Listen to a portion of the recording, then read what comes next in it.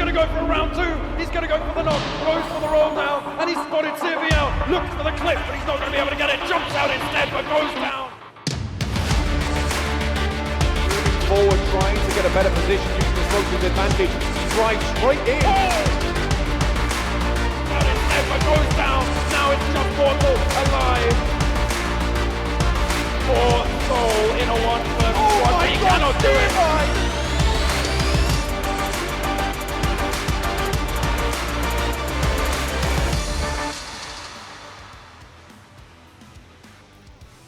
Hello everyone, and once again welcome back to PMCO 2020 Spring Split Pakistan Regional Finals Day number 1. My name is Varun Super Johnny John. Joining me on the desk, it's going to be Ocean Sharma, and we will be taking you through all the action that's going to come with the 12 games that are going to be played in the finals. Yeah, 12 games, 6 of today, 6 of tomorrow, and those games, the plus and minus, the good, bad, ugly, and the crazy of today and tomorrow is going to decide which one team is going to be out there for the name and the pride of the region. Obviously, just representing Pakistan as a region in the World League, and trust me, it is going to be a blast of 2 days. Yeah, indeed. It is going to be an epic journey. Yeah. And we will be seeing, are the teams going to do anything different from the group stages? Because as we were always saying during the group stages, during the finals, during the semi-finals, the teams have sort of a trend with themselves, wherein a team that performs really well in the last stage, in the upcoming stage, they just fumble down. So Envy, they need to be careful. But let's have a look at the points distribution as well. First place, 20 points. Second, 14. Third is going to be 10. Fourth, 8. Then there's a drop of 1 point till the 10th position. From 11 to 16, you just get 1.4 placements. And in addition to that, 1 point per kill. That can be pretty important. That is important. We saw like in the previous region that we were casting like a team that was on 3rd actually came on 9th because of 0 kills and also. This is a schedule, ladies and gentlemen. You know, Erangel, Sanhok, Miramar, Erangel, Vikendi, Erangel. So many Erangels are going to be played out today. So these are the matches only of today, and that means there will be 3 Erangels. And then 3 other maps, obviously, Sanhok, Miramar, Vikendi. So each and every map, you'll see each and every dynamism out there for the players, for the teams out there, and the teams that are going to be playing. Team Envy, VFXoXy, Portal Esports, Team Bablu, Team HR, FYME, HFD, LOU Esports. These are like the renowned names that they are, but then the list does not stop here, because there are going to be other teams as well. North Esports, 247 Gaming, Team TUF, Gaming Hub, Arkadians, H2E, Freestyle, and R3D Esports. So pretty amazing names, but which one name will rise up to the top? That is a question that even players will be thinking of, even we'll be thinking of, and we'll be asking each other, and obviously, so that's gonna be something. And it's one spot, and for that one spot, there's gonna be so many ups and downs, because we have seen like in the group stages, Team Bablu obliterating the competition. In the semi-finals, they were like started from 19 and came to top 3. So there's a lot of things, as you can see out there. Yeah, there's a lot of things, and you would expect these stats to be the other way around, because group stages it was 12 games, semi-finals it was 16 games, and Bablu in 12 games had 113 kills. In 16 games they had 66. What happened there? Damage. Let's look at that. 12 games damage, 20,000. 16 games damage, just 17,000. Healing done, 12 games, 8,696. Healing done in 16 games is going to be 10,000. We are coming back to the 12-game format now. Yeah. Will they show their 12-game format in the same way as they did the qualifiers? I hope so, because those 12 games during the group stages, they were mind-blowing. Yeah. But the same in the semi-finals. They started out quite slow, but then they climbed up and finished the semi-finals on the 3rd position. On the other side, there was another team that was leading the charge of the semi-finals. It was called Team Envy. Team Envy was incredible. They were pretty incredible in the semi-finals. On the other side, another team that had an amazing performance during the semi-finals was Hellraisers. But let's have a look at Envy and their performance between semi-finals and the group stages. So look at this.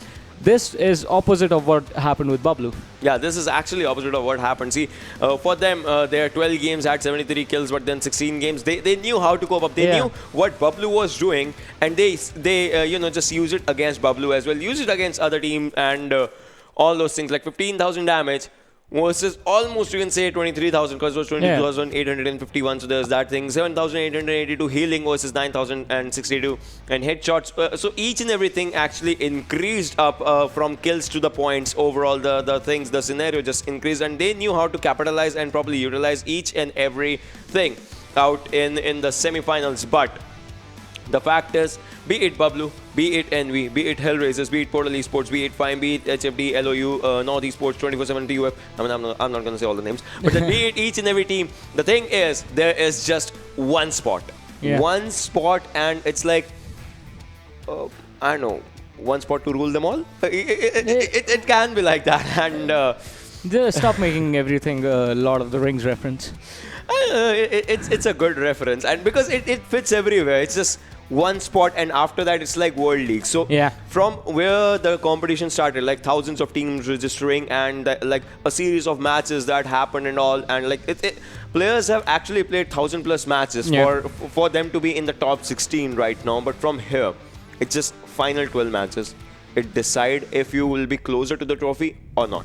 Exactly. It is going to be one step closer to the trophy. But with that, another team that we were talking about, Team Hellraisers. They had an amazing performance, especially the man Snaker. And let's have a look between them as well. Group stages and semi-finals. So Hellraisers were consistent as well. And just like Bablu, they started out the semi-finals in a really unexpected way. Their performance was not good at all. But in the later stages, they sort of stepped it up during the mid stages, and then sort of there was a slight dip, but by then they had already pretty much secured a spot in the final. So kills 70 to 68. Damage done 16,000 to 15,000 almost. Healing done 6,700 to 8,200. Headshots 21 to 18. Chicken dinners 2 to 1. Points 175 to 144. So overall, now the thing is, each and every team, see, some teams have increased their kill count, some teams have decreased their kill count and all those things. But now they know what their competition is. They know the name of all. One team knows the name of all the 11 teams that is going to be, 15 teams that is going to be in the rivalry for them. And they know that these 12 games, like if one game happens, it will be like 11 games and 10 games and all. So they need to know. They should be knowing that what is that one thing that is separating them from the other teams, and that if they should put it in a better use or in a kind of not so decent use. By the way, you guys, all those who are joining as of now, we'll be talking about the game and all, but how was your birthday yesterday? It was pretty good. You should know, you were there. I don't know. So this guy, if you guys remember, we ended the note on the fact that this guy had his birthday yesterday, but there's a new thing that his birthday is still going on, because the birthday was on 0000 timing. So it's like it's like he is still having his birthday. So guys, ladies and gentlemen, boys and girls, just just go for hashtag happy birthday and also hashtag your favorite team, because that is also an important scenario out there. Hashtag your favorite team, cheer for your team, ignore whatever he's saying. You always do that, please don't. Please don't ignore what I say, just please. So, apart from everything, alright, so the first game will be out there on your screens, ladies and gentlemen, in a while. But till then, if you had to pick one team, which you think, not for the bet, if you had to pick for the one, because previously we kind of ruined the bet. Okay, the bet reminds me. So, we are going to pick one team for every single game, and whoever loses at the end of tomorrow will eat lemons. Yeah. We have this thing going on with us with the finals. So, Ocean, pick a team. Bablu. Bablu, okay. I'll go with Envy on this one. Alright, so Bablu boys, you know what to do. So, alright, but still, if you're picking a team, so you think that Envy can actually, just step up to the competition? Definitely, because coming in with the momentum of the semi-finals, we always talk about this, the morale of the team and the focus should be on winning. And starting the day with a victory is going to be pretty important. It's going to set up the day and pace for the team for today. And if they can actually clutch this one out, if they can get the chicken dinner in this first game of Erangel, I think Envy is going to go a long way in the semifinals. Probably going to take the first spot. That's totally true. But then, ladies and gentlemen, boys and girls, just fasten your seatbelts, just sit in the plane, because the first game for the finals for this PMCO region of Pakistan will be live on your screens, as you can see, starting from Zarki. But then the players are supposed to be dropping from Georgipul, because you can see that is where the first marker is, from Georgipul to military base. So that that means good areas. Bablu's area is going to be out there. Envy's area is going to be out there, and each and every team will be out there. So Pochinki, Gatka, Query, Feripia, Primos, good areas. Military base as well. If you want to go to Novorupno, you can take a vehicle from military base, and that is like you can go out there. I'm not Google Maps, but then I can tell you directions that where you can actually go. Oh, Ocean 247. Yeah. They are going for it. They are going for it again. Wait, are they landing in the city? Yes, they are. They are. Nope. Wait, no, no, they are not. They are going to go to the Seveni Yeah. or shooting range if anything. We'll have to I see was what happy happens. for a But second. then, yeah, TUF is going to be out there on their area as well, as they are landing on the back end of the Georgopol hospital area. That is where they go for. HFT has also started to drop on their location. H2E as well. FS is going to go for their drop of that. They go for a simple split or something. And Gaming Up, they're going to go to the Feripia Primoshkish area, and PES is going to go to the military base if I'm not. Okay, but watch this. Tyrant, he landed and Somi sort of followed him. If Somi can find a gun, he can pick Tyrant off. And yes, he did, but it was not what he wanted. Yeah, and Somi has 100 Yeah. up. That's a good thing. Yeah. We could see Tyrant that. was like, he got pretty lucky finding a UAS instantly. By the way, and, guys, just by the way, running away. so the new update has arrived, and this game is being played on the new update, and with that, the airdrop is going to bring a new gun as well. That's going to be DBS, the shotgun. And your Uzi will have scopes. And your Uzi will be having scores, but that's going to be just red dot Red and dot and holographics. holo, yeah. So if you see that, just don't be surprised. That's just the meta that people might be following it, and we'll have to see if someone uses the shotgun or something. And the players Molotov looks better too. Molotov looks better too, yeah, and grenade also looks better. So Yeah. each and everything, like, and actually, I was reading it in the break. So Molotov actually does 3 meter more damage. The damage has its been range increased. is 3 more meters as compared to it's actually a radial damage. So 3 meters more is the damage area of Molotov now. So it's that thing, and the flame is blue. So Kudrutsu is just sitting out there because all right, there are players right next to him, and FYME is what it's gonna be. Look at this, FYME's players are moving in back, and Kudrutsu, imagine. He knows there are the players don't have gun. He can just dance out here and just wave them bye-bye and they'll just go or something out He there. can do that because I don't think FYME want to fight out of position. They are going to go to the military base. They are driving there. LOU Esports is actually traveling in the same direction. So who is going to get to Milta first? FYME or LOU? LOU goes for the farm drop, so I think so that they'll be good with their farm drop or something. But then H2E, they are spotting the players. So Arkadians, Arkadians is a squad that just lands out here in this area. So we'll have to do Arkadians, as you can see, on that area. Plus one person goes to the church. So it's going to be like a triangle reservation plus church area. That's a really good area for them to drop. But then can they utilize it? Because they are kind of surrounding H2E right now. But H2E can just go from behind and... Okay, so a lot of op drops coming in. I think one has to be 247 or going towards Severny. The other one has to be Gaming Hub on Ferry Pier instead of Milta Power.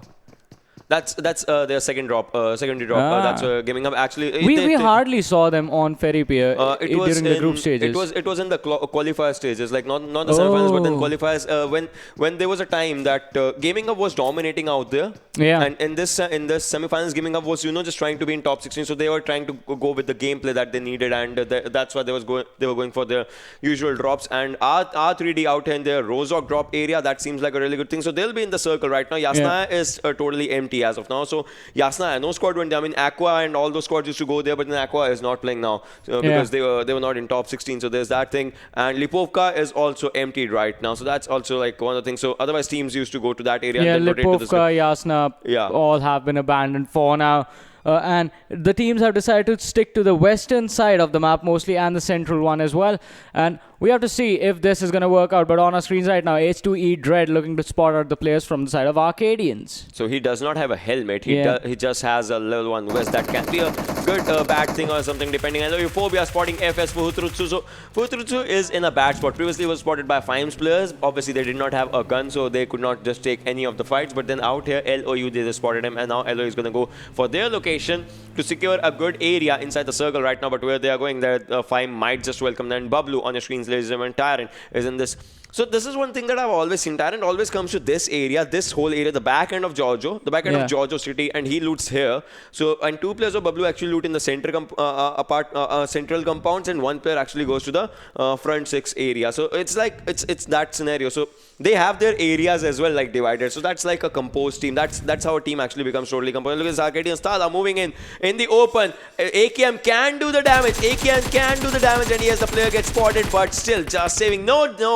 no. First player goes down out in this one, but then they'll be needing a revive. But I think they have the information that where the player is in red, does not have a helmet on him. That can be a bad thing, and that can just change from bad to worse if he gets spotted at and shot at, because Faison is ready with a gun. Yeah, Faison is ready, but on the other side, GamerX with the DP, and Old Boy did come in for the cover of the teammates. H2E, they are looking to go in. Ash, do you have the heals? Do you have the opportunity to heal up as well? He's gonna hide, take the TPP from the corner of the house. The nade being thrown by Old Boy. It's gonna miss his mark. It's gonna be landing in the house right in front of them, and Arkadians have moved to the back lines. Ash does heal up. He's sitting at a 75% health right now, but once again, H2E do not want to let this one go. They want to fight Arkadians right now, and they want to get as many kills as they can in this game. They want to start on a high note so they can snowball to the later stages. But now, one single mistake is going to result in the team being eliminated. So you have to be really, really careful as to how you approach these fights. Old Boy has the M4 in his hands right now, ready to take out anyone who he can spot out. And I think a couple of shots were fired, and one guy was taken down from these from the team of Arkadians. But what can you make that into? Another knock coming in is just going to be H2E going in for the rush. But once again, as I said, they have to be careful going into the compounds. The players from the side of Arkadians are ready. The TPP coming into play, but H2E sort of step back and move away from the situation, not deciding to over-aggress. That is a good decision, because we have seen people rushing in on just one guy in a single room, and they just end up dying. Yeah, that's totally true. That's a thing that just happens out in this one. And I think the fights, the fights can just keep on continuing out there. I mean, the players are just spotting the players and are just shooting them. And one more player goes down. GamerX is looking really, really good with his fight. And Old Boy as well. Arkadians might be in the in a lot of pressure right now, in the tension as well, because they are on the verge of being the first team to be eliminated out here. If that just happens, so Faison will be taken down as well out here, and Ash will be one of the lone survivors out there from Arkadian side. And now GamerX wants to move into that area. No, he is moving on to the other side, as he's just going to finish one more player, and after that it will be the final person left. What is Ash going to do out in this scenario? That is going to be one of the big questions. Will he actually make a footstep noise out there? Because even the single step that he takes is just going to change everything. GamerX moving in from one house to the other. Old Boy as well, Failure as well, and Red as well, but then no one has spotted Ash as of now. Will he pull off a 1v4 right now, or will he just go out there to become the first team to be eliminated? Because it all depends on this guy.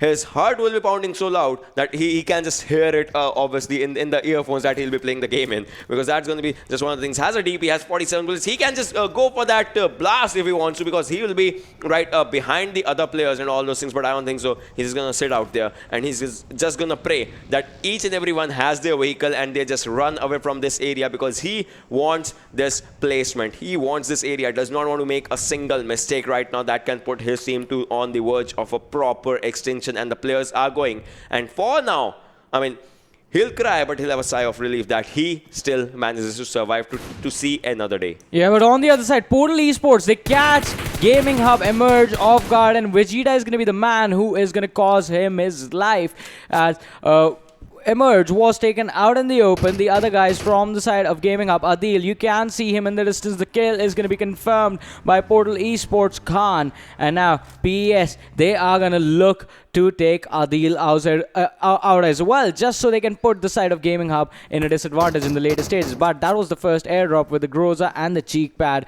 along with the level 3 kit being in there. So getting that in the early stages, I think that has to be a good one for anyone who gets it. But on the other side, Portal Esports looking to get out of the situation and making their way in towards the circle, as it has to be a priority. You get whatever you can and then you move on. And since Adil won't come out of the shed anytime soon, might as well just make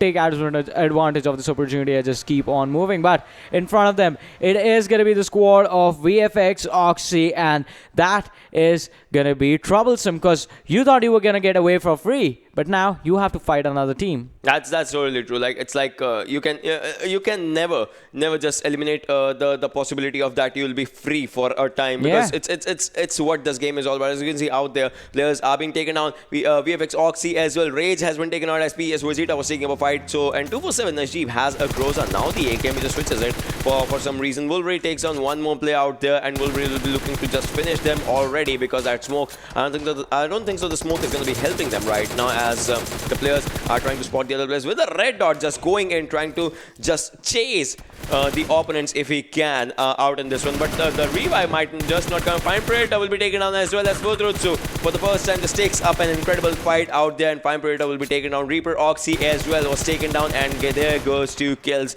in the hands of PES, as Portal Esports is looking really good. They already have 4 kills in the total, so that is just more than amazing or something. Yeah, that is more than amazing. Already having a good momentum for the cell, but now FYME is going to be in trouble as Predator tried to go for a flank on these players of Freestyle, but he was taken out. And a Portal Esports, even while moving up ahead, they spot out another team passing by, and I think they're not going to stop. The engage on TUF is going to come in, but Khan is quite separated from his teammates, so he needs to find a way to get back to them. Otherwise, if TUF actually decide to stop and fight it out, he is basically going to be a dead man, and he actually turns around and they just let him go for some time. But as I was saying, FYME is going to be in trouble because as Predator was going for a flank, he was finished off, and now the situation with Freestyle, it's going to be a 3 versus 4. Exactly, he understands the scenario out in this one, and that's why. So and PS Khan obviously looting the gathering all the things that that he just fought for, and he's gonna make sure that he properly utilizes all that stuff for himself and for the teams, everything. LOU on the screens, ladies and gents, just sitting out there in the area, and FYME they lost one player, that was Predator. But then the team is still 3 men strong. We'll have to see what happens if the team, just goes for the fights and all those scenarios out in this one, because otherwise it's going to be a difficult one. The circle is slowly and steadily just coming to a close, and after that the circle is going to shift to the left, right, east, west, depending on where the circle actually just decides to go, and the players will have to rotate with them. I mean, I'm still figuring out why no one actually went to Yasnaya, because Yasnaya would have been a good area, like in the circle, to sit as well. Like for a while, you can just chill out there in those areas of Yasnaya pool and just sit there, just try to see some of the players if you find someone. Otherwise it has good loot, so yeah, I don't know. It has good loot. It is a big city. If you get over there, you can, like in these circles, I think you would have been here for a while. Yeah. Oh, that's pretty. That's a good Darcy skin out there, and he is just trying to get under the car or something. I don't know. He's just trying to go for that. But then, all right. So the circle. Look at this. The centralized shift of the circle, ladies and gentlemen. So most of the players, most of the teams are inside the circle as of now. But then some of them still have to get in, and I think this can be a pretty crucial engagement, as Envy and TUF are fairly close to each other, and H2E was on the other side. And Syke spots down one, takes down one as Moise actually helps him out, and now the kill will be confirmed as H2E Dread goes down. So H2E had a really good fight in Pochinki, but they are failing apart from in the other areas, as GamerX has also been taken on. Failure will be taken on. Old Boy will be the lone survivor out here. Can he just take the fight for the team or not? Because this is the same situation he put Arkadians in, and Arkadians are still surviving with Ash being their only survivor. But I don't think so. It will be a matter of time that H2E might go down. Deadshot trying to spot the player that he just took down, and Old Boy will be the lone survivor, the last survivor, as enemies players are moving in forward from each and every direction. He spots one, he tries to take down one, but he will be taken down, and H2E becomes the first team to get eliminated. But look at that, Envy is being spotted out from the other direction, and Bablu Dani also goes down out in the fight, and Bablu Dani will be finished in an instant. Yeah, Bablu has already lost 2 players, but Envy, they are going to be in so much trouble as Portal Esports is going to be ready for them. Vegeta, he has the scope, has the M4 in his hand, has the knocks available as well. So it's just the kills that need to be confirmed from the side of Envy. But the players are going to be back on their feet. The heals are going to be done as well. And now Envy is going to go in on the side of Portal Esports. Who is going to come out on top? Portal Esports, they have a lot of cover available on the other side. Envy, all they have is going to be the ridge, and they have to climb up the mountain as well, which is going to be an open area. So up against Portal Esports, you can't take the risk of doing that. They are being patient and trying to figure out a way how they can fall back. But as we're talking about Bablu, they have lost 2 players now. Danny and Tyrant were finished off on their way in towards the circle. And now Envy Syke is going to drop Khan from the side of Portal Esports, the man who was aggressing in on their team and the man who was responsible for cornering them out. We'll have to see what happens out in this one. PS Vegeta with that mini 14 and a 6x scope just trying to spot the player. Spots one, takes a bit of shots on him and the damage was done. And with one more shot, Vegeta just takes down Envy Moise. So PS versus Envy is one thing that's happening. 247 Punjabi goes down as with an M24 shot was actually given to him. And look at this, the perfect cover. The perfect cover is coming out there as Moise needs a revive. Psych is going to be using that vehicle out there to help him out. And yes, they'll be. It's a good time to actually give a potential cover out there. And PS Vegeta was spotted out there and the shots were given, but then the shots did not connect, and that means the location will be given, so Deadshot will have to move in from this area to the other. He's just putting his buggy to a safer location. After that, just will try to continue for the fights. And R3D was out there, and Arkadians players are still surviving out there, to my surprise, to be honest. And the circle just shifts to a central location, and Envy's Moise has been revived, but will he be ready for another fight right now? Because just after 45 more seconds, the circle is going to be closing in and the players will have to prioritize the circle. Yeah, prioritizing the circle is going to be pretty important, but you have to figure out a way how you are getting out of this fight and how are you planning to rotate. Because even if you run away, Portal Esports, there is going to be a possibility that Portal Esports will be able to drop down either one or either two players while you are going down, and then they can go for the chase and finish off the rest. But on the other side, it is going to be HFD, and one of the players has been knocked down, and they are going to be cornered in just a matter of seconds, as TUF, as LOU are closing in on these directions, and TUF actually stopped down. The fight is happening on the other side. Gaming Hub, they are going to lose one player as Bablu actually engages in on combat, and Ghost, he has been cornered out. He's going to be the last man standing for his team, but in the meanwhile, Gaming Hub is going to be taken out, and Bablu Ghost, he needs to be really careful now, because if he goes down, that's going to mean Bablu taking an exit on the 14th position. And that will be a bad start for Team Bablu, obviously, and the fans of Team Bablu as well, because this team has dominated in its group stages, and this team is like one of the aggressive teams out there. We'll have to see what happens. It's HFD Kronos just popping up smokes out there for the team's cover, if anything, and Kashu still trying to spot the player out there. And Envy Deadshot goes down as R3D Walker just tries to go in, and Moise as well. So Joker and Walker with their grenades just take down players out there from Team Envy, and 247 Gaming has been taken down. He has been eliminated out of the server, but 247 still surviving out in this one, and I think they are trying to spot the players as Futhruth. So with his M24 still trying to go for R3D Joker, confirming all the kills that he just actually started popping out. That means Envy's players might be in danger as well. Level 3 helmet and vest on Futhruth out there, so that is a really good thing. And Deadshot needs a revive. He'll be revived out there, and Psych, we'll have to see if he can continue the fight. As look at this, R3D, they're just moving in forward like ants. They're just moving in, but then no one knows Absol's location as he is away from his team. Yeah, Absa split up from his team can actually turn this entire situation around all alone. But 247 on the other side, they are looking to spot out a couple of players from the side of TUF, and yes, they will.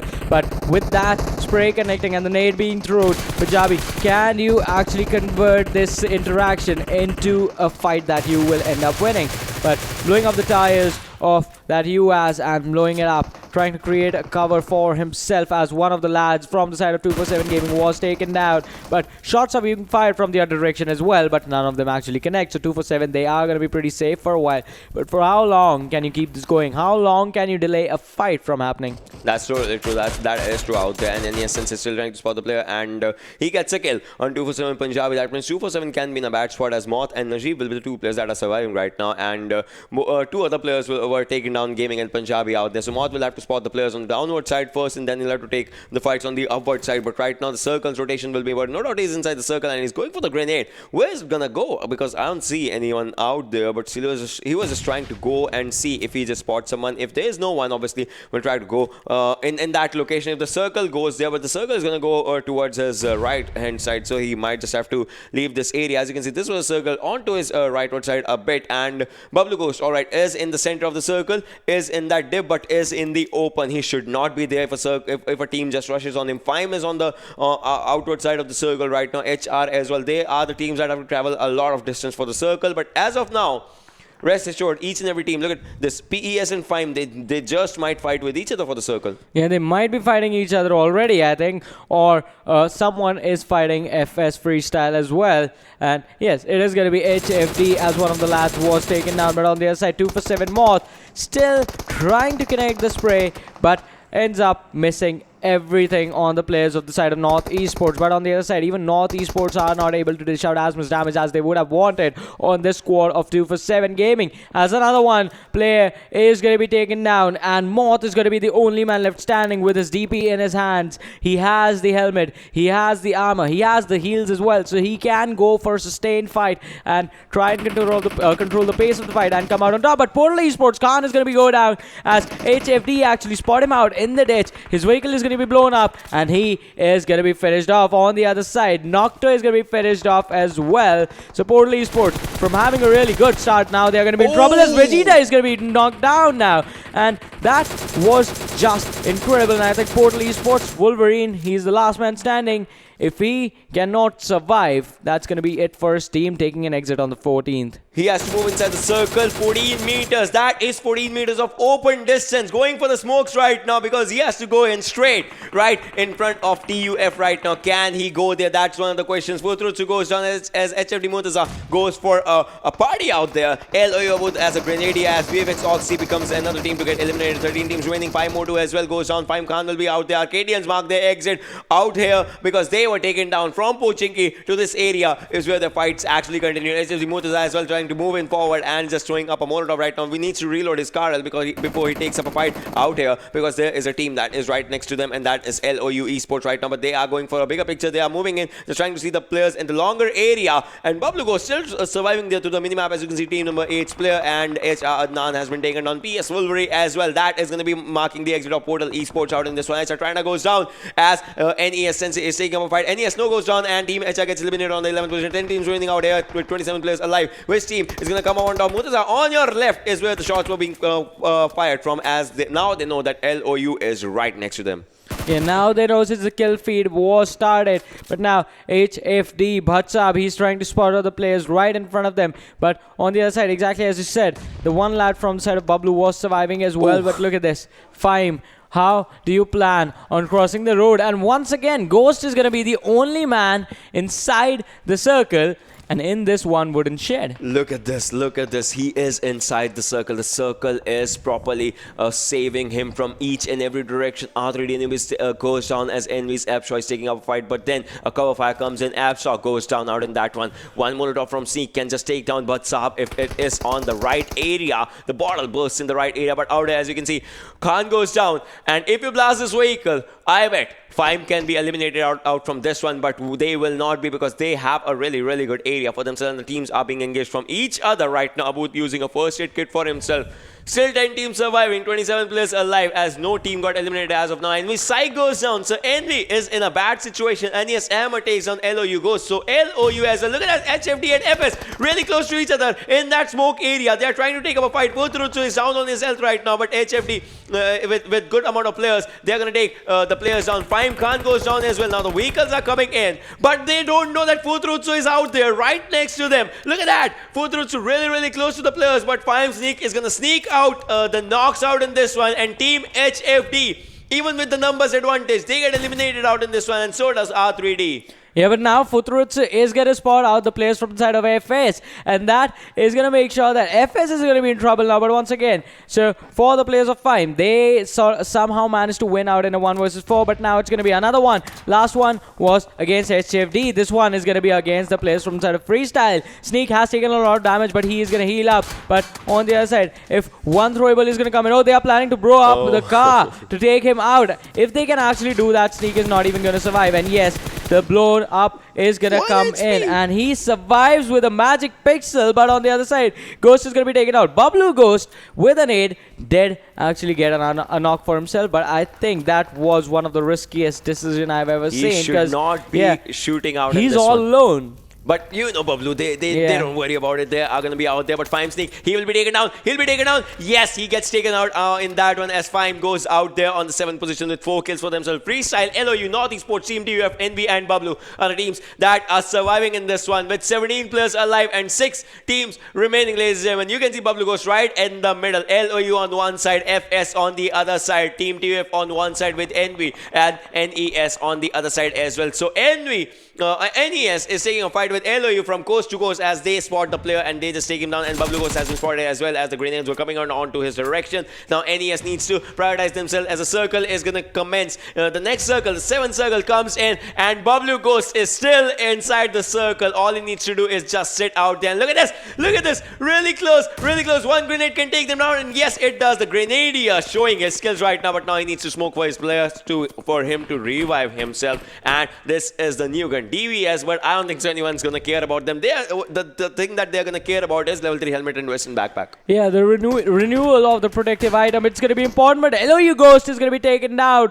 from the rear as the knock is gonna come in, but his teammates are right next to him on the other side. Another thing that we were noticing in the kill feed is that Bablu Ghost is not stopping. He has confirmed yet another kill for his team and his teammates, but I think if he can actually manage a second place finish in this game somehow, that is going to be incredible. It's going to give Bablu a really good start, and they can have finish a start of the day with a good position for themselves. But now you have the forecast on your screens right now, and the nade coming in towards the side of Bablu. Is it going to pop perfectly? No, right outside the shed, does not do any damage, but the next one is going to take him out, and it is going to be LOU Ghost taking out Bablu Ghost with a grenade. In the meanwhile, Team Envy is going to fall down as well, down to the top 4 teams, 13 players alive in this one, and it is going to be LOU Esports, Freestyle, TUF, and North Esports. LOU Esports are going to lose some players as the spray inside the smoke is going to connect with a lot of them. But Freestyle, Black, slowly and steadily crawling in towards his teammates, towards the squad that is in front of him.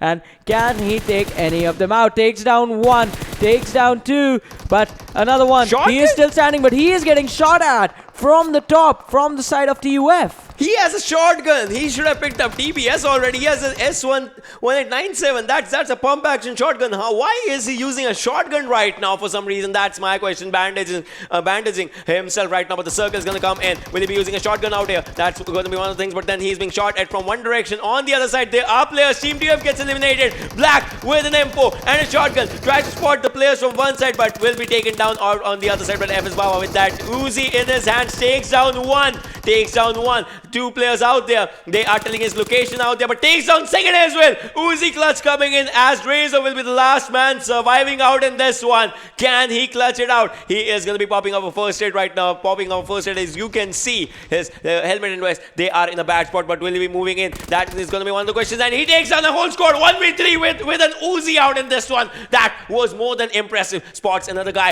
UMP and Uzi. That is just an SMG maniac that the guy is going out there. Spots NES his players. Fudrutsu is on low health right now, but Baba is moving out in the open. How is he doing that? But Baba goes down. Fudrutsu, the lone player, M4 with 4x has 4 first hit. Should be popping it up right now. You cannot take a fight in this kind of scenario. 27 bullets for him using a medkit, but Hammer can spot him. Will he or will he not spot him? That's going to be one of the things, as Hammer is one of the lone survivors out in this one for NES. North Esports versus Freestyle. Which team is going to win out in this one? 27 bullets, does not have any more, and he gets spotted and he gets shot in AKM 3 times. It can do the damage. AKM is trying to spot him, but once again down to 20 HP. Fudrutsu, what's he gonna do? What's he gonna do? He's gonna have a chicken dinner. That is what he's gonna do, as this team actually clutches it out. Yeah, it clutches it out, and Baba with that Uzi. Those shots coming in, I mean, that was a good clutch because he was just sitting at 10% health, still managed to take down 2 players that were charging in on him. And in the end, I guess Emmer from the side of North Esports was a little bit slower on reaction because he peaked perfectly. And there was a time between Futrusu actually pressing the trigger and Emmer dying, because there was enough time for Emmer to actually take him down. Yeah, but that is totally true. A little bit slower on reaction, a little bit too much aim correction can actually result in you dying. But yeah, the MVP for the game is going to be Futurutsu with 5 kills, 719 damage, 5.9 kilometers traveled, and 26 minutes survival time. These are really, really good stats, given the fact that the team was going for an incredible win.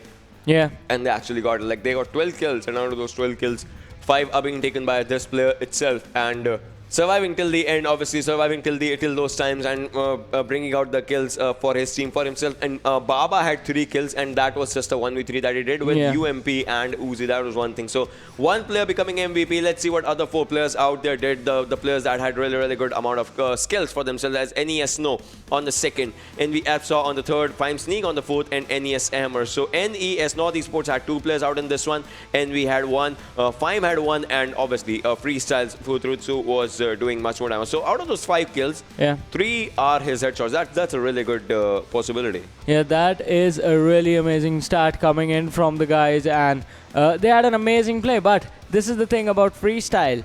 One game they are really amazing, and you feel like this is going to be the best team out there, but in the next game they start fumbling. We have seen this during the group stages, we have seen this during the semi-finals as well.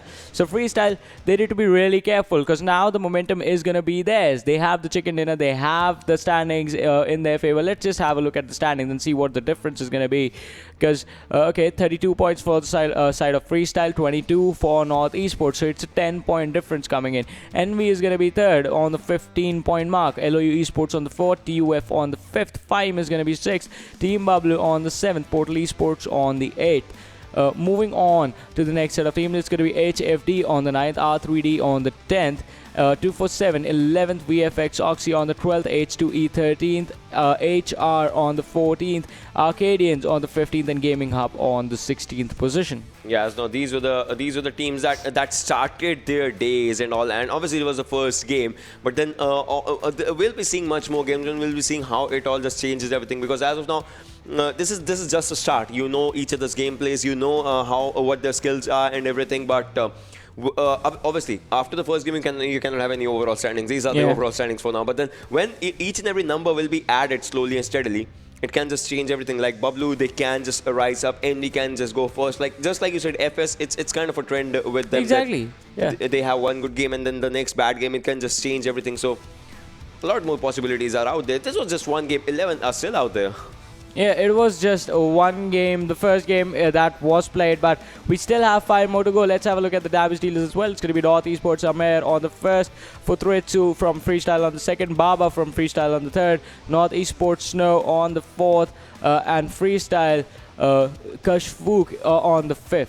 Kashuf was out there on the 5th. So it's like, but still, players have like 781 to 654. So it's like what 150 difference in all the players. So they can just easily grab that one, and we'll have to see like what happens in the overalls. But only Erangel has happened right now, and we have a lot more Erangels. But the next one is going to be Sanhok, and that's going to be like. A snaky game. It is going to be filled with snakes, the game of Sanhok, but that is going to happen after we come back from a short break. So until then, you guys just stay tuned and keep watching. We'll be right back.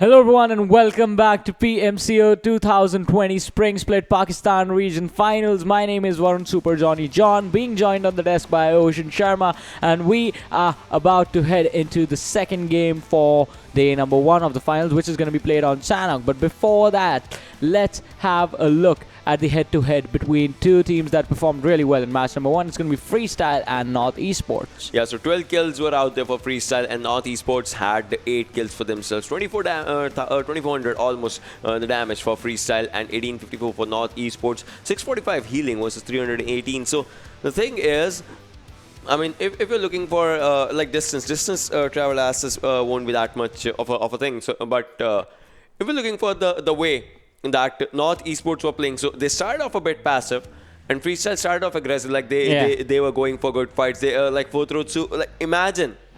If you remember, Futrutsu was out in the open and FYME did not attack him because he had a cover for himself, a rock for himself in the cover, and they were on the vehicles. Imagine if he would have been taken down at that moment, the story could have been different because he was the MVP, he was everything. So, sorry, he got one chance, and he made a proper utilization of that one. Yeah, he had one chance. Actually, he had 2 chances because even in the last 1v1, Amer was as we were talking about it, Amer was a little slow on his aim and on his reactions. So that sort of gave him the opportunity to shoot Amer and finish it all. But in those last moments, I think anything could have happened. Amer could have fired one bullet because Futuritsu was quite low in that as well. So let's have a head-to-head between the top 2 players from the last game. It's going to be Snow from North Esports and Futuritsu from Freestyle. So kills 5 to both these lads. Damage done 660 for Snow and 719 for the side of Futuritsu. Healing done 20 for Snow to 286. 20 is like just I'll pop him an energy drink and then and I'm good in that. So that was like a really good thing. Yeah. So basically, what Snow did was he killed a bunch of people, then just straight up died. He killed a bunch of people, drank an energy drink, and then straight up died, like something like that. Like he has healed a bit. He kind of did something for that, obviously. So that was that thing. Obviously, it was like NES had a really good run, but then they kind of, I don't know, they did not lag, but then it was kind of a thing that just went against them or something out in the game. And obviously the final fight that just happened out there, you saw it. He had like NES's player. He had an AKM in his hands. He had a cover of the drop as well. He was previously was peeking and shooting.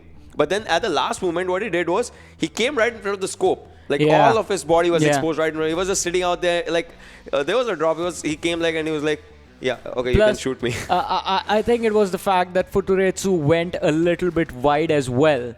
So I think Amer was expecting Futuretsu to be right behind the car, but even Futuretsu went wide. Both the players tried to throw each other off, and that worked out better for Futuretsu just because Amer was still sticking close to the rock. It was totally Amer's game. Because what happened is he had a higher area advantage. His opponent was lying down. He had he could see. He could have seen everything. He could. He was just out there and. That is from where he lost. I mean, he was just that one thing that he did not pull the trigger. That's exactly. All. So that one thing, you shoot first, ask questions later, and that works out for you. Just like it did for Baba as well. Shoot first, ask questions later, knocks down 3 players with an Uzi in his hand.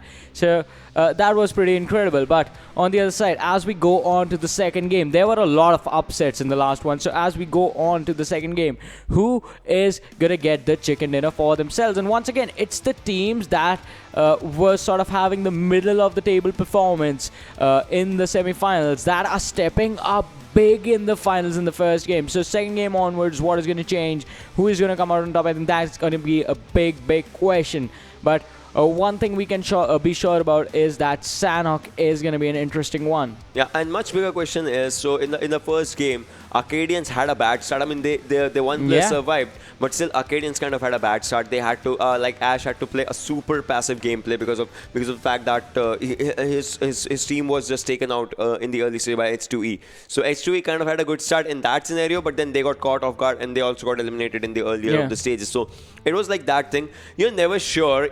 even if it's Erangel, you're never sure that you might be winning one fight, but then in just like less than 10 seconds, you'll be losing another fight. So all those things. So you have no time to celebrate until and unless you have a chicken dinner in your hands, or like it shows on your screen. Like it won't be in your hands, but it shows on the screen. So that's obviously one of the things. So we'll have to see if the same scenario just goes out, because in Sanhok, there's one thing about Arkadians, they always go in the prime locations. We've seen them in Pochinki, we've seen them in boot camp, we've seen them in all those areas. So those things happen. And then there was also one team, obviously, that was trying to go for really, really good fights, and they had those fights. We're talking about Team FYME out in this one. So their group stages and semi-finals, if you're just crunching numbers, 52 kills versus 66 kills, 10,000. It's obviously that thing. If you guys remember, 12 games versus 16 games out in this one. So 10,350 damage versus 14,875. Healings was out there 6,389 and 7,089. So healing department is where they actually, like damage given versus damage taken ratio of semifinals is good,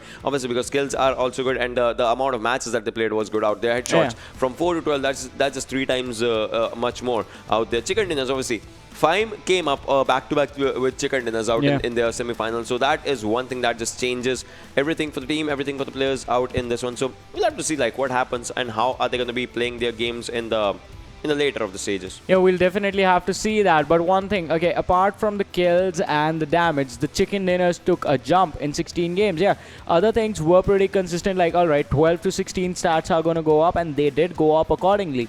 But chicken dinners took a massive spike. The number of points they earned, they took a massive spike as well, and that is exactly the sort of performance that you're expecting. If you are playing more games, your performance should go up drastically. But now we are back to the 12 games, 6 today, 6 tomorrow, and FYME after that first game. As you said, the fights they were taking, they were pretty good. But that one common mistake that happened was the flank not working out. Just one player being caught out in an off position was what led to the bad situations starting for FYME. But in this game, after the reset, they can go back to the drawing board and come back a little bit stronger, because once again, in the semi-finals, they were pretty amazing. Exactly, like amazing, more than amazing, if anything, because they were having pretty good amount of chicken dinners for themselves. Out of all the 16 games played, they landed up three chicken dinners, and obviously there were some second positions, third positions as well. So that is the reason that they had good amount of points, and they were out here with flying colors for themselves, for the team, if anything. But then we'll have to see, as Sanhok will be right on the screens in a while. But then before that, the thing is, we talk about the dynamism and all, but this is like one of the final times that Sanhok will be played. This is like the second last Sanhok being played for like the finals. Last will be tomorrow. So what are your expectations from a match like this? Like the smaller map, but the fast-paced gameplay and all those things. I think just like on Erangel, the pace of the game is going to be slowed down a little bit if you are going to compare it to the way it was played in the semi-finals or in the group stages. Because even on Erangel, the aggression was just not there in the early circles, and the teams are being a lot more careful as to how they approach every single fight. Look at this. Look at this. Everyone. Once again, we are over in Bhan, and... all right, I'll give you 45 seconds. How many players can you name? Okay, that is a lot. That is a lot of information to take in. So I gave you 45 seconds and he answered in 1 second a lot. That's all time that he needs. But then look at this. These are the players that are out here to impress you, ladies and gentlemen. These are the players that are out here to show their gameplays, their goods, bads, uglies, and the crazies will be out here, and they are going to be looking forward to just one thing. To topple what FS did in the first game. How many times have we seen the final circle be here? It's like twice, right? We have seen it 2 times. Both the times in the semi-finals? Yeah, both the times in the semi-finals, and we have seen this thing happening. All right, should I actually go for a prediction? No, never. I was gonna say, do you want someone to lose? No. All right, so I'm gonna name all the players out there. I'm gonna see if I can.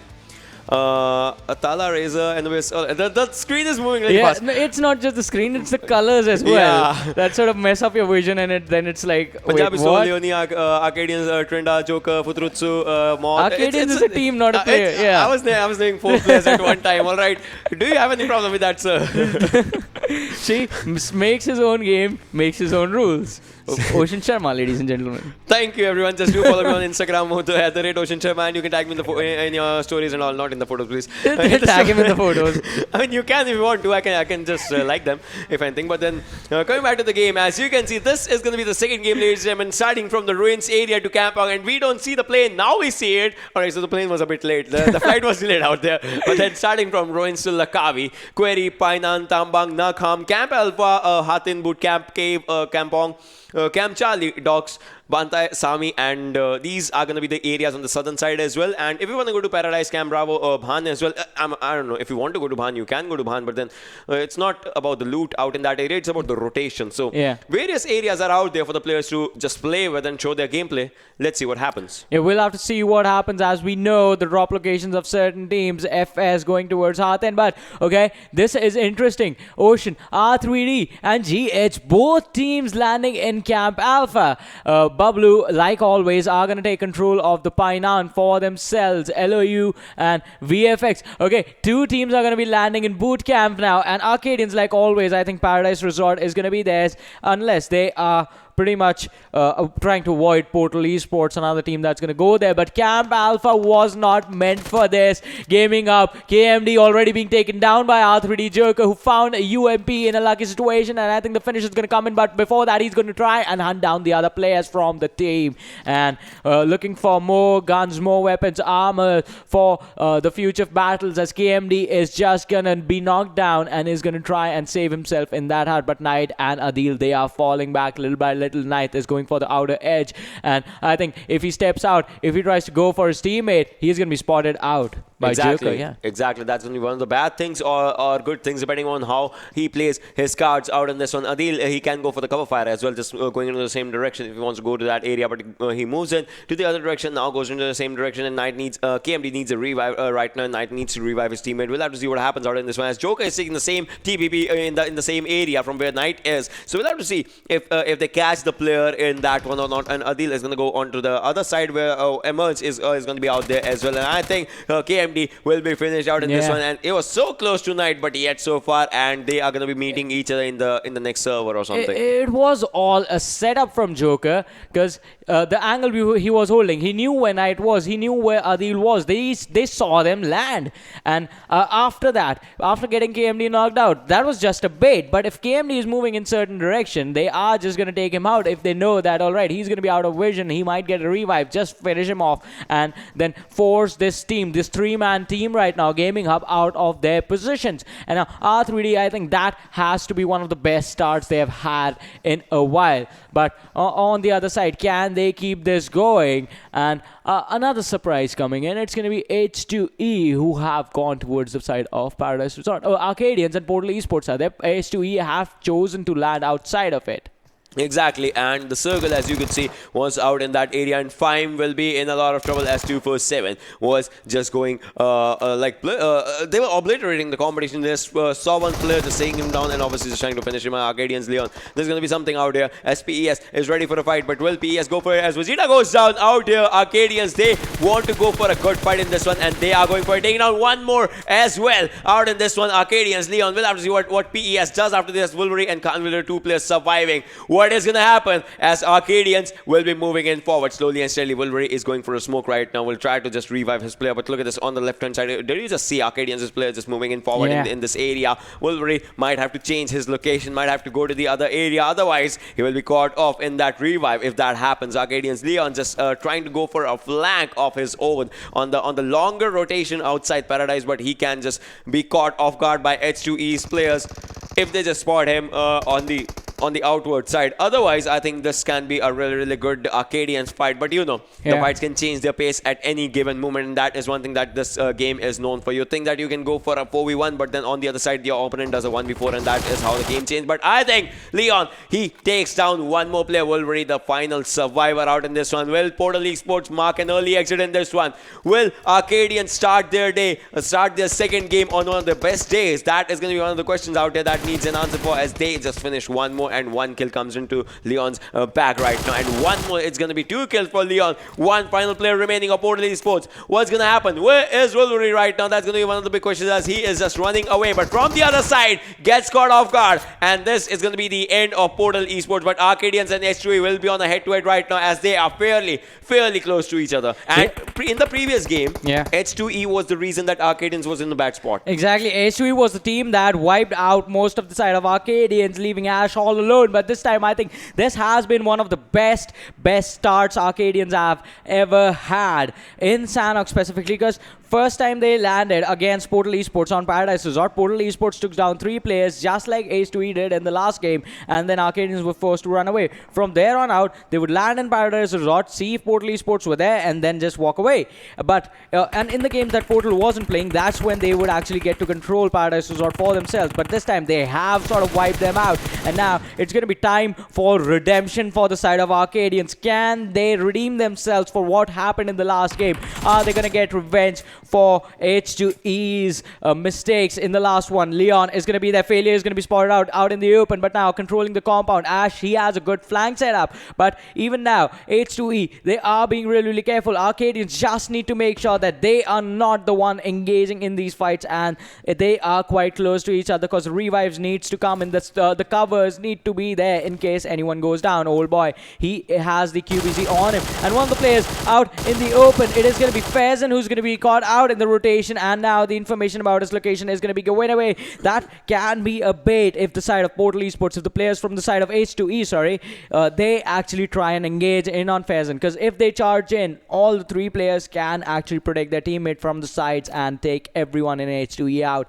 But for that, we have to wait and see what H2E are thinking. They are being really patient right now and are not reacting to anything, even though they did a lot of damage to Faison. Exactly. Like, the scenario is Arkadians, this is a redemption game for themselves. If they're fighting with H2E, they want to win this one at all the costs, and H2E will be ready to actually take them down once again. They're like, we did it in the previous game, we can do it in this game as well. So we'll have to see what is going to happen out in this one. Arkadians, Leon on the screen once again. He has had a pretty good 2 kills in the early stage as of now, and they just eliminated 1 squad. Obviously, they can look to go for another one, and so many teams are inside the circle right now, except for Gaming Hub, except for R3D. They are just making their way inside the circle right now, and Bablu as well. Bablu and Envy are fairly close to each other. If you just look at on the map on the southern side of boot camp, HFD as well inside the circle, but then away from all the fights right now. And most of the teams are concentrated in the Paradise area.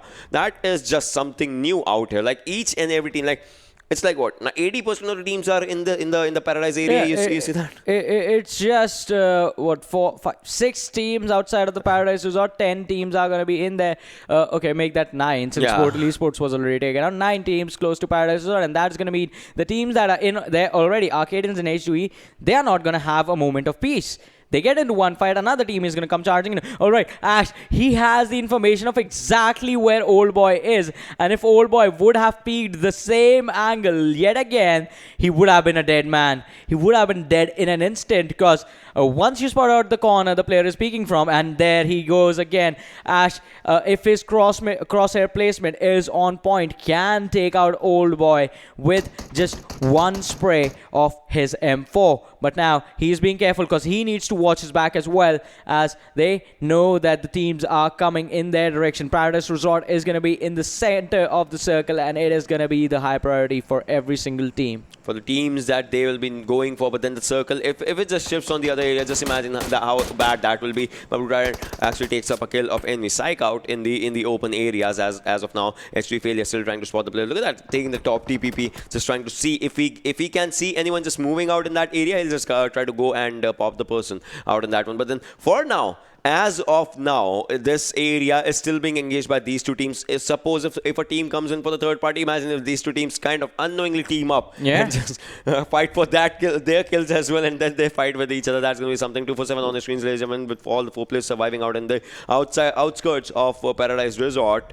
And we'll have to see. Like 247, they played decent in the previous game. They had 7th position or something, and that was just like more than decent. But then we'll see if the team just goes in for the chicken dinner or something in this one. Obviously, each and every team will be looking out for will be having their eyes set on chicken dinner. But for now, FS is the only squad that has had it, and that is looking really, really good with it. Yeah, it is looking really good for their side. But what are they going to do? They dropped down towards the Hathin area, and now they are coming in. On the other side, Gaming Up, they have moved towards Cow now since Camp Alpha did not work out for them. And now the squads are moving in towards the Paradise Resort. But with the squads, the Blue Zone is coming in as well. It will make the contact with the Play Zone now. And where is the next shift of the circle going to be? We'll find out in 3, 2, 2.5, 1. Yeah, there it is. All right, that was something. That was a weird 2.5 in the middle, but all right, cool. And the grenade just goes in from one side, and the grenade did not do much of a damage. So failure is pretty close to the team to the team of Arkadians. Now he goes back. He just understands. Red takes down one player. This is the opening that they need. They wanted this opening. They got this opening. GamerX is gonna go in as well, and now I think this is gonna be H2E's game once again. And Arkadians, will they lose this fight? That's really one of the questions. Old boy, he is fairly close to the team. But look at this, 247 is out there just to ruin their day, ruin their gameplay, and now they spot one more player out there. One player has been taken down.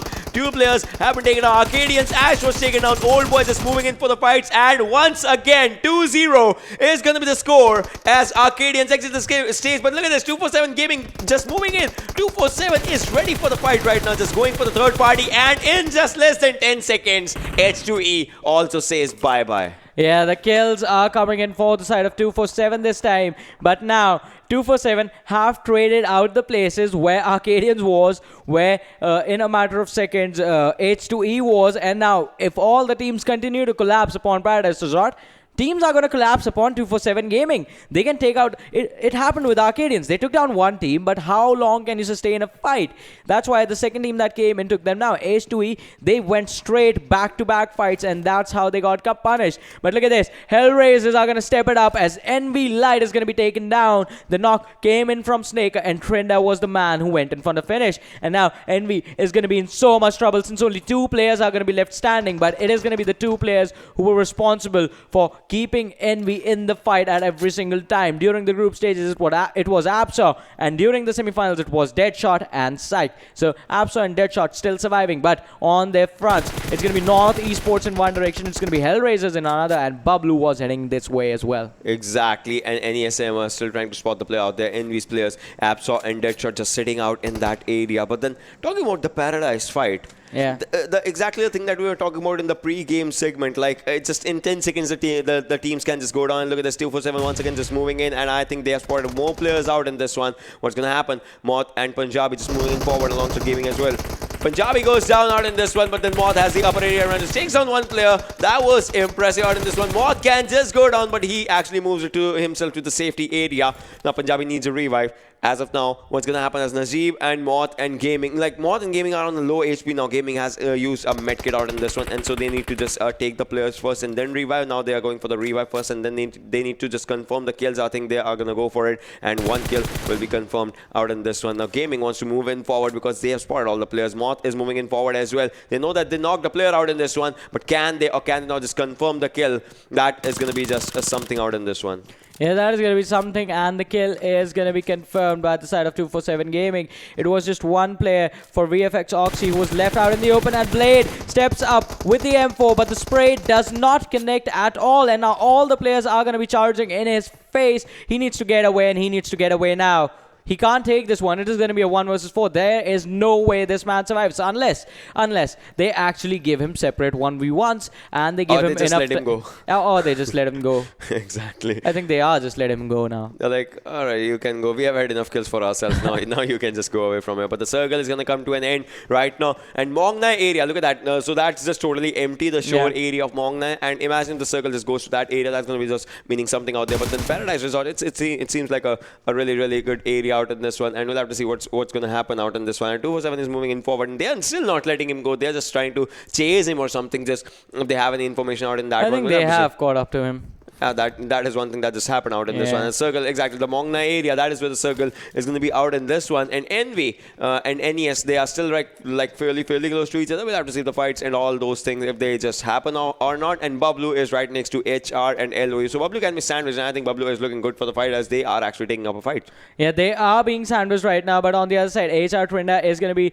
reviving his teammate Snake, and they can be in trouble as Bablu Ghost is going to get Adnan, and the knock is going to come in now. Hellraisers could be in trouble, and Hellraisers was the team that sort of dropped a couple of players from the side of Bablu in the last game as well. So a lot of redemption arcs in this game. Teams going up against the squads that they went up against in Erangel as well, and they're basically the teams that caused them to get taken out earlier. But on this time, Bablu, they are looking the same one, the aggressive one, as Danny is just going to run in. Snake is going to be taken down. Somi is going to be right next to him. And Danny, once again, leading the charge. Ghost is going to come in as well. 2 players outside the door, but can they fight this one out? One of the players is sitting on 10% health. Ghost is going to jump out the window, going for the longer flank. Knocks down one. Can he get another one? I think so. Yes, gets the second knock as well. And now it's just going to be 2 players from side of Hellraisers left standing, and the finishes from Bablu are coming in as well. Snaker and Trinda, they are on the hut right across, and Bablu, they have grouped up together right against each other as well, so they can go for the charge. And Triant, he's trying to lead the charge for his team, as he wants to be the first one to go in, but Ghost is going to be there for behind Pikachu and Danny on the wider flanks. This is how a real skill actually pushes, and this is just going to be an important one that's going to happen out in this one, as Echa is just going to sit out there. Echa Snaker, he has spotted some of the players, but Tyrant has to move in, and that's just that move should come in really soon right now, as Snaker is going to be out there, but then the players are taking TPP, and the TPP is going to be really effective if it just happens out there. And look at that, Pikachu spots one, takes one in an easier way. Now final person is just going to be sitting out there, but then for no longer, as one more player just goes out, and Bablu is actually back as they eliminate one whole squad out of the circle, out of this server right now. And this is actually how you should be, pushing it rather than chasing. This is how you push. You double peek angles. If a player is isolated, 2 players are supposed to peek him from 2 different angles at the same time and shoot him, because he can't focus on both of you at the same time, and that's exactly what's happened. Danny was that is why Danny is always the only person that goes down, because by the time people figure out, all right, he's in front of us, the other 3 people are shooting on that guy's face, and he only gets knocked down. But then after Bablu is done wiping out the opponents for knocking out Danny, they go for the revive, and he gets healed up. Yeah, and they go for the easy fights that they are going to be taking out in that one. We'll have to see what happens. As HFD, they are still trying to spot the players out in this one, and they need to spot someone. And now 2 for 7, they are trying to spot the players as well. NES as well. So NES was taking a fight with Envy, if I'm not wrong, and that is one thing that was happening. And Sense spots one player, and they just do a lot of damage to him as of now. So HFD, we'll have to see if the fights are going to be happening out in this one or not. And they, as you can see, the players are still trying to spot each and everyone, trying to take the TPPs and all those scenarios in the hut, because they are pinned in that location. They cannot move out in the open, but if they do, then Sensei can just spot them and can just take them out, because they'll be in the open. But as of now, they are trying to take their time, if anything, and FS might be in a lot of trouble as Kashyap goes down, Baba goes down. Kashyap has been finished out in this area. As you can see, the Paradise Resort still taking up all the fights for themselves. Ghost and FS, this is a fight that is happening. Baba has been finished out as well. So Futrutsu and Black are the 2 players remaining. Moth will be on a domination, as he'll be having 3 kills on one side. But will FS take this fight in their hands or not is going to be one of the questions. Ghost is moving in out forward, and he spots one more player. One more player goes down. Freestyle, the winners of the previous game, are looking in a lot of trouble right now. Futrutsu will be the lone survivor, but for how long is that going to happen? That's going to be one of the questions now. 30 more seconds is the time that they have to get inside the circle. That's why I think they are just going to be moving away, as Razor was out here, but now Razor has to go to the Mongna area, because that's where next circle is going to be. Yeah, the next circle is centered around Mongna, and look at this, gaming up. They were being so passive from the early game stages, and now that is finally going to pay off. They were avoiding the fights in the Paradise Resort, so they were already present in Mongna, and they're going to be the first team in the circle. But on the other side, Bablu Pikachu is going to be taken down, as Bablu is about to be sandwiched by the players from side of FYME, and R3D coming in their direction. Tyrant was dropped down to 50% health, but the revive on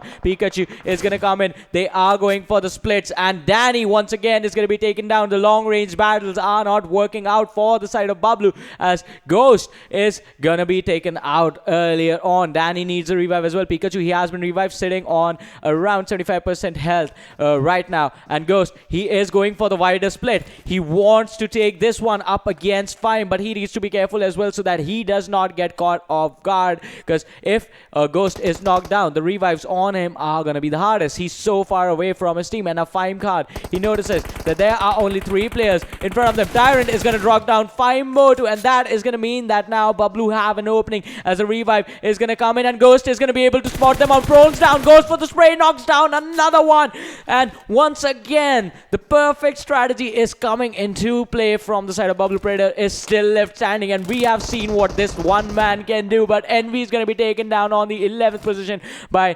247 Gaming. And once again, Predator, the last I still remember this man did a 1v3 against Bablu, and he did get 2 knocks, and Tyrant was left with like 10-15 health on himself.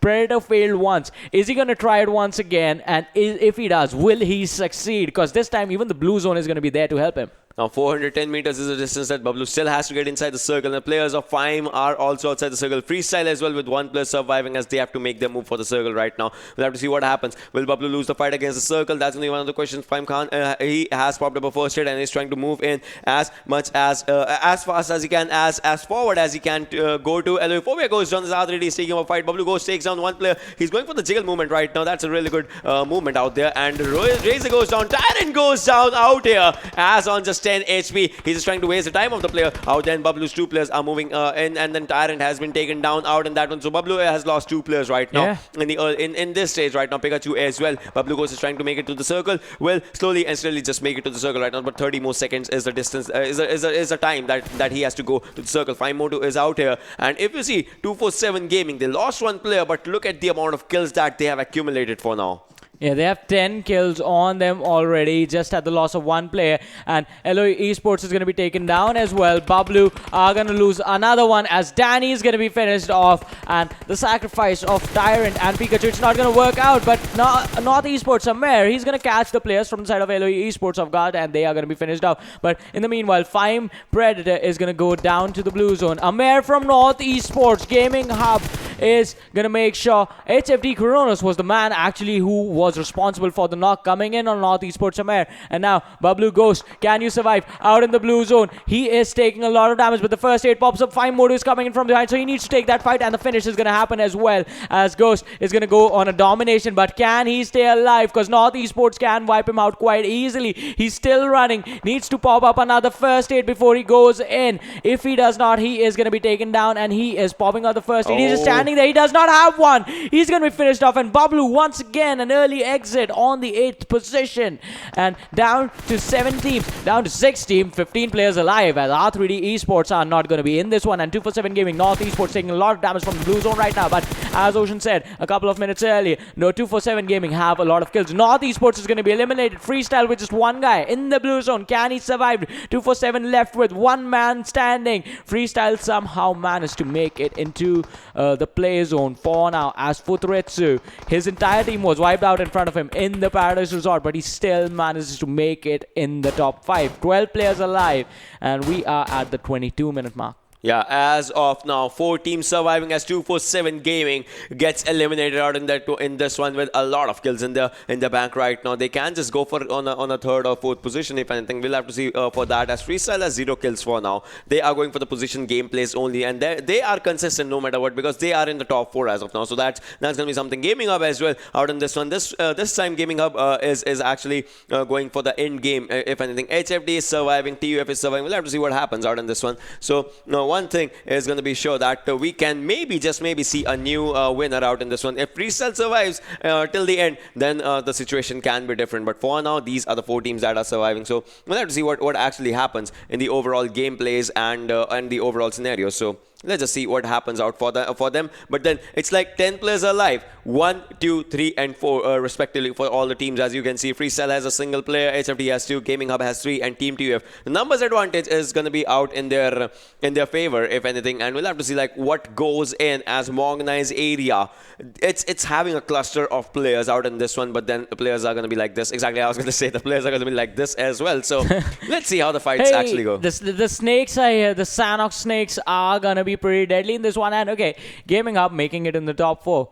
that was the team that lost the first player as soon as they landed, and from there on out, they just they just decided to stick around the northern bank of the island and rotating all the way along the northern lines of Sanhok. They made their way in towards Mongnai, and now they are in the top 4. So they have taken some kills for themselves as the teams were pouring it in their direction, and I think they are going to be in a really comfortable position right now. The circle is going to be in their favor as well. 4-2. Oh, he's so lucky. Adil knew the location and he just threw a grenade. If there's one more grenade out there, it can just take him down and just wipe him out. But as of now, he'll be safe. He needs to move in. He needs to move inside the circle. He's not inside the circle. That can just change everything for this player, as the circle has to start moving in just less than 10 seconds. And with that, he will have to get in as soon as he can. If he goes for a Terminator on the other side, is on the back end. So no one's going to be spotting him as of now. And Thor is going to be on the front end for Team TUF right now. And there are two more players. Edgar and Venom are also moving in. Futurutsu just moves into a safer location, gets spotted, but then is still surviving on just 10 HP. This guy is just doing wonders for his team. Yeah, he's doing wonders for his team, and as I was saying, the man is so lucky. He survives with 10 health on him. Adil, he is going to try and finish him out, and in an instant, Adil goes for the fire where the last damage was dealt. But Futurutsu, this is where your journey ends in the top 4. Freestyle with 0 kills, still managed to make it into the top 4. That is not going to do much for them, but they still get 8 points from this game. And I think in the end, if they can actually have a better performance in the next one, that is going to do a lot. But now down to the top 3 teams, 9 players alive, and it is going to be 4 versus 3 versus 2 situation. TUF with all 4, they have 3 kills. Gaming Hub with 3 players, they have 4 kills. HFD with 2 players, they have 3 kills. And yeah, HFD Umair, the stakes are going to come in as having the high ground, having the slight slope at this time would actually be considered a disadvantage. That's totally true, but then 3, 4, and 3. That's actually 7 skill. Yeah. I mean, that's actually something. But then 8 circle coming in on a close in just less than 10 seconds. We'll have to see what happens out in this one, because after that, it's going to be the final circle, the heal battle zone. And obviously, no one's going to go for the heal battle when you can have potential kills. But I think Knight has spotted someone, if anything, and he will try and take the player out. As you can see, the snakes are so close to each other, but not anymore. One shot connected, one more connected, and now the player from Knock will be taken on to a kill, as the kill was being confirmed by Adil out in this area, actually with just 1 player, but now he will be spotting all the other players as Kronos is out there.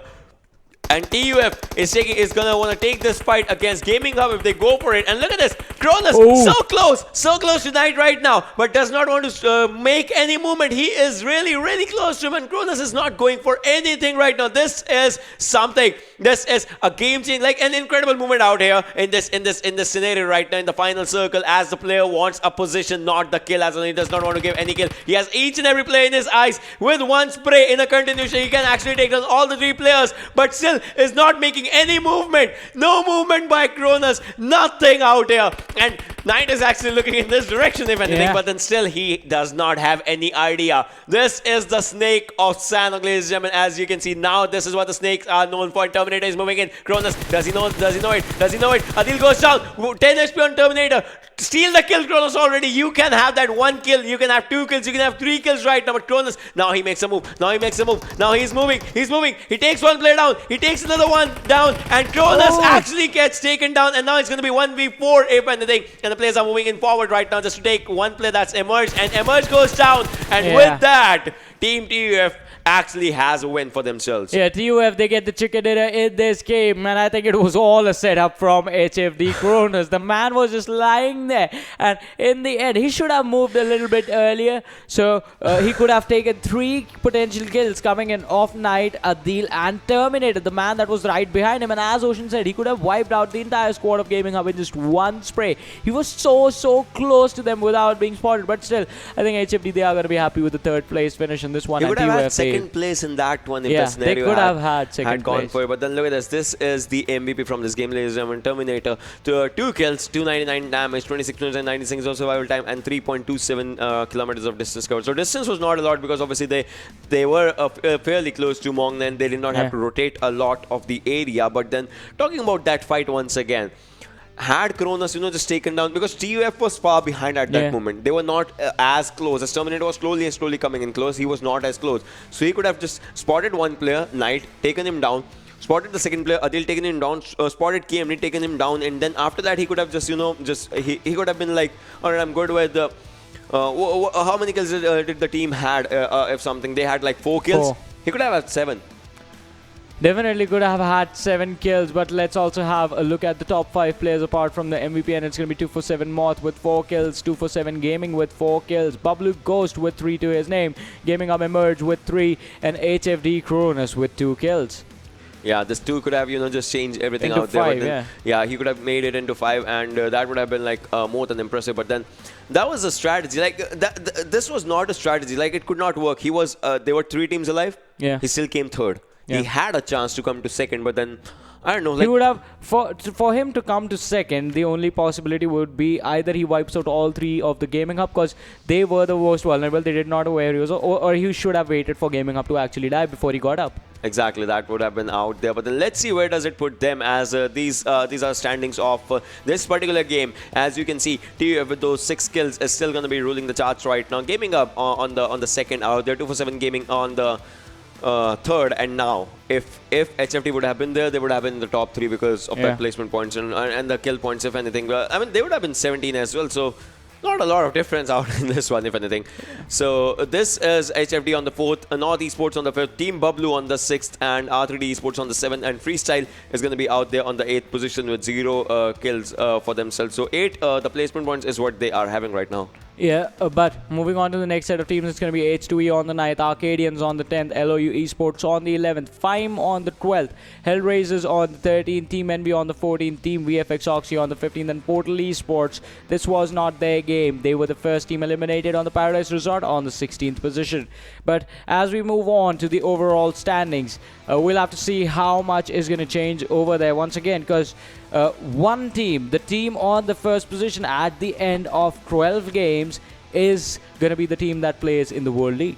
Exactly. So and 2 you games. need to be first, Nothing else is acceptable. Yeah, and as of now, so the thing is, just like we were talking about this in the previous segments and all those things as well. So first game FS, second game TUF. So this means that the teams are there's otherwise what happens is in the semi-finals and all that, if one team just goes on the top and they have 2-3 chicken dinners or something, they just widen the gap. But right now there's still an excitement. So let's just have a look at the overall standings and let's see where the teams are right now with this particular game as Freestyle. All right, so see 2 points difference.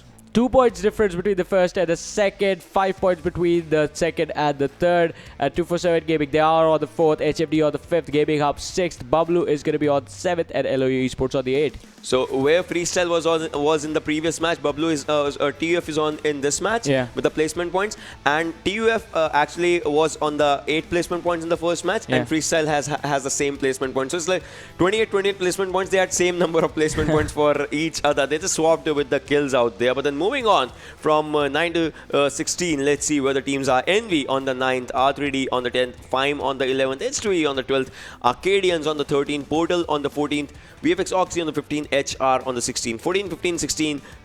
These teams are really good, and they are not at the expectations, if anything, as of now. They're not at the expectations. Like teams like Arkadians, teams like Portal Esports, VFXoXy, Hellraisers, FYME, H2E, even Envy.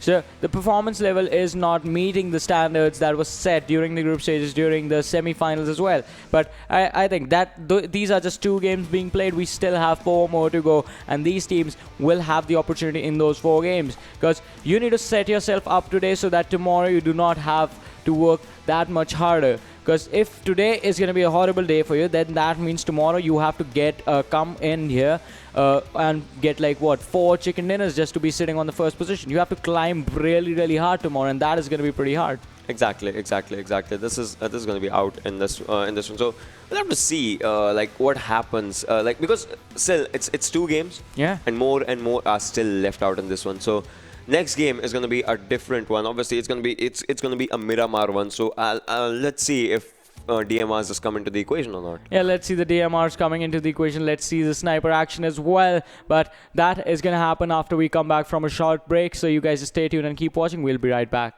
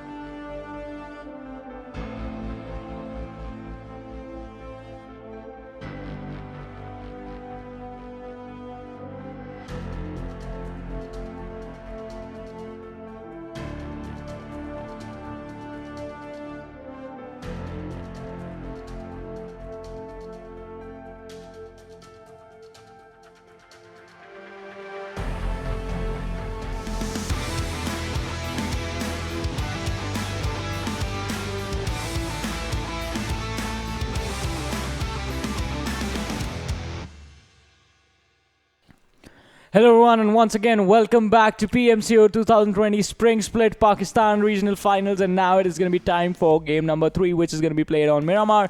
My name is Varun Super Johnny John, being joined on the desk by Ocean Sharma. Yep, and so Miramar's game, it just calls out DMRs, the bold action, and all those things. But then imagine, I was thinking about it in the break. Imagine if you see an airdrop, you go there. Think of it might have and an the shotgun is going to be there. There's a shotgun out there, so it just changes your game from level A to just some other thing. So it's just like I mean, most of the times, I think only once we have seen the empty drop come in without the armor and the helmet. So the armor and the helmets are pretty good as well. And the backpacks. Yeah, I think so. They are. Yeah. All right. So they are so good that you can just sometimes just leave the guns out there and you can just take off. We have seen that happen. We have seen that happen as well. Stuff like that actually happens, and now since the shotgun is going to be in the airdrops as well, you can expect that to happen even more. Because today I think has been the day of the shotguns. How many airdrops has we seen? I think 3 so far. Yeah. Exactly, and with a lot of stuff out there, we've seen like good guns as well. We've seen.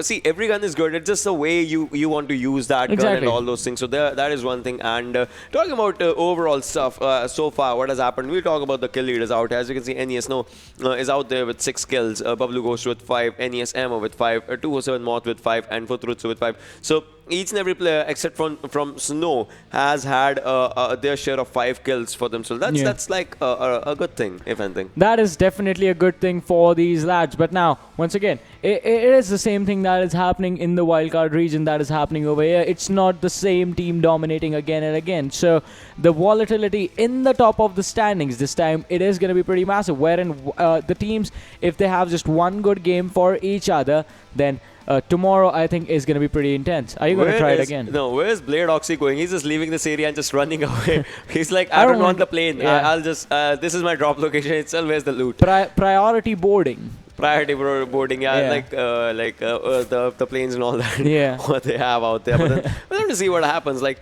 alright, so talking about this area, this is like basketball court. This has all these areas and all, and this is next to prison. So it's like. It's a good thing. Like out here, alright. What do you do in the lobby? It's my question to you. What do you do in the lobby when you're in the lobby? I actually do what Blade is doing. I just run away. I ask people for clothes and Okay, so Ocean is not actually lying about this. I've played with him multiple times and he actually does that. Goes on all chat and be like, bro, give me your clothes. Yeah, some of them have good clothes. What can I say? I don't get anything good out from PUBG. But then, going back to the game, ladies and gentlemen, we are into the plane. As you can see, out from the southern side to the northern side of La Cabrera, from Los Eagles' right hand side to La Cabrera, we're going to see Chumasera, Pecado, Los Leones, La Bandita, Minas Centrales, Graveyard, San Martin, Hacienda del Padron, El Pozo, Crater Fields, water treatment are all these areas where the plane is going to go from. So ladies and gentlemen, boys and girls, fasten your seatbelts, and if you want to, you can just jump out of the plane to take on all the guns that you need. And FS is just jumping in the earliest of the stages. I think they're going to go to the southern side of Los Angeles, if anything, and H2E as well. They are going to go to Puerto Parracio.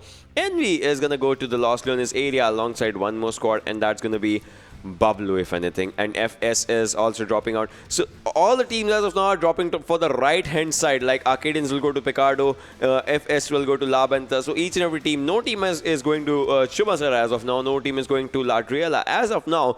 Gaming Hub can just go to Montnuevo area. That is like the comfort zone. We'll have to see if the fights happen in the early stages in El Pozo or maybe Los Lunes, as the teams are trying to go to those areas. Yeah, the teams are going to spread out, and as we know about Miramar, it is the vast land of sand, and it does take a while for the fight to start if the circle is going to be right in the center, and if it is going to be in one of those high priority locations like the San Martin, El Pozo, Los Leones sort of situation. Oh, Ocean, okay, look at this.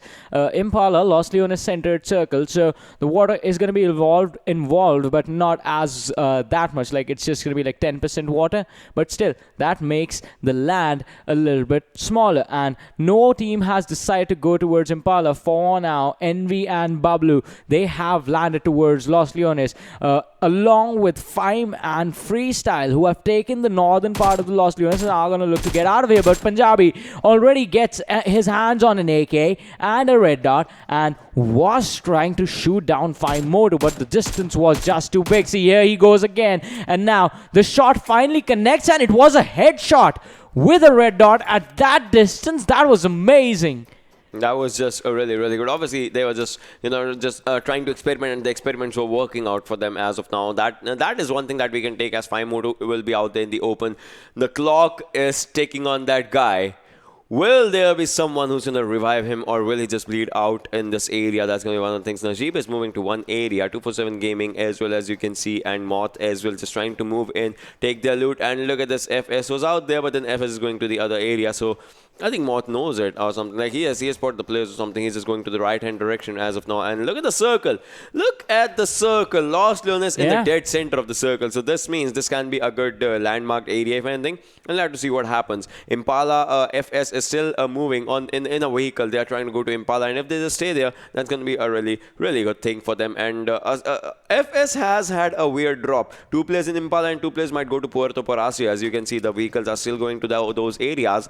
We'll have to see what happens. And FYME Sneak is really, really, really close to H2E's squad as well. We'll have to see what happens in the fights and all as of now. But then for now, TUF is the only squad that's in Torre Amuda, and they have to travel a lot of distance to get inside the circle as of now. Yeah, the distance is definitely going to be there, but you have to make sure that you are being as safe as possible. But now, as we were talking about this, a lot of teams have decided to go for those higher priority locations like Los Leones, like San Martin, like El Pozo, and Gaming Up on the other side have landed towards Montenuevo, so they will have an easy rotation. But once again, TUF as Ocean Maintenance, Torre Amuda on the northmost end of the map. Moving south, they need to make sure that they are taking the wider rotation from the edges of the map so that they can be as safe as possible. Otherwise, getting caught out of rotation in the map of snipers, if your enemies have the snipers, it's going to cause you a lot of trouble. But on this is going to be a close range combat between LOU Esports and Team HR, so they need to be careful on that one. But now 247 Gaming, I think Moise, he was spotted out while he was running in. Punjabi is being really careful as the other players from the side of Envy are going to be quite close to these guys. And now Punjabi once again trying to close the distance, but Envy do not want this fight to happen. Getting in the vehicle, Moise along with his teammates, they are going to look to avoid this combat entirely and just run away to a safer location. That's one thing that is needed, obviously, out in this one. We'll have to see what happens as Envy's players. I mean, obviously, Envy knows their area. Their drop location is Los Leones, and they will be ready to take each and every fight that will be just thrown at them or something. But then 247, they had a really good run in the previous game. Had 10 kills, were eliminated on the 7th. And Najib, he just jumps out from the top of the tower. His health is down to 40% right now. That was.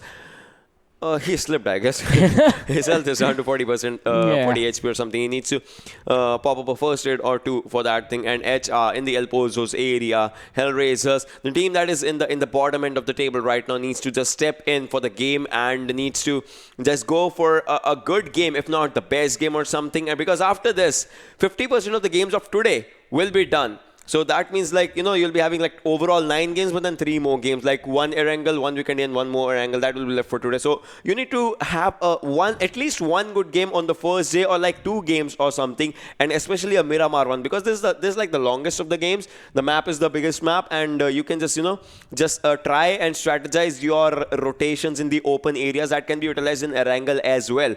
So this game, I mean, we might just think that HR might just go for really good thing. But look at this, FYME Sneak just taking on H2E's failure. So FYME versus H2E is also a scenario that is happening out in the map of Miramar. Yeah, that is going to be important for them. FYME once again need to get back to the form that they were in the semi-finals, because that is going to make FYME have good games back again and again. And if you remember, in the semi-finals, as you said, the back-to-back chicken dinners that they had, if they can get back in that sort of level, and if they can deliver the same performance, I think the finals in today's game, then tomorrow it's going to be a lot easier and a lot of pressure is going to be relieved already. But once again, as the blue zone is coming in, the teams will have to make sure that they're coming in for the rotation, especially this team of TUF, as they are the furthest away from the circle. And as the blue zone closes in on their direction, Thor is going to get in on his pickup and is going to look to pick up his teammates now. On the other side, El Pozo has already been abandoned by Hellraisers and R3D Esports, who have mutually decided that getting priority in the positions is going to be important to both of them. But on the other side, Envy and Bablu, they are going to be joined by 247 Gaming in Los Leones. It is a pretty big city, but we still see a lot of combat coming during the early stages. Yeah, like that's going to be an important one out there. And R3D just moving in from La Bandita's area to the other areas. We'll have to see what they actually bring to their table, because obviously, see, every team wants to have the first day ending on a really, really good note, and still with 4 games remaining, like including this one, they still have a chance to have a good chicken. Like each and every team has a chance to have a good chicken for themselves, but then they should be, they should be trying to utilize the timing in which they might think that they can make mistakes or something. So in the central area of the map right now, it's still 247 that are acquiring that central area, so they don't need to go anywhere. I mean, the fights will be coming towards their direction if that is one thing that happens. And look at this, R3D once again just moving in from the area, and it looks really good. But the one thing that is really bad is that just if you see Walker's stuff, he has level 1 helmet, level 1 vest, so that means in the overall areas of the ridge fights or maybe a sniper or something, that kind of battle, he can be in a lot of trouble right now. No doubt he'll be looking out for the loot and looking out for the better of the loot, that he'll just like to take it. But then for now, this is all that he has. And VFX as well, just out here in this area, just VFXoXy just moving in. And so this team is also one of the fan favorite teams. If anything, they are going from Minas General's area, and FS on the screens, ladies and gentlemen, just in that Impala-ish area as of now. And look at this. Look at the amount of cluster of teams. If you could just zoom out it once more. Bablu, 247, R3D, Arkadians is moving in that area as well. Gaming Hub as well, just trying to move into that area. So there are a lot of teams in Los Leones situated like here and there, and R3D is fairly close to that airdrop as well. And now the circle is shifting towards Los Leones, probably, and Los Leones and Picardo are 2 big names in this area. And Arkadians are quite split. Tala and Ash in one direction, Fazan and Leon in the other direction. That can just backfire them. Yeah, that can actually backfire on their favor, because if the players from the side of HFD that are already in the circle on the western side of Picardo, if they decide to gatekeep, they already have a backstab set up, and it is going to be the airdrop coming in. But Ocean, instead of the shotgun, it's going to be your favorite gun, along with the Desert Ghillie suit, the M249, the Desert Ghillie suit, the level 3 helmet, armor, and the level 3 backpack is going to be in this one. My favorite gun's crossbow. Oh yeah. You are a crossbow man. It's your second favorite gun. My second favorite is bolt action. Any bolt action works for me. Alright, that's awkward silence. So Bablu Pikachu is out here with Karel. As you can see, level 3 helmet, level 2 vest for him, and level 2 backpack as well. And look at this, HFD Umar is trying to spot the players out here. He's throwing up a grenade out in that area, but the grenade, will it hit someone? I don't think so. It does. It did hit, but the damage was not done. And Umar is going to be out here just staying on, because his location has been compromised. He needs to move away from this area, as there are players on his front end, as well as LOU is going to be taking all the fights they can. And HFD Umar, he is alone out in this one, not properly, but then still the players are going to be out right next to him. Bablu's squad is in the open. Let's see if they take up the fight. The first fight that will be coming right for Bablu, it's going to be their opponents obviously just trying to come and make their area in Los Leones. But as of now, Bablu has a hold of one side of Los Leones, 247 has the hold of the other side, and as you can see, Gaming Hub is trying to make their way, but Bablu is just not letting them. Yeah, Bablu is not going to let these guys get away, and they have to try something weird out to escape from this situation. situation as Pikachu is going to try and see if the Scar L shots can actually connect on someone who he catches out in the open. But Gaming Up, they are being really careful with this one, hiding in perfect cover and not making the mistake of peeking those off angles. But now I think the car was spotted, but the damage is just not going to be enough as Pikachu was firing with the tap shots. And on this time, Gaming Up, they can be in some trouble, but it's just the distance that's saving them. But Portal Esports on the other side, they are going to find out the players from the side of FYME, and Predator was the man taken down, and Wolverine is going to use the Mini 14, the DMR coming into play, and FYME Khan is also going to be taken down. And now look at this, FYME, they're going to be so much trouble as they are going to be down out in the open, and Predator, he's going to be the next one after Khan is going to be taken down, and the burning car in front of him. Nothing can save these two lads from this squad of FYME, apart from the fact that if their teammates somehow manage to get here, they can try a 2v4 and try and wipe out all the players from inside of Portal Esports, which is gonna be really difficult. Yeah, exactly. That's totally true out in this one. And the players, they are fine. So this is the second time FYME Predator just went down by a vehicle. The first Erangel was the first time, and after that this is this one. And PES Khan still trying to spot the players. Level 2 helmet, level 3 vest on him, and PES Khan has a bolt action alongside one more player. Vegeta, I think, has an 8-time scope on him as well on his gun, or some DMR or bolt action for him. PS Nocto and PS Wolverine once again just trying to spot the player out in that one, and Bablu Pikachu.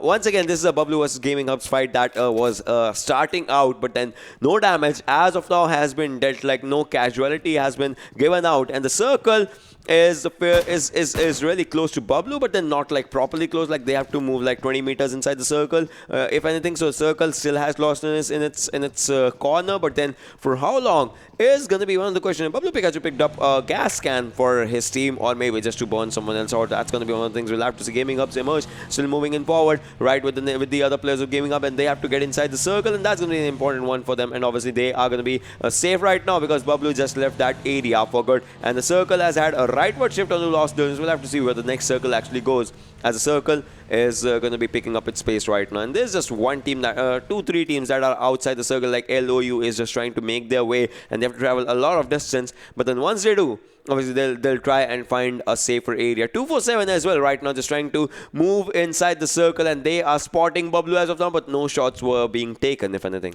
Yeah, no shots were fired, but 247, they have to be careful, because as the teams are coming into this Los Leones area, this situation can be the reverse of what they did to the other teams in Paradise Resort on the map of Sanhok, as 247 were engaging on the teams that were already done with fights. The players were quite low, some of them were knocked down, and then they went for the finishes. And if 247 actually have a bad fight in this one, the other teams can collapse in on them and actually finish them off. But once again, the circle is going to be centered around the northern part of Los Leones, and the La Benedita Mountains are going to be there as well. But the fights are majorly being focused out in the open, as TUF Edgar is going to be taken down by Futuritsu from the style of freestyle. The player being caught out in the open is going to be punished for a bad rotation. Yeah, that's going to be something that just happens out in this one. We'll have to see what happens as FS just sitting out there, and they are trying to take the players down, as Nocto from PES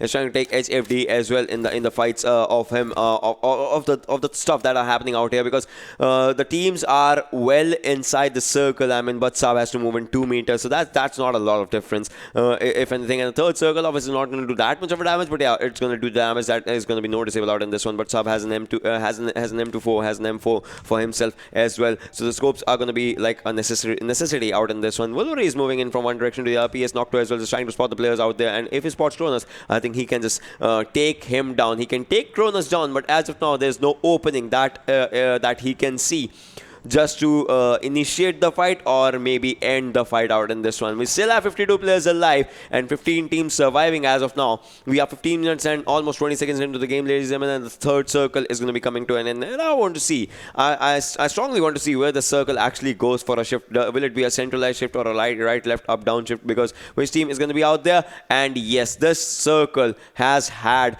TUF in its corners, as TUF is the only team that's inside the circle as of now. Yeah, TUF, they are going to be in a really comfortable position as moving in from the northern side. I think even they were deciding to go towards Los Leones until the circle just formed in their favor, and I think they are going to be pretty glad about it. But teams like NVP, teams like R3D, teams like 247, who are going to be forced to abandon the Los Leones situation, they're going to be in trouble because running out of the city is going to be pretty tricky for them. But on the other side, LOU, two of the players are going to be taken down already by the blue zone. And once again, it is going to be the late rotations that are going to be punished, and two more players go down, and I think that has to be the end of LOU Esports now. Gaming Hub Emerge is going to be caught out by Arkadians, Fairs, and one the shot. tap shots. Oh yeah, it actually connected as soon as you said one shot. One shot, one opportunity, and that's one thing that just got out in this one. So Arkadians Fairs needs to spot the players out. More and more players. I mean, he needs to fully contribute to that knock into a kill. And look at that, Najib just trying to spot more and more players for himself, as well as 247 will be ready for a fight, and two more shots can just actually take him down as Adil wants to move in for the revive, but I don't think so. The revive is going to come in. Najib as well on the screen, ladies and gentlemen, just trying to spot the players, and the kill has been given by Arkadians Pheasant, and for Arkadians Pheasant out in this one. 247 Gaming goes down as R3D is looking good for a fight right now. 247, they'll have to be on their toes if anything, and one grenade from Joker, exact grenade on Adnan. This can just take Adnan down if anything, and a Molotov from Punjabi is going to be coming out in that area, and that is just going to speed up the finish that should be happening out in this one. Joker moving in from one direction to the other is going to want to take a better location for himself, and Najib is going to move in to take to give a revive to Gaming, who will be just left out there out in that area, and Gaming is going to has his skill of Ezio if anything, and look at that, Joker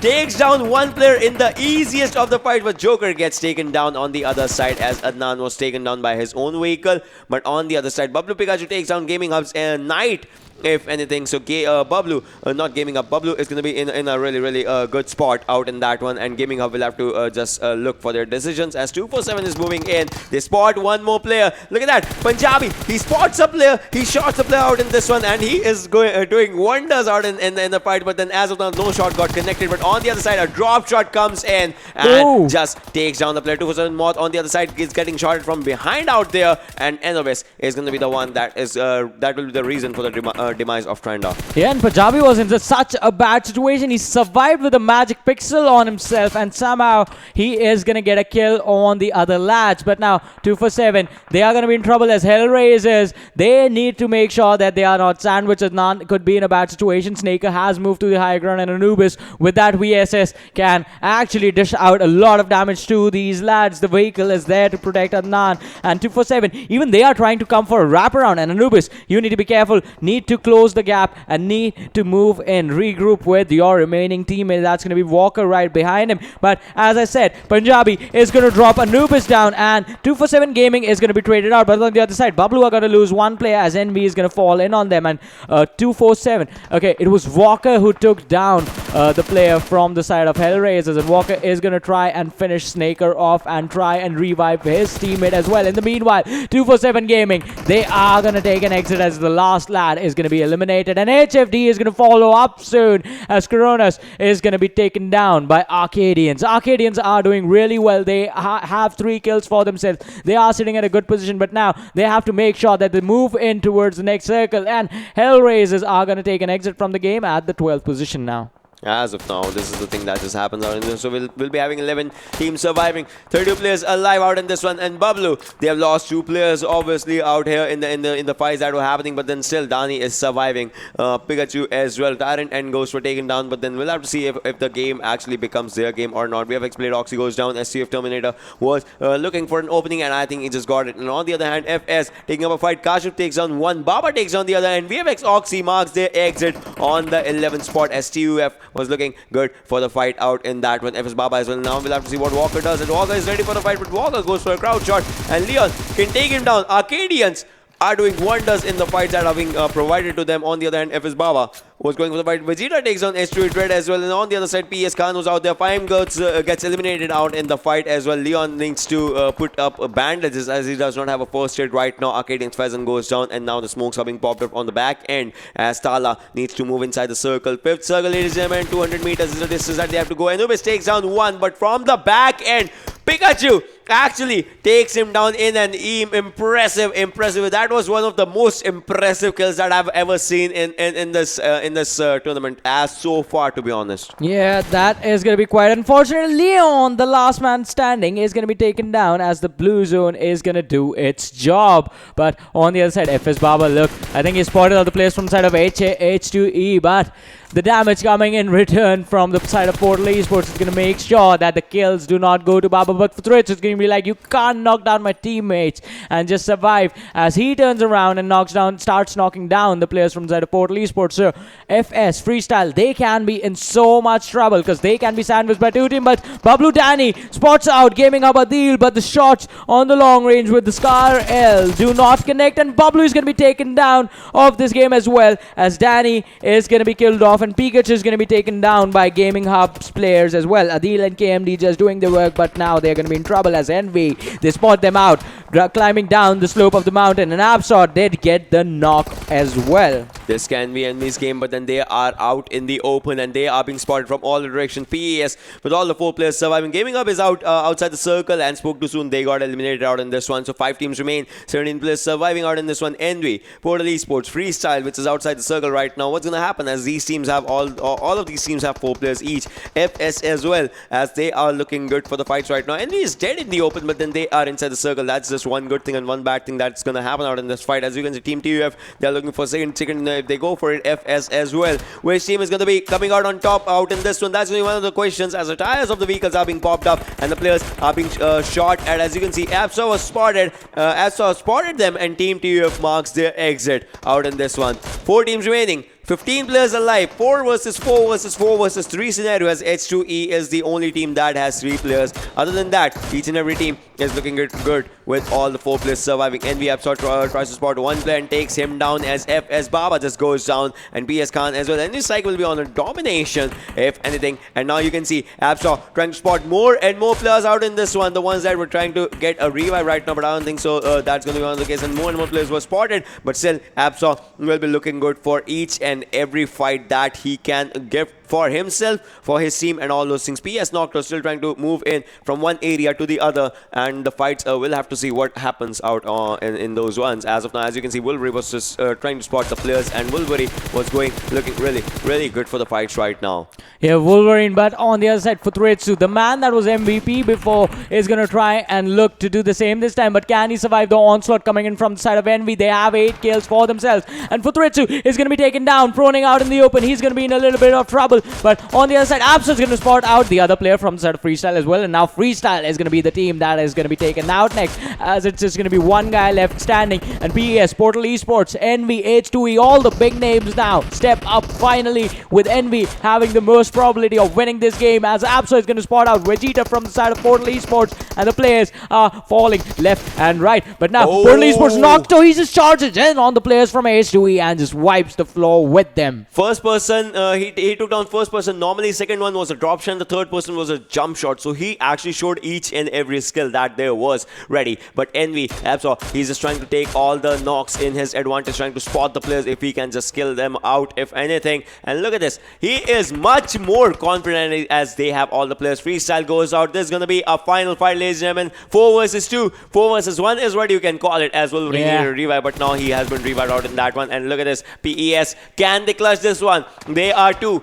And Envy is up there with 4 players. What's going to happen out in this one? We will get to know in a while. And why are you shooting your players, man? That is just your teammate. But then on the other hand, we'll have to see what happens, as PS Nocto will be out. The Envy Absol is still trying to spot the player with that Mini 14. This guy is doing wonders with his Mini 14. All the 4 kills that he has is with the CMS. Now he spots the player. Nocto is in the open. Nocto can just go down. Nocto 1 HP, surviving with just 1 HP on him. It will be popping up a first aid right now, and Circle is not out there. Nocto goes down. This is just Wolverine, the lone survivor. He gets shot at. The car gets blasted. And this is how Envy rolls in Miramar. Yeah, Envy on Miramar, they were just brutal. And Absol and Psych once again stepping it up big time. But I think this game was about the teams, the stronger teams that we have seen. Portal Esports, Envy, they played an amazing game on this map of Miramar. But how are these points from this game going to fare in the standings? How is this going to affect the overall standings? I think that we still have to see that. But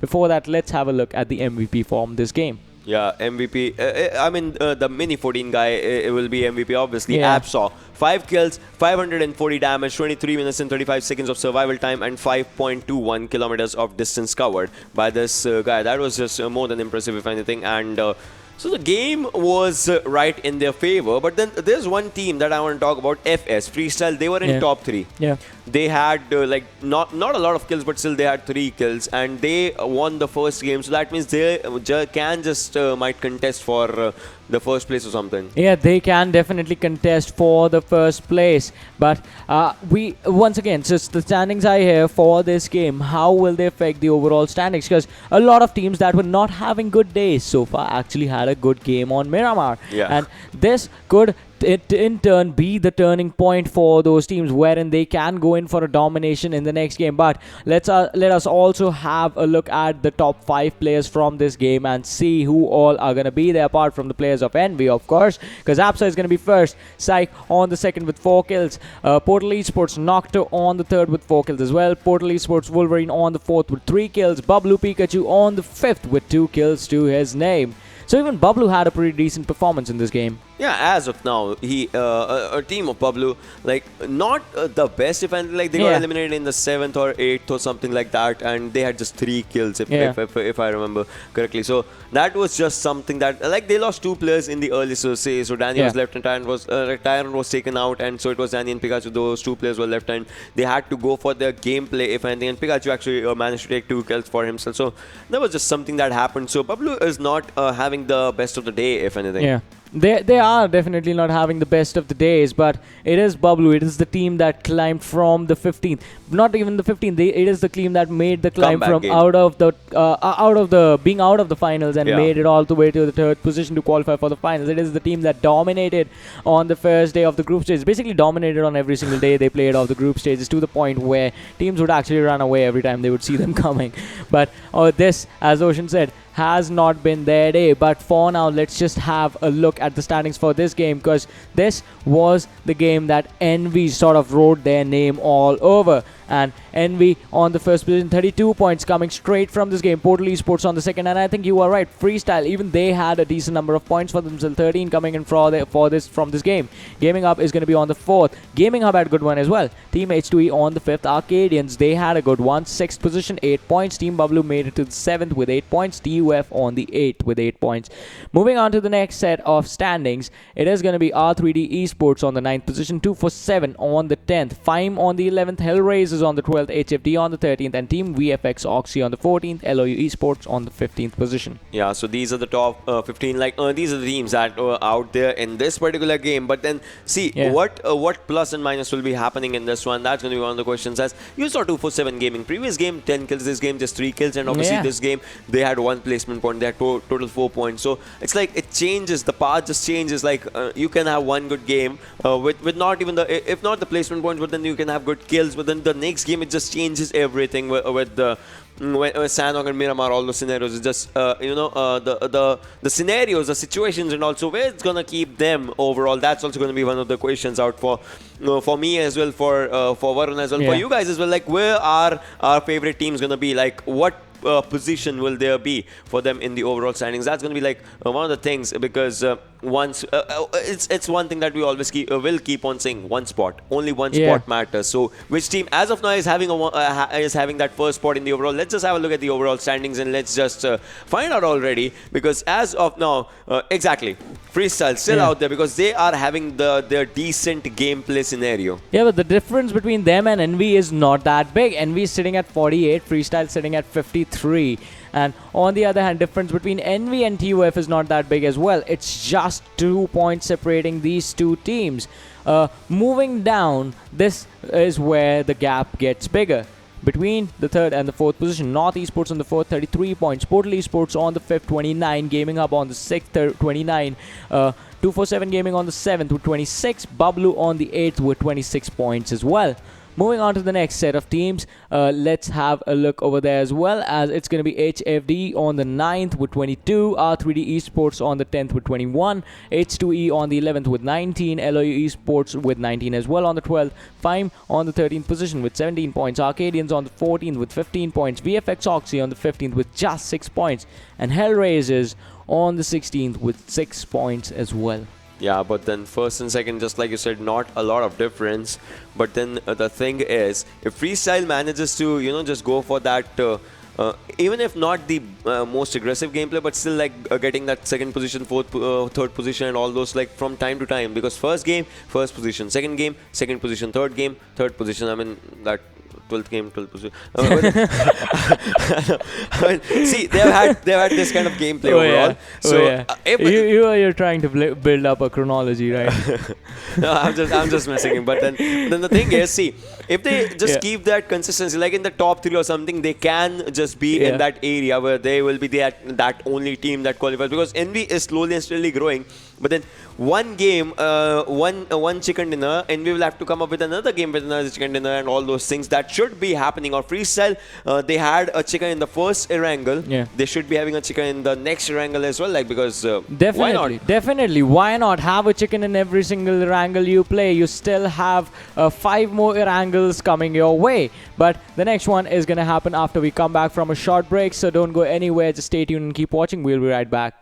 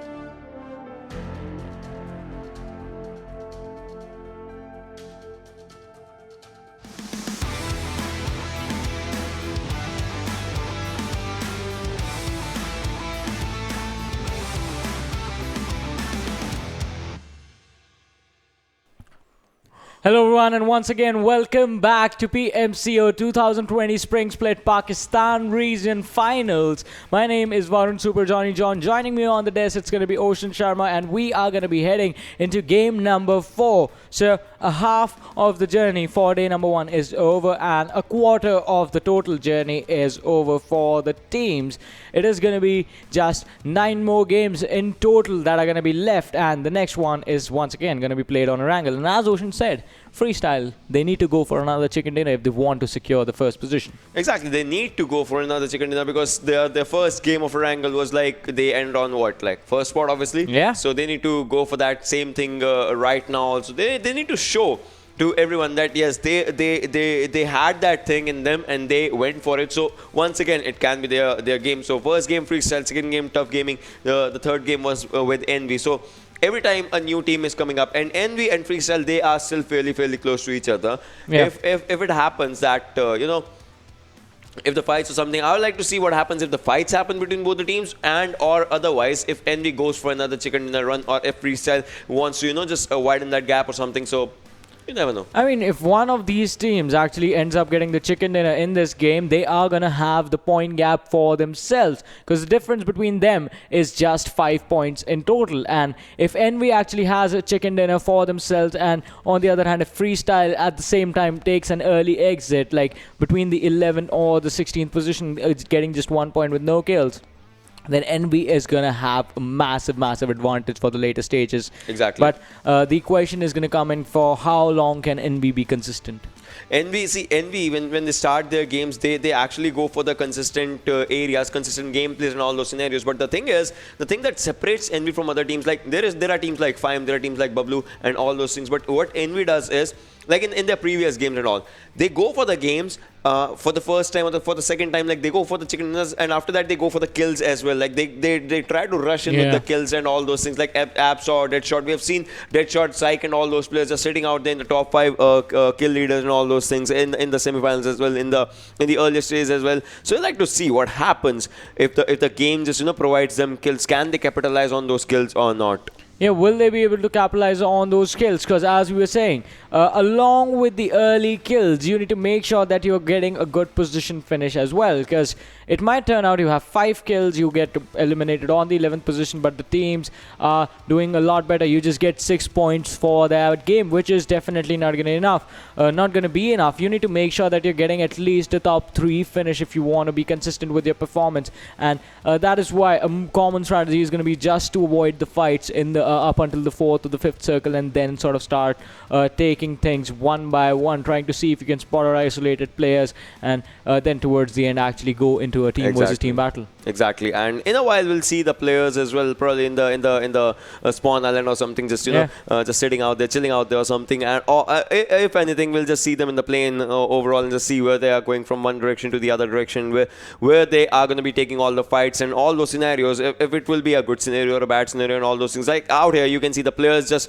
waiting for the fights to start, if anything, and they are just going to be all right. So one thing is, there's a runway and then there's a plane crash, and from where does the second plane take off? That's my question. I have no idea. Yeah, that is actually never really thought about it. I was always busy looting the clothes that are there, the hunters. So you also loot the clothes, huh? Yeah. That's why I'm a teammate. I loot them, I pick them up. I don't ask people for clothes, Ocean.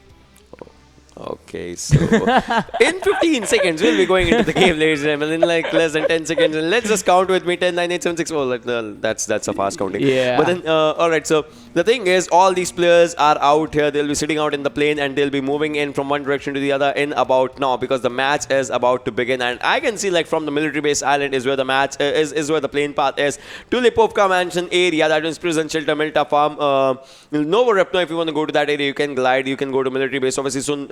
There are going to be teams like PES that likes to go to this area, Feripia, Primosk, Pochinki as well. So let's see where the teams actually go in this one, where the circle actually goes, and will Bablu go to their drop of Georgopol? Like, if they want to, how will they strategize their rotations? Yeah, exactly. If they want to head towards the side of Georgopol, they need to take an early exit and then find a vehicle for themselves, then go towards the north of Georgopol City. I think Bablu and HR, they are going to be in the same shoes on this one, because HR, even Hellraisers, they go to the container always. base, and Bablu goes to the northern city every single time. But this time, TUF taking an early exit. They are going to look to head towards the Ferry Pier situation. Envy, they are going to be glad about the fact that Novo is going to be within their reach yet again. And on the other side, we see H2E. They have taken an exit as well. PES, okay, so Portal Esports this time are deciding not to go to the military base, which I think is quite interesting. If it works for them, it will be working out for them, and we'll have to see what happens. Envy is going to go to their drop off Novo Repno, if anything, because that is one thing that they actually, just like to go for, they like to work for, and that's going to be just one thing. HR as well, just out in that area. We'll have to see what happens, as FYME is going to go to their own drop location of Milta, and the circle is going to be favoring FYME. It's going to be favoring a lot of teams out in this one, like Gaming Hub as well, as they are going for their Milta power split. It's going to be favoring the teams. All right.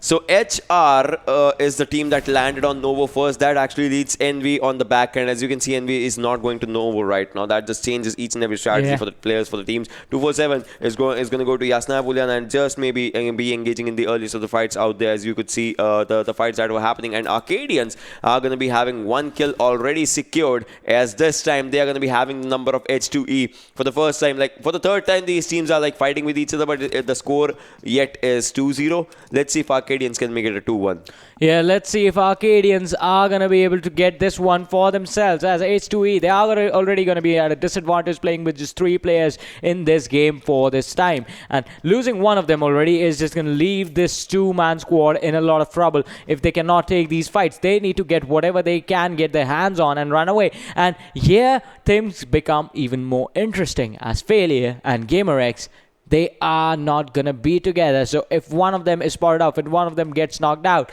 there are no more revives coming in for these guys. Arkadians can just take them out whenever they want. And I think Gamer is going to be in trouble, as we see the players from the side of Arkadians actually move up in his direction.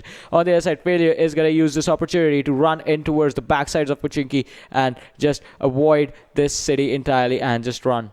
Exactly, and so Arkadians, they are trying to go for the same strategy as where H2E was in the first match. So let's see if this just works out for them. But look at this, Am I watching it correctly? Like Bablu is in Yasnaya alongside 247. Yep.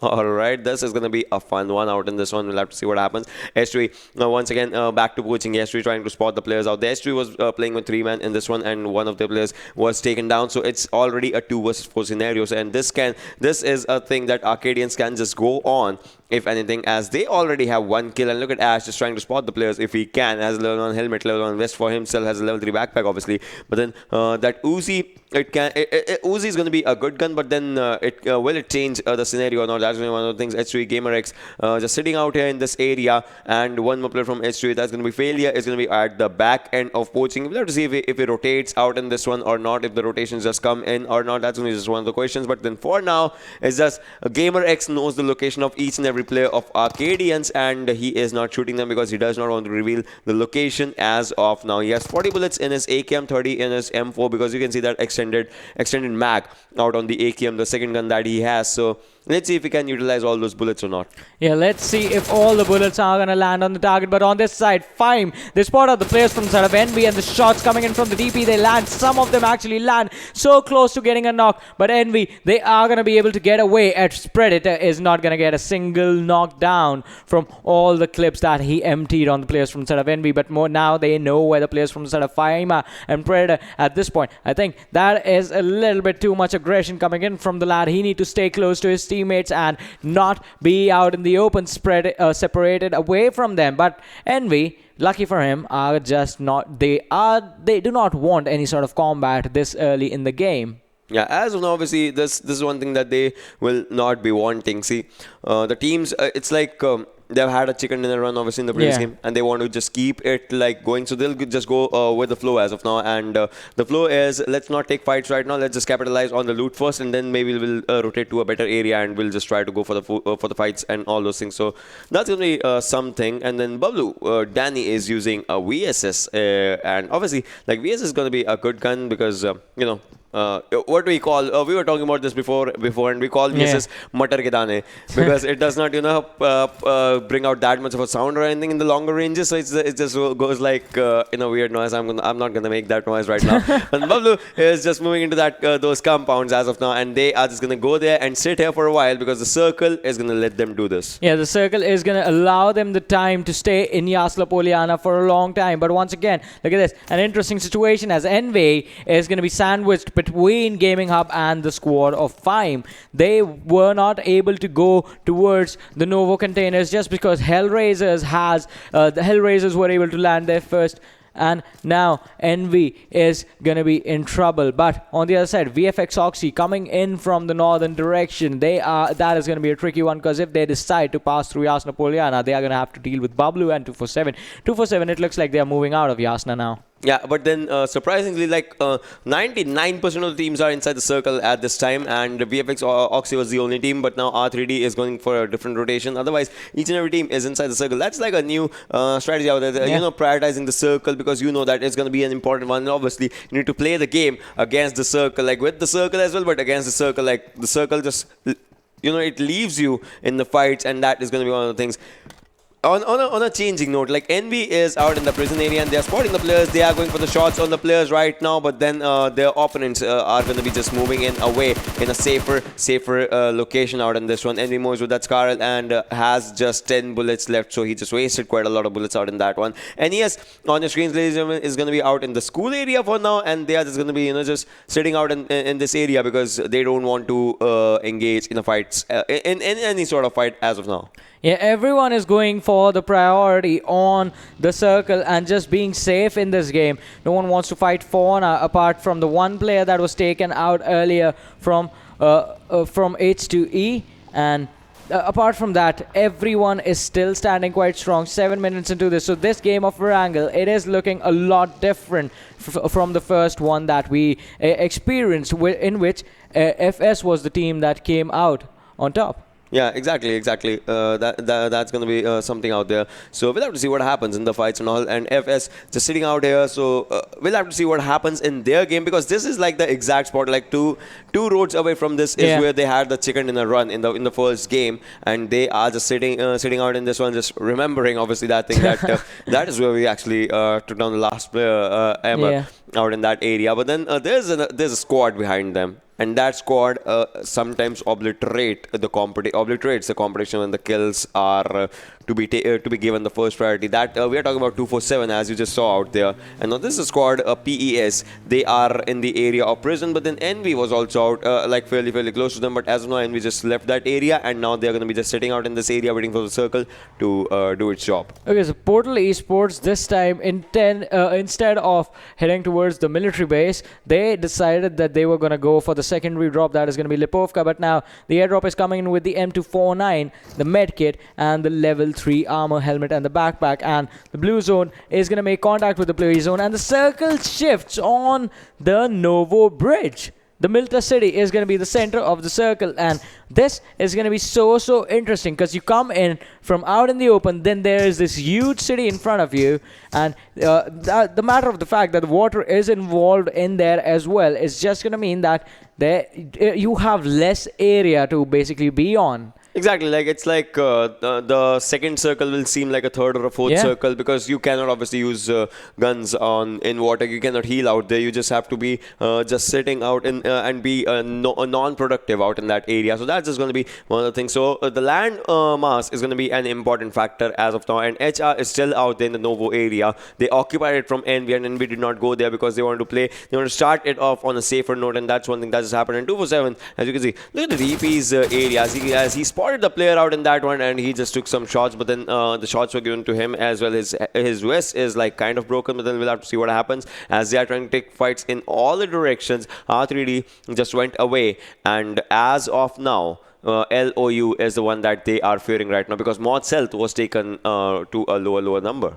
Yeah, Mod is going to be quite low for the team, but the other squads are coming in this direction as well, and if they keep on firing these shots towards the side of LOU Esports, they are going to be spotted out, and FS is going to pass by up in the distance, but Phobia is going to spot out the players from the side of VFXoXy, and the shots actually did connect, dropping the other lad down to 50% health, but LOU Esports have decided they have had enough. They need to rotate, and they need to rotate now. They have to find a better, safer position for themselves where they are not encountered by any other teams. And with that, moving down the hill on the other side, Gaming Hub Adil is going to decide as Freestyle Baba has had enough of this game, as he is going to go for the finish off on the lad. And the Scar L shot, can they connect on the second player as well? Yes, they do, but not enough, as he was just able to drop the guy down to around 20% health. The other remaining players from the side of Freestyle actually managed to get away from this one, but Gaming Up, even they have a control of one compound for themselves. So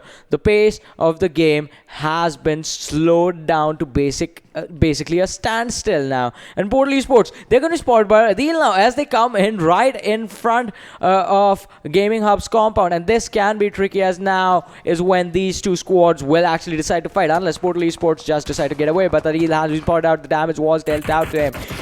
Not enough, just 10 or 15 health lost on the guy. He's still going to be pretty healthy and pretty he is going to be able to fight it out if Portal Esports actually come in for the engagement. But now, once again, as I was saying, the pace of the game has been slowed down to what a standstill would look like. Exactly, it's just that the players are going to be just wait. They have their comfort zone, so they just don't want to just to fight it out right now, because they're like, why move in the open if you just can stay out for a while and wait for your opponents to make mistakes out on this one. So the shots are being taken from all the sides, but even if a knock just comes, I don't think so they'll be ready to move in the open or something like that, unless they'll be having a good cover or something. And the second airdrop has a Groza. The first one had the M24, and the second one has a Groza right now. We'll have to see if someone just swims it out, as HR was actually swimming to that area, but I don't know if they just took the Groza or not, because the airdrop just arrived right now. So we'll have to see if that thing just happens. And look at this. Look at the circle. Circle is on the farm side alongside the bridge as well. So HR could have moved through the bridge, but then they are trying to avoid each and every wrong decision that they can take, because HR currently at the bottom of the table, so they kind of need to step up their game. And this is like the wake-up call for Hellraisers, that they kind of need to just have a really good game. But I just hope that they instead of making a wrong decision, they should not be making a decision that they feel is right but actually turns up actually wrong. So that thing should not be happening with Hellraisers. On the other side, you can see Envy on your screens, you can see Gaming Up on your screens. So Gaming Up with all the 4 players surviving right now, and they're just trying to find a good area inside the circle, and I think they can just find it out in this house. Yeah, they can try and find a good area for themselves. But I agree with what you said about Hellraisers. They had the opportunity to stay on the Novoripnoi containers for themselves just because the circles were there. But now they're going to be forced to move out, and they are going for the water rotation for themselves, in which they can be caught out on the southern side of the Milta Power area. And that is going to be quite unfortunate. Getting caught out in the water is one of the worst situations you can find yourself in inside of the game. And you won't be able to fight, you won't get knocked down, you just die instantly. But on the other side, FYME, have they spotted out the players all around them, as Portal Esports is going to come in over in this direction for the rotation. And on the other side, FYME is they will have to worry about the players from the side of VFXoXy as well. They spotted out the players from the side of VFXoXy and Portal Esports. They heard them passing by, but none of the teams have actually fired the shots. So I think Portal Esports were unaware that there were teams present in the compounds, and we have seen this situation once before as well, as it is going to be Bablu in a warehouse, and they are looking once again to fight every single team that comes at him from every single direction.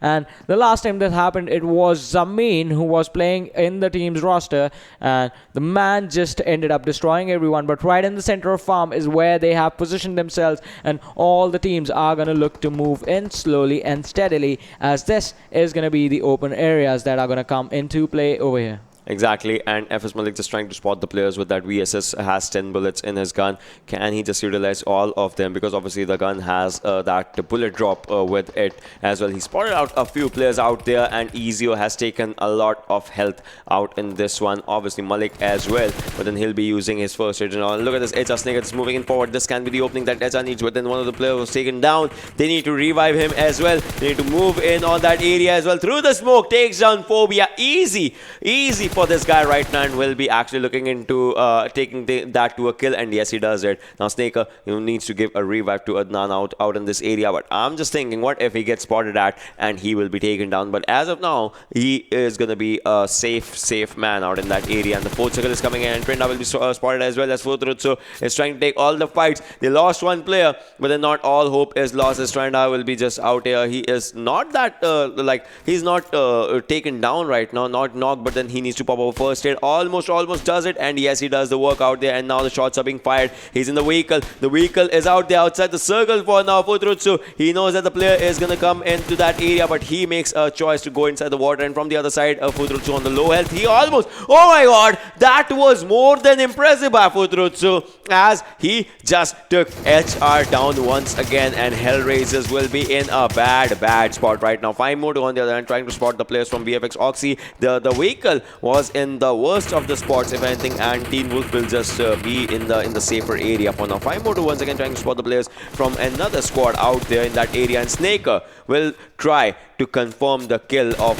Futrutsu out in this one, and the players as well outside the circle. You will go down, if anything. What were they trying to do? They just drove the bike inside of the water, but on the other side, they are going to be finished off as well, as H2 is going to be in trouble. Hellraisers, they need to confirm these free kills that are being handed out to them. GamerX in the water right now is looking to hide, but FYME with that M16 in his hand has spotted out the players from the side of VFXoXy, and coming down the slope is going to be risky for you. Out in the open, he's going to be picked up by the vehicle, and in the meanwhile, Arkadians take an exit. H2E is going to take an exit. The two teams eliminated, so close, so next to each other. But now, as VFXoXy are going to be able to get away, FYME, they are right on the edge of this circle. So as the blue zone is going to come in and make contact with the player zone, they need to make sure that they're planning their movement in towards the next one. Hellraiser Snaker in the blue zone with the player from the side of Freestyler, and Kashuf, he is looking to spot out and go for the fight, but Snaker actually spots him out, healing up, and that is going to be a punish coming in from the side of Snaker. But now Snaker needs to heal up, he needs to move,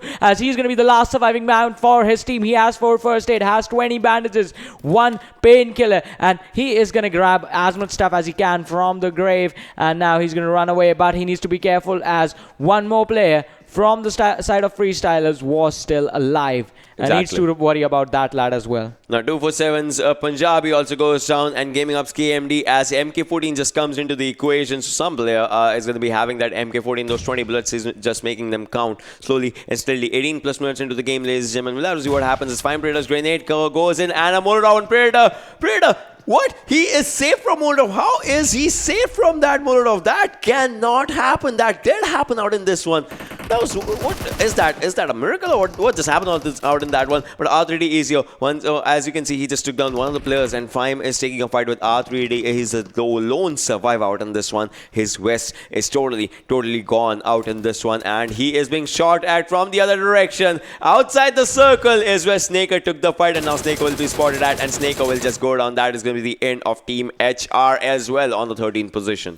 Yeah, getting eliminated on 13th with very few kills is just going to mean that you do not have enough points as you would have liked. But FYME, once again, as I said, after this, FYME is going to be in trouble. Oh, Khan actually spotted out a couple of players, but I think he was quite a little too quick on the decision and did not fire any shots. That actually would have been good, because otherwise, had they moved into the next one, they would have been in trouble, as the other team would have known where they are and they could have gone in on them while they were coming in towards the safer direction. But now, Khan, with that DP in his hand, tries to go for the spray, but won't be able to connect on the lads. On the other side, we still have 12 teams remaining in this game, 37 people alive, and Envy, they are once again going on a tear on everyone, as they have already 5 kills confirmed in their name.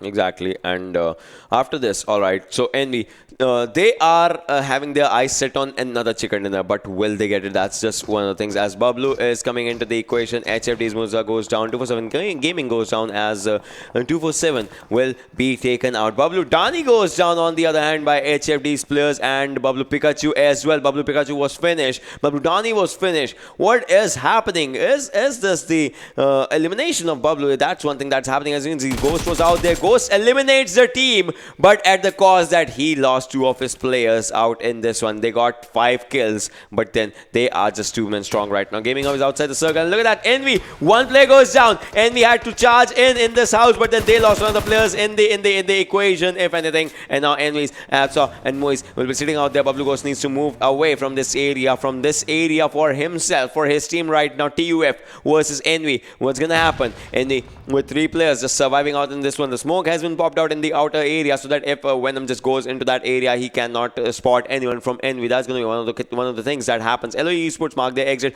1 grenade goes into the panic room. No one was out there in that panic room area. What's going to happen? The second grenade is also coming in from the from Abstra's direction towards the main area, and nobody will be out there. Terminator has had quite a bit of damage for himself, but then he'll be healing up slowly and steadily as Edgar is going to be taking a TPP out here if Envy tries to move in. What is going to happen out in this fight as Envy wants a chicken dinner? Will their role of chicken dinner way out there or not? That's going to be one of the things. Team Bablu was outside the circle right now, but then they have made their way inside the circle. FYME, VFXoXy, North Esports, and Portal Esports are out there with all the 4 players alive.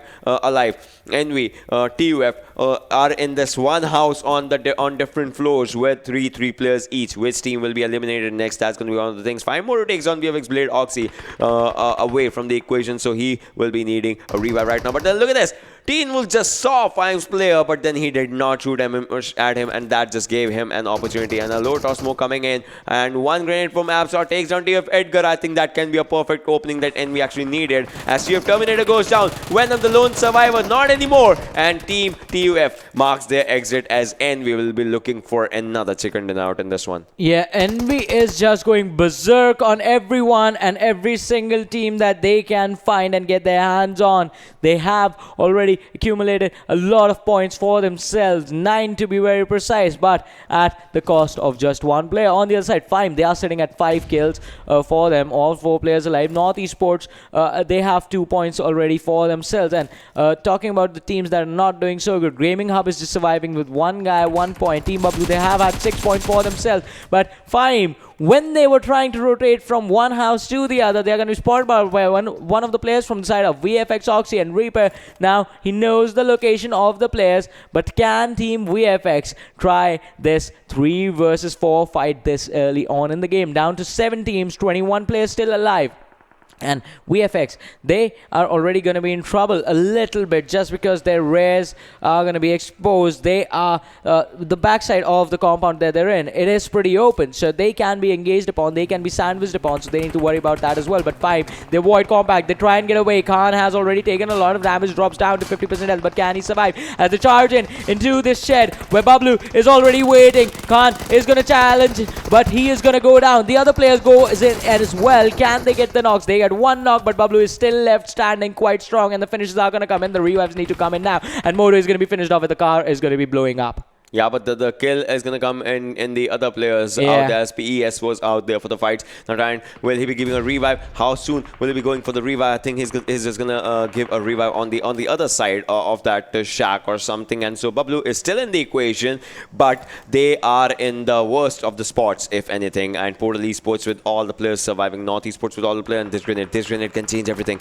The grenade is coming in. Predator's grenade, but Predator was taken down before that. FYME marks their exit, but will Bablu go down with that grenade as the grenade was going out there? What's going to happen? The grenade did not do any damage as of now, if anything, and Bablu still is surviving to see another day. So it's like 3 times Team Bablu was supposed to be eliminated, and all the 3 times they were safe. That can mean anything, but not anymore as 1 grenade comes in from Gaming Hub, and Bablu marks their exit right now on the 6th spot. Top 5 teams remaining, ladies and gentlemen. Portal Esports, North Esports, Team NB, VFXoXy, and Gaming Hub. Gaming Hub with 1 player surviving. If NB has another chicken dinner, that just will mean that they are going to go for an incredible lead. But will that happen? That's one question. Yeah, that is definitely going to be a question as we are down to top 5 players, 15 players in this game, top 5 teams. And gaming up, okay, they have been surviving with just one guy for a really long time. And 3 points have been confirmed for their side, but VFXoXy, they are going to be there with 2 points to their name. And on the other side, Envy, once again, so they have accumulated a lot of points for themselves, 10 to be exactly. If they can get a lot more kills, that is going to mean that this game is going to give them a massive boost in the overall standings. But for that, the thing that they require now is going to be the chicken dinner. Exactly. Portal Esports, North Esports just sitting out in this one with all the 4 players surviving. And Envy, just like you said, they need a chicken dinner out in this one, but then they have 3 players. Can they properly capitalize? As look at the smokes, look at the amount of smokes that they have done out in this area just to move into that house. Because the house that PES has is actually a really, really good house because that has the circle in its proximity. And the players want to move into that area. North Esports as well, I think they like to move to that area because that this house is the only area that is going to be having, a cover from each and every direction. Envy Moise is going to be staying at the back end as Psych moves in. Now plays on takes on VFXoXy, and Envy Psych is in that house right now on the bottom floor for if anything. And the 7th circle is out here. PES Vikendi is trying to spot an opening if he can, and I think he has spotted a deal if anything, and he'll take him out, and that's going to be the exit of Gaming Hub out on the 5th spot. 4 teams remaining, ladies and gentlemen. 12 players surviving. Which team is going to have a chicken dinner? Look at that. Look at VFX where they are. They're in the shack right next to the house and are not trying to make any movement right now. PES with 2 players in one house, 2 players in the other house, and Envy's player Absaw needs a revive right now. And still sitting in this area means that it's a good thing that you can just spot the players from that area, but if someone throws a grenade to you, that will mean that it's your end game or something. But then NES, I don't think so that NES is going to be looking out there for the fights or something. But then for the fights, we'll have to see what is going to happen out in all the fights and all the scenarios. And we have saw NES like just sitting out in that area and PES on the upward edge. If they make a mistake, that can just change everything for the team out. Like any team, if they make a mistake, that can just mean a proper elimination of the team. Yeah, that can actually mean a proper elimination. And as you see on your screens right now, the winner chicken dinner forecast, it does not say 0 for Envy. It says 16%. So that means that they There's still a chance. They still have a chance to win this one. But Portal Esports, they have a slightly higher chance at 33.3%. North Esports as well, sitting at 33.3%. But on the other side, North Esports is going to spot out a couple of players from the side of Portal Esports through the window. The shots from the Mini 14 actually did connect. So they are giving out the damage. But the trade-off for the side of North Esports is going to be that they are going to be out in the open. And that is going to be really, really risky for them. Gunshots don't see probability, it just fires itself and it just, tries to take out the kill as PS Knocker takes down NES. No. So North Esports, they are one-man shot right now, but then what's going to happen as one man actually needs a revive and the circle is out in the open for both the teams, for each and every team. And VFXoXy is the only team that is inside the circle right now. That is an interesting turn of events. They are in the shack and the shack has the circle. Look at that. They are in the circle. 1 meter is where the circle difference is and they are inside the circle. They are not making any noise right now. We'll have to see what happens as Envy has to move inside the circle right now. 8th circle is after this it will be the final circle. PES Wolverine just sitting out there. Envy PES takes down 1 player. North Esports Snow has been taken out. Maxi has been taken out. They need to revive the players as Hammer and Wick are going to be just out there. Psych takes down PES Vegeta, so the fights are happening, but Psych goes down by PES Khan as well. Absaw, the lone survivor from Team Envy, taking up all the fights, trying to spot the players. What's going to happen as one from the left comes in? Envy goes down. That means we are going to be seeing a new winner in this one, but which team will it be? That is going to be one of the big questions as PS Nocto still now inside the next circle is going to be sitting out there and giving a revive. PS Khan needs to spot the players. This can be a Portal Esport game. This can be a total Portal Esport game if they play their cards in the right way that it should be played as of now. But VFXoXy, they are still inside that shack making no noise as of now. I don't know if the players spot it or not. I think Vegeta knows the location as the footsteps are arriving. Vegeta moves in. Vegeta tries to take 1 player down, but then Vegeta goes down from all the sides. That is a fielding. That is a setup from VFXoXy. 1 player sitting on one direction, the other one sitting on the other direction. and they just take the players out in this one. That was more than impressive by the players out from VFXoXy as they have 3 kills. But one good grenade can take them down. And yes, a grenade comes in and they are going to go down out in this one. And yes, Hammer this time making no mistake. This can be North Esports' game. The first Erangel, they came second. But this time, this can be a chicken dinner for North Esports if they play their cards totally right. 3 versus 3 scenario. Wolverine with a first hit right now, just trying to charge in. Vic is on one direction. Hammer has his players, and Maxi as well has a full support. Portal Esports on the other hand, Nocto takes down Hammer, takes down the player who made a mistake in the previous game and will be confirming him. It's a 3 versus 2 scenario. They know that their opponents are going to be out there. Nocto was down as well. Vic trying to spot the player. The circle just comes in. The circle is out here. He has 6 first hit, but then that's not going to work as this time PES actually marks a win. Yeah, PES getting a chicken dinner for themselves with 10 kills as well. I think that is going to give the team a massive boost. But I think Envy also getting a lot of points and a good top 4 finish is definitely going to put them in a really good standing in the game-wise. And the points are going to be added to their overall standings as well. So this overall was a good game for the teams that have been performing. Bablu, they had a slight boost in this, finishing on the 6th one. But it is still not the sort of performance that you expect from the team. But on the other side, for now, let's just have a look at the MVP for this game and see which person from Portal Esports is going to get this one, as Wolverine with 3 kills, 632 damage and 7.27 kilometers travel is going to be the MVP for match number 4. Yeah, so Wolverine actually he did good for his team, if anything, and that just shows, that just reflects out in this one. 3 kills, 632 damage. So overall, pretty good amount of stuff that this guy did. But PS Khan also had the same amount of stuff, but then obviously he might be liking the damage department or something, because otherwise the gameplays, the way that they actually dominated till the final circle. Like there was a time when PES was in one compound, Envy just came in that compound, and VFXoXy, they were out in the open area in the shack, and a grenade from NES was the reason of their demise. Otherwise, they almost took PES, and PS might not have had this chicken dinner, but then NES wanted those kills, they took those kills, and that was just one of the things that just happened. Here in the crossfire setup from the players of the side of VFXoXy, that was actually really smart, and the players from PES, they did not expect it. But now with that, let's have a look at the top 5 players from this game as well and see who all are going to be joining the MVPs, as Envy Psych is going to be on the first with 5 kills to his name, and HR Snaker on the second with 5 kills as well. Bablu Tyrant on the third with 4 kills. Gaming Hub Adil on the fourth with 4 kills. And Portal Esports Wolverine is going to be on the fifth with just 3 kills to his name. Yeah, as of now, these are the players that just had an impact, if anything. 5 kills or 3 kills. If they are making it to this list, that means they have had an impact for their with their game. If anything, Tyrant had 4 kills, and that is a really good thing from Team Bablu side, obviously, because they were taking up a fight, and Tyrant and I don't know. It was some player from Bablu. I guess it was Ghost or something. Ghost or Tyrant. These were the 2 players that were left out there, and rest assured, all the team, the 2 other players were wiped out. But still, they managed to take up an incredible fight out there. So Bablu did a really good stuff. Gaming Hub did a really good fight out in this one, and Envy, just like you were saying, they finished in top 4. So with this, I think they don't need to worry about something, if I'm not wrong, and they will be in the top spot or something.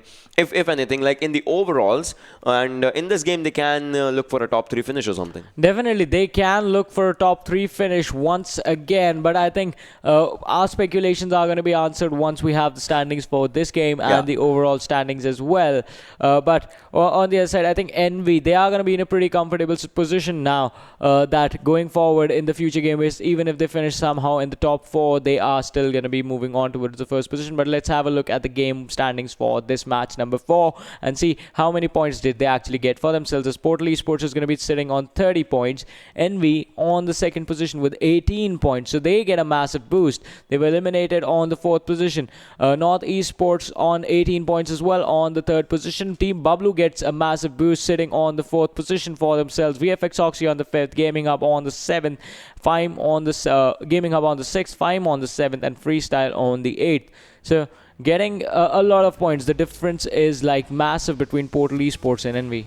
Yeah, the Freestyle was on 8, but then moving on for the next set of teams out there. HR on the 9th, HFD on the 10th, TUF on 11th, Arkadians. So this one was a shocker for me. LOU Esports was a shocker for me. 247 Gaming was a shocker for me. R3D and Team H3. So 14, 15, 16, they and 13 as well. They could not engage in any sort of fights or something. I mean, they obviously they got eliminated. That's how fights started. But then they could not go for the cover fires and all those things out there. So they were taken down in the earliest of the stages. Otherwise, each and every team looks really good. And Arkadians, I mean, they started their fights good with by eliminating one player from H2E in the earliest of the stages. Like the first knock came from Arkadians' side, and they just took down one player. But then still, they kind of did not. They kind of lagged a little bit in the fights, and the fights were coming to them, and that was the reason that they went out.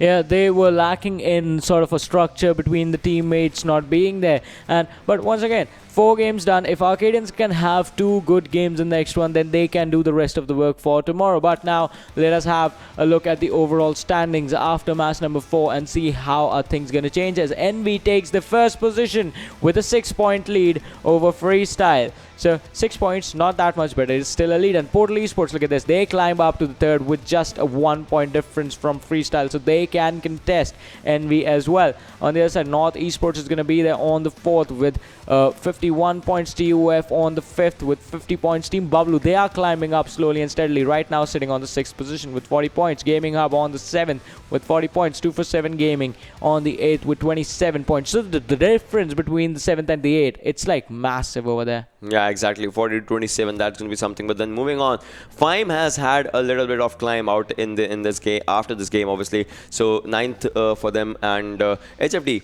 10th, R3D on the 11th, LOU on the 12th, H2E on the 13th, VFXoXy, they had a decent one because they were on 3rd position in this one. So they are out here, and Arkadians has dropped down, and HR is on a bad scenario right now. Yeah, they are on a bad game roll for themselves, and none of the things that they are trying are working out for them. And they need to go back to the scratch and not try out new stuff now in the finals, and just play the game that they were playing during the group stage and during the semi-finals. Exactly. They had incredible games out in that one, and we'd like to see them come out with those games only, because those games were like A-class games. You can just call them like one of the best games that we've seen from HR, like the comeback games, the fights that they actually took out in that one, 2v4s and all those scenarios. So, if anything, your fans are missing them. We are missing them. Just show those games to us already. Exactly. We have to see if Hellraiser is going to step back in the form. But for now, let us have a look at the kill leaders overall as well and see who is going to be leading the charge. That's going to be the players from NV again. Abs are sitting on the 1st position with 12 kills. Psych on the 2nd with 10 kills. Bablu Ghost on the 3rd with 8 kills. Pubg Esports Wolverine on the 4th with 8 kills. And Hellraiser Snaker on the 5th with 8 kills as well. We have pretty much gotten used to seeing these people over here. Yeah, I mean, we know these names. We have seen these names obviously out there from Absor to Snaker. All the players were out there. But then moving on from 6 to 10, let's see if there's a new name. Nope, no. It's still we've seen these players as well, like in their MVPs in the overall side. Like Futrutsu was out there from the first game. Obviously, this guy had 5 kills. NES No has 7 overall. Like Futrutsu had 5 in just one game, so that was really good. Giving Up Adil is out there on the 8th, Emmer on the 9th, and Bablu Tyrant will be out there on the 10th. So pretty known names out there, so that's just like more than impressive. I think it is really impressive from these lads to keep up a consistent performance up until now. And once again, where are things gonna go in the next map that's gonna come up? And only time will tell us that, but that is gonna happen after we come back from a short break. So you guys stay tuned and keep watching. We'll be right back.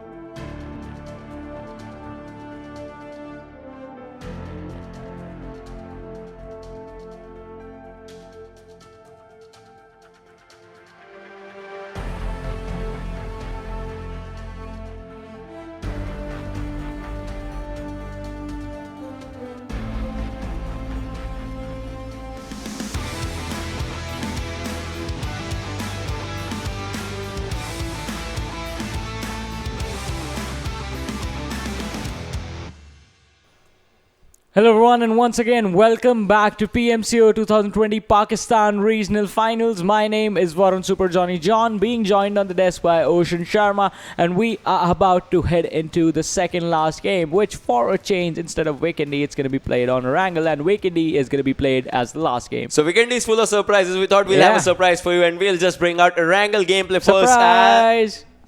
first.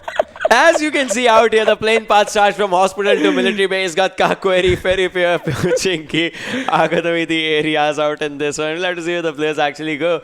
Because the start of the game, it can show, like, Bablu goes to the drop of George, or the northern side of George Pool, and they are going to that area. TF as well on the back end of George Hospital area. HFD on their area as well. And R3D is going to go for their drop location right now. We'll have to see how the fights actually happen. VFX, Teen Wolf, Oxy are going to be going to the area of the back end of Query, that from where they start their fights and all. We'll have to see.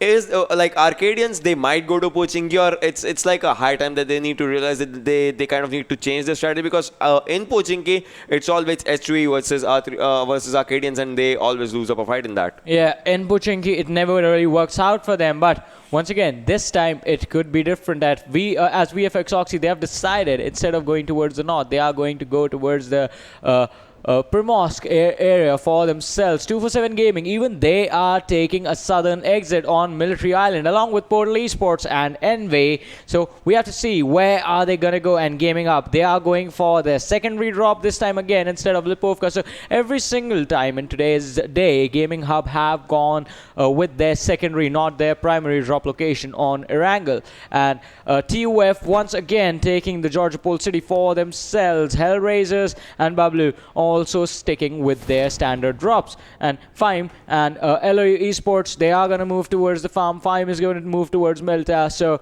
Lipovka, I think, is going to be left empty, and most of the eastern side of the map is going to be left empty, no one being there. Yeah, as of now, no one being there. But then let me ask you something. Yeah. And all right, suppose there's a friend of yours, and he asks you for a party. Yeah.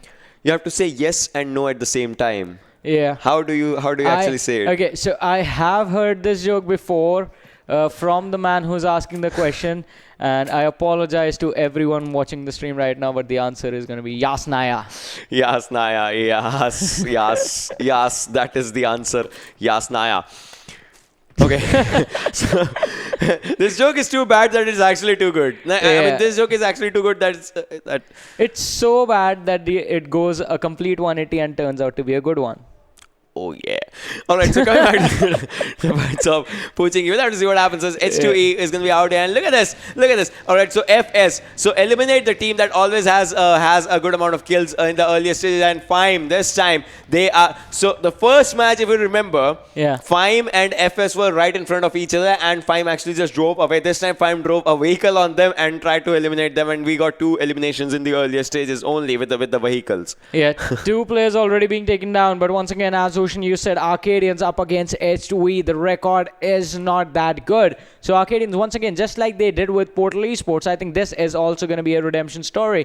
They want to take control of Pochinki for themselves and want to wipe out H2E if they can in the early stages. So starting off with a 4-kill momentum for their side. But on the other side, as history has said, Arkadians never win this battle. They never come out on top in this one. Yeah, that's totally true. So we'll have to see if this time, just maybe this time, they have changed a bit of their strategy or something, and if this is their game or something. We'll have to see what happens with the team, what happens with the pace of the game, what happens with the gameplay for Arkadians, because each and every decision that they take, it might or might not work out for them. Envy, on the other hand, is being contested by 247. This can be a fight. So 247 is going for the team that is topping the table right now. Imagine if 247 eliminates them, what kind of boost will it be giving to the mentality and all? That is actually going to give them a pretty big mental boost, but it is going to be even better for the team sitting on the second position, because that's going to mean that them just surviving in the game is going to be freestyle. Them just surviving to the later stages of the game is going to put them up ahead of Envy. But on the other side, once again, H2E is going to be the team that knocks down the first player from the side of Arkadians. As Faison is going to be knocked down in a really really bad situation, and Red already going in for the finish. Goes into the compound, is going to go up on towards the first floor and try and finish him. But Faison, he is right behind there with his teammates also available, so the cover can come in. But is the setup going to be enough? As Ash, Faison is going to be caught out in the open, but at the right moment, just turns around the corner to be safe. And Ash is going to be there. He's going to have vision of his teammates, but can he actually save him? As Red spots him out, Faison is just there with 10 health on him. I don't think he is going to survive, as once again, Red, he's just sitting there with 5 health, and now the finish is going to come in right on the corner. Faison is going to lose his life. Out in that one. Look at that. 247 Gaming has spotted some of the players, is going for the shots, trying to go for the shots out on Envy's players. Arkadians Ash actually takes on S3's old boy as well. So now the guy with the burst gun is dealing the damage out in this one, as he has lost one of the players. Obviously from his team, not for his team, but from his team, one player just went down. That's going to be something really bad. And now he has spotted one more player. He just tries to go for the shots, but then missing out on these 3 shots of M16. These 3 burst shots of M16 that just happened. The first circle is going to commence in slowly and steadily, as 6 minutes mark has just hit the clock right now. So that means the first circle will be coming in to an end in less than like another 4 minutes or something, 4:30 minutes. So we'll have to see what happens. Punjab is just moving in, takes down one from Envy. 247 versus Envy. That is one thing that's happening. One more player goes down as Envy Psych has been taken on. Look at this. The players, they are trying to take the fights out in this one. Mod just moves in, takes down one more player. Envy is in danger right now, as 247, they are just leading the charts out in this one, as they eliminated 3 players, and it's going to be one final player surviving. And 247 Najib just running in the direction of Moise right now. Will he get there in time? That's going to be like one of the questions. I don't know, like to finish him or something? Yeah, I think they're going to go for the finish on this one. And 247, they are going to go on a wipeout on Envy. And as you said, they challenge the team sitting on the first position, and the wipeout is going to come in. So Envy is going to be in trouble. But the good thing for them is going to be that Vikendi is going to be available in the next game. This is not the final game.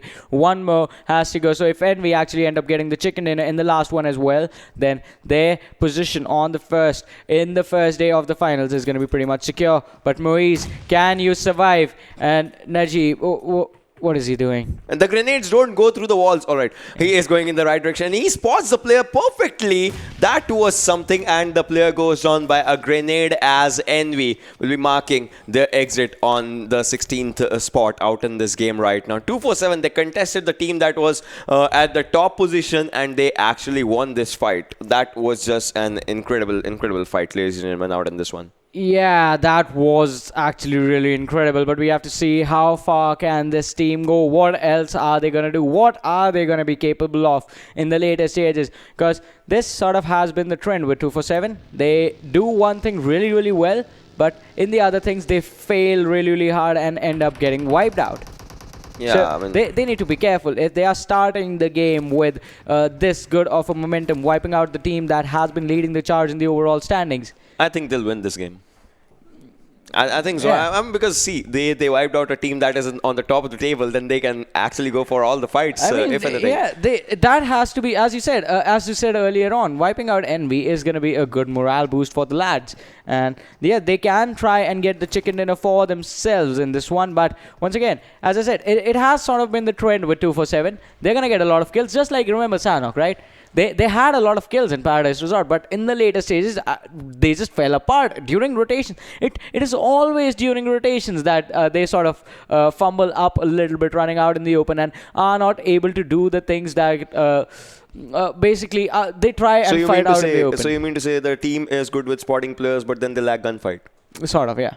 All right, so that can, because that thing happens in the final zones, and that's how the fights actually just change. H2E Dread, all right. So H2E has a number of Arkadians, if anything, and now that is just happening out here. You can see the players are going down in this one. So Arkadians once again with just one player surviving. Tala, we'll have to see what happens out here. And Okay. So you thought he was just jumping off the rock. I was like, wait, what did he just do? But Tala is going to be the last man surviving for the side of Arkadians, and once again, so it is how much has the score been now, Ocean against these two? What is the tally now? It's 3-0. Like they did not contest in the previous game. Yeah. The fourth game that there was that Erangel, that is where H3 just had a different landing spot. But other than that, it is actually 3-0. Now, Three if they times, take yeah. down Tala, then it will be just 3-0 out there. So Yeah, unless Tala actually pulls off an amazing clutch and just wipes out H2E. yeah. But then this guy does not have a helmet as well. As of now. And look at that. Oh. Okay, so Tala is pretty much going to be in a lot of trouble now and in a lot of pain. But on the other side, look at this. R3D, they can be collapsed upon the squad of HFD as they are passing by their location. The shots have already been fired in their direction, so they need to be careful. They have been spotted out. But is HFD going to go in for the rush, or are they just going to avoid this combat situation up against the squad of R3D? Coronos, he has the Mini 14 in his hand. But is he going to go for the peak over the edge and put himself at the risk of taking headshots from the players of the side of R3D? But once again, the blue zone is coming in, and look at this. If we have the minimap on our screens, TUF Venom, he is still sticking around the Georgia Pool City area. He needs to move in, and he needs to move in now. Yeah, the rotation should come in like as soon as it can, because that's going to be an important one, if not the needed. Obviously, that's going to be the needed one as well, and the important one as well. So we'll have to see what happens out in the fights and all those scenarios. So let's just see as the circle is moving in. Circle is going to be closing in sometime soon. Right now, and yes, the circle is on the northern island, like not on the military base island. Now the Snaker has been taken down. The shots are coming on Snaker. And slowly and steadily, HFD Batsab's gun is going to do the damage, and it will take down Snaker at the edge of the game right now. And one more player, Adnan, is out in the open, and he can go down, but then Knight goes down as HR Trianda takes up another fight in that area. So out in this area, you can see what Batsab is here, but then there's one more team right next to him. As you can see, team number 20, the numbers out there. So what's going to happen in the fight? Like, Batsab is looking for the bigger picture out there, taking out the players, but then the ones that are close to him, they can just do some problem. They can pose some problem. HFD came in here focused on R3D, but now they are looking to move in of the circle, move towards the center of this one. But on the other side, once again, the circle has moved towards the ruins sort of an area, and now Pochinki is going to be a high priority location. So as the teams are going to come in slowly and steadily, the squad of Arkadians with just one man surviving, they are going to be in a lot of trouble. And a couple of seconds ago, Portal Esports, they spotted out the players from the side of FYME, but they somehow managed to walk away from it. Yeah, exactly. We'll have to see what happens out in this one, and how the fights actually go in all the scenarios. And FYME Khan is trying to move in from one direction to the other direction, and let's see how the fights actually happen, because as of now, FYME is going to be really, really good in this area, but then there is one more team right next to him. That's going to be HR, obviously. So HR is ready for a fight. Let's see when the fights happen, because FYME, on the other hand, is also a team that is ready for fights. Be it any moment, they're just going to go for it. Yeah, they are definitely going to go for it, but it is the strats for the side of FYME that sort of not have been working out for them. And once again, this is going to be a 3 versus 3 situation, but Hellraiser, they step back a little bit. Adnan out in the open, and if FYME, they engage on this one right now, they can be in an advantage, but this is going to be the two teams split in two different compounds, and they will try to hold their grounds for as long as they can, because otherwise, being out in the open is going to put them at a really massive disadvantage, and they do not want that. Predator has the M24 in his hands, so he spots out one guy. If he can land a perfect headshot, this is going to be his skill.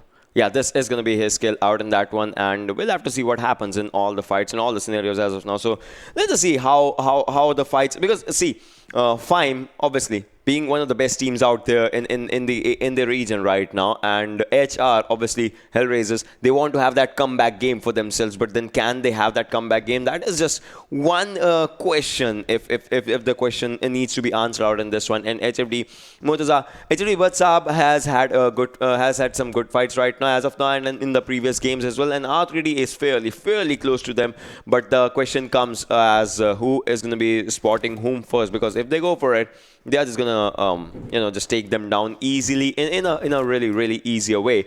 But HFD, they have all 4 players surviving. R3D has all 4 players surviving. HFD has a ridge for their cover. R3D has 2-3 houses for their cover. So I think R3D has a good chance of spotting these players, but then it all just comes down to how they are going to go for it. And once again, 247, I saw them in the kill feed. I think they were going for some other fights or something. We'll have to see what kind of fights they are going for this time.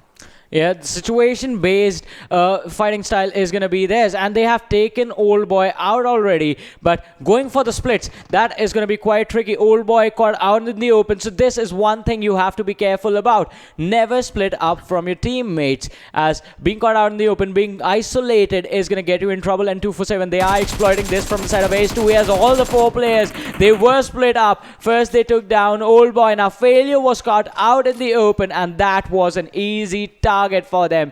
Just one guy left standing. Red should get a revive at any given moment, and Punjabi with that Scarl in his hand is going to look to charge in, and H2E Gamer is going to try and see if he can spot out the players from the window or the balcony, or the revive can come in on his teammate. But 247 Gaming, they are charging in right now, and the revive is not going to come in anytime soon. Punjabi, once again, he goes in, tries to see if he can spot the player from the balcony, but goes for the jump shot, and no, it was the teammates coming in from outside. Moth with that perfect grenade on the balcony is going to be taking out the entire squad of H2E. And this was had to be a pretty easy fight. H2E basically handed them the control in this one. Yeah, that was something exactly what happened out in this one. So HFD, they are trying to move in on from one direction to the other direction, and we'll have to see. Like, we see HFD has a control of this particular ridge, and R3D is going to be just sitting out here away. And the thing is, they are still on a cold war with each other. Moving on to this fight, if you want to see, HFD was trying to spot the players on the other side. They just did some shots. So R3D knows that there's a team out in this area, in this rich area. And there's one thing: HFD can knock one player from R3D. The major thing is, how are they going to rotate? Because all the other players, they'll be having cover for the fire of the house for firing out. Okay, you know what's interesting? No. HFD came here. They left this location where R3D was, and now they came back. Yeah, exactly. And now the house is like in the hands of R3D as of now. So we'll have to see how it was. Even the last time they came in, R3D was still here, and now they come back. Oh, you guys are still here. You haven't left. No. Once you leave, we'll just take a hold of that house. We don't want to kill you as of now. Yeah. So the circle has shifted to the Gatka Ruins area, and we'll have to see which teams just go for that rotation first. As you can see, FYME, HR, they are still in that Cold War. R3D, HFD is still in that Cold War. Bablu is inside the circle. TUF as well, and NES as well. VFX as well is still inside the circle. All right. PES, they are moving right next to Arkadians, if anything, and Arkadians has just one player surviving as of now.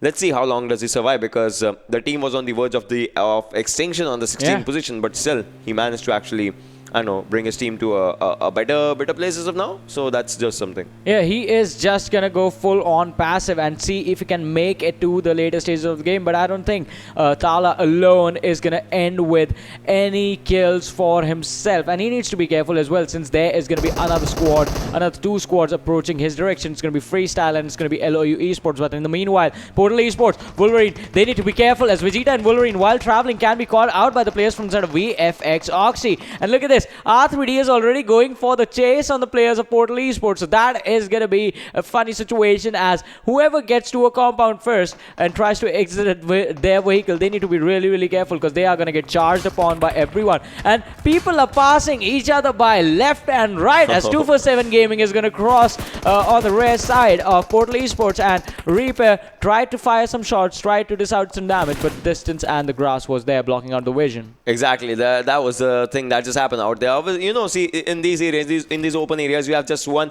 natural cover that you don't want, but you still get the grass and bush and all those areas. And look at this. Wolverine gets spotted in from one direction, gets shot in, and he'll be taken down by Bablu Tire and from that area, because they knew where the hit marks were. So they just continued their spray out in that area. Now Vegeta would like to give the kill, would like to give the revive, not the kill, obviously. Pikachu goes down out in this area right now. So Bablu, they might just lose on one player, and now Rage Oxy just trying to spot the players once again. Ghost takes down one more player out there from PES. So Bablu is looking good in the fights, but you know, it just changes in an instant out there, as Pikachu needs a revive right now. And the spray was going away, but then no one was out there. I mean, Vegeta is out there, but not in the exact location. See, they are trying to spot in the smoke, but then Vegeta is moving out in that open area as of now. So that is just one thing. And now I think they can see Vegeta. They can see Vegeta. Yes, they can see Vegeta. And now the shots are going to be on his head, and that is just going to be a little while, as it's going to be the end of Vegeta if one more shot just goes out there. And yes, that is going to be the end of Vegeta. So 2 players surviving from PES. Let's see for how long will this fight go. And now the AWM, oh my god, the easy kill confirmation just coming in.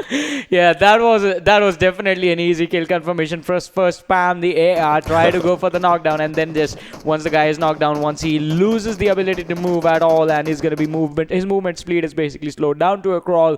Pick out the big cannon and just shoot him in the face and end his misery. But Bablu, once again, the revive did come in on the lad, and now all 4 players are gonna be in this one. Tyrant, Danny, Ghost, and Pikachu. They are gonna look for the chicken dinner in this game. Right now, still have just 2 kills on them. Heading to the 19-minute mark. Can they make sure that this game is gonna be theirs? Because today, so far, it has not been the same Bablu that we are used to.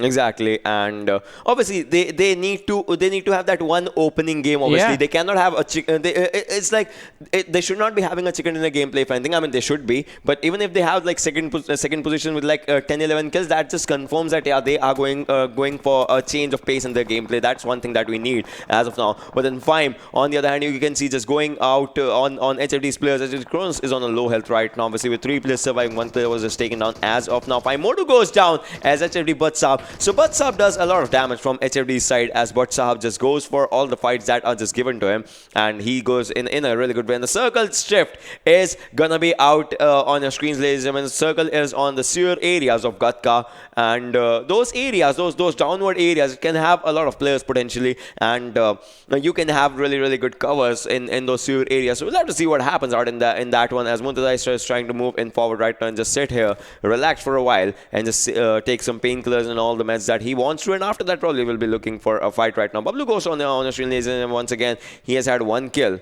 Let's see how many can he just increase out in this one. You have to see how many can Bablu get for themselves. Even with the AWM in their hands, what are they going to be able to pull out? But look at that. In the distance, Hellraisers, they were in trouble. As Tyrant was wreaking out damage, and R3D, they are just going to be handed the free kill of Predator as he gets caught out in the worst position possible you can imagine yourself in. Surrounded by 2 players inside the sewer, he is just going to be finished off by the players from the side of R3D. And now Bablu, once again, out in the open. Can they survive this one? Because they are in the circle right now, but they need to have a safer position in the future as well. And they need to move in right on the edge. But on the other side, looking to kill off HR's players. Sony, he was out in the open. He has been knocked out, and that is just a free kill. You do not want to give that away. And Pikachu is just going to confirm that for his team, getting on 4 kills right now. This is the fifth game, and first time I'm seeing a Bablu's player going on a domination or something. So this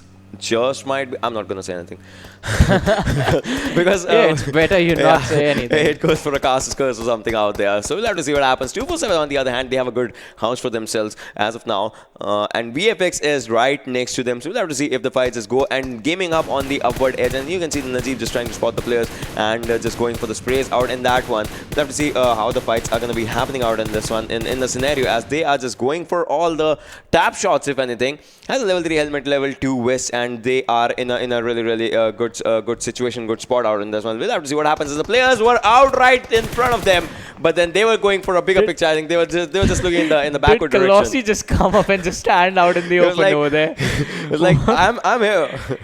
What was that? He just stood there for like 2 seconds and nothing. Bablu didn't shoot him. 247 did not shoot him. The man was like, wait, what is happening? I am surrounded by a lot of people, but does no one care about me? Am I not worth the points? But yeah, Colossi is going to be able to help his teammates out now, since he survived, and he got a lot of information as to where exactly the players are going to be. But in this 5th airdrop, there's going to be the Groza, there's going to be the extended quick draw mag for the snipers, the level 3 armor, helmet, and the backpack. So a renewal of the armor and the helmet is going to be available, and with the Groza coming in, it can actually help you out a lot. But Danny is going to be knocked out. The revive is going to come in as his teammate Pikachu is right beside him. He's so low. He needs to heal up, and he needs to heal up now, and then he can help out his teammates in the fight. And the circle once again moved from... Did you see Ghost? Did you see Ghost's helmet and vest is in a proper health, yet his health is low? That means the person was shooting on his legs or something, the one who actually spotted, and that was just something out there. That has to be a weird one. Oh, that grenade. Actually, okay, that just finished out one player. Danny gets a finish out in that one. One grenade, and the second grenade was just like the final nail in the coffin out there for Danny, and Pikachu needs to heal for himself. Look at that. Colossi moving in forward. Pikachu needs to go back. Spots one, takes one down, spots one, takes 2 down right now. now Pikachu is taking third one down for himself. Even Nicholas is on low health right now, and Pikachu is moving in, doing a moonwalk to the back end side right now, just going in, and now one grenade can just finish the players out in this one. That will be a proper redemption if that just goes for it. He is going for the grenade, going in for the grenade. The pin has been pulled in on that area. Ezio can just go down, but the shot just misses mark. The grenade just missing the mark barely. It just bounced away a little bit, but this one can actually, if this lands perfectly, and yes, it does.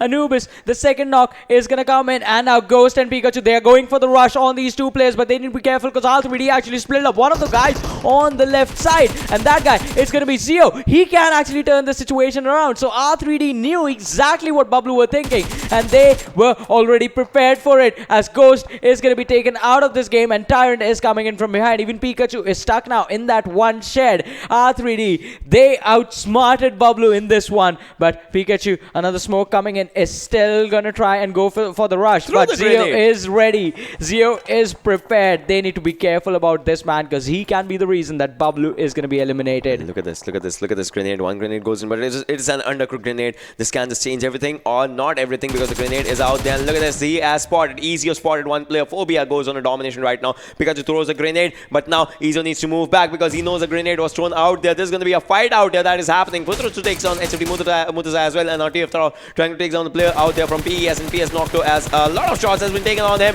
He's just on 20 HP right now, just still surviving barely out in this one. And not anymore. Nope, on the wrong direction. Why do I think Nocto took hits from the spread of the bullets and not the actual aim? Actually, that was a thing like that happened out in this one. But then Thor is just gonna be sitting out in this area as of now, and just trying to spot the players if he can, and probably just this time take them down if anything. And look at this, Colossi so close, and this Shack is gonna be the reason that Bablu goes down, because the grenades. Remember last time? Well, the thing that happened, and FYME gets eliminated by 247 for some reason, and Colossi goes down, but Team Bablu gets eliminated in a bad scenario out in this one. 247, this can be their game if anything, because they have already 9 kills. They eliminated FYME, they eliminated Envy, they eliminated the big names out in this one. Punjabi, he has been spotted, and look at this, Thor takes down one player. That was a spectated glitch if anything, and he takes down one player, and Punjabi will be taken down. So 247 is left out with 2 players if anything. One more player was spotted at and was shot at, but TUF Thor is getting shots from the other direction by VFXoXy if anything. Yeah, so TUF, they have pretty much been cornered out, but on the other side, 247, they are going to be in so much trouble now. Because see, this is just like Sanhok. They had the momentum in their favor, but it was the late rotations, it was the bad rotations where they were getting caught out. And once again, it was the late rotations that sort of hindered their option. They were running out of option. The only one they had left was to just make a run for it. And TUF are taking an advantage of that one, as 247 Gaming are only going to be left with one man alive in this game, even with 9 kills now. And TUF, they can exploit this one really well. That's just going to be one free kill that they can get from the rear as the guy comes in. But even with one man, we have seen isolated fights. You do not want to give that one to anyone in this game, because players are really skilled. They can take 1v1s in their favor. But on the other side, LOU Esports just trying to see if you can connect even a single bullet. Nocto is so lucky. Yeah, exactly. Nocto has been so lucky this game. That's the story to North Esports. Now they are outside the circle. They need to move in, and LOU as well. As of now, they are taking that circle damage. But damage is going to be a lot more. Razor cannot pop up a first hit right now. Will be taken down. So that decision of changing the vehicle was actually a bad decision. Now North Esports has to move in to the other area. 247 Gaming with one single player surviving right now. We'll have to see if he survives for a lot more, as Moth has been spotted by Reaper. He's going for the grenades right now. We'll have to see what happens out in these fights. As of now, as 5 teams are remaining as of now. Portal Esports mark their exit on the 6th, and LOU on the 5th. 4 teams winning, 10 players surviving in this one. We'll have to see what happens as the fights are slowly and steadily just taking up a new turn, as HFD goes out as well. So 247, TUF and VFXoXy right now. TUF, can they go for a second dinner as they had in the second game of Sanhok, or will it be a new team coming up? VFXoXy looks like they have a good chance, but 247 Gaming, 1 player surviving from that team. they can just change everything for the team, as Moth is going to be out there, and the VFX is taking a fight with the TUF, so that just gives 247 a lot of time to just think on their strategies. Yeah, they have. There is just going to be one strategy: just lie down on the floor and stay down on the floor up until you see a moment if these two teams trying to fight 4v4 can actually take down each other's players and turn it down into like a 2 versus 1 situation in the final circle for Moth from the side of 247. But even then, he needs to be really careful and see if he can find some cover and play around that. But now, TUF, they are forced to run in towards VFXoXy as their compound is going to be in the next circle, and TUF, they're going to be forced to make the movement now. Moth, he is still crawling, and that has to be the perfect decision right now. But Thor and Terminator, they have taken a lot of damage right now, and they need to be really careful. Exactly, 3 teams remaining out in this one. 247 Moth is just on one side. VFX is going to be throwing grenades and everything. They are going to give their 100% as of now just to have this win in their hands, and we'll have to see what happens out in this fights and what scenarios are going to be happening out in this one. It's going to be like one of the things that is going to be an important one, if anything. And look at this. Team will just goes out in this one as of now.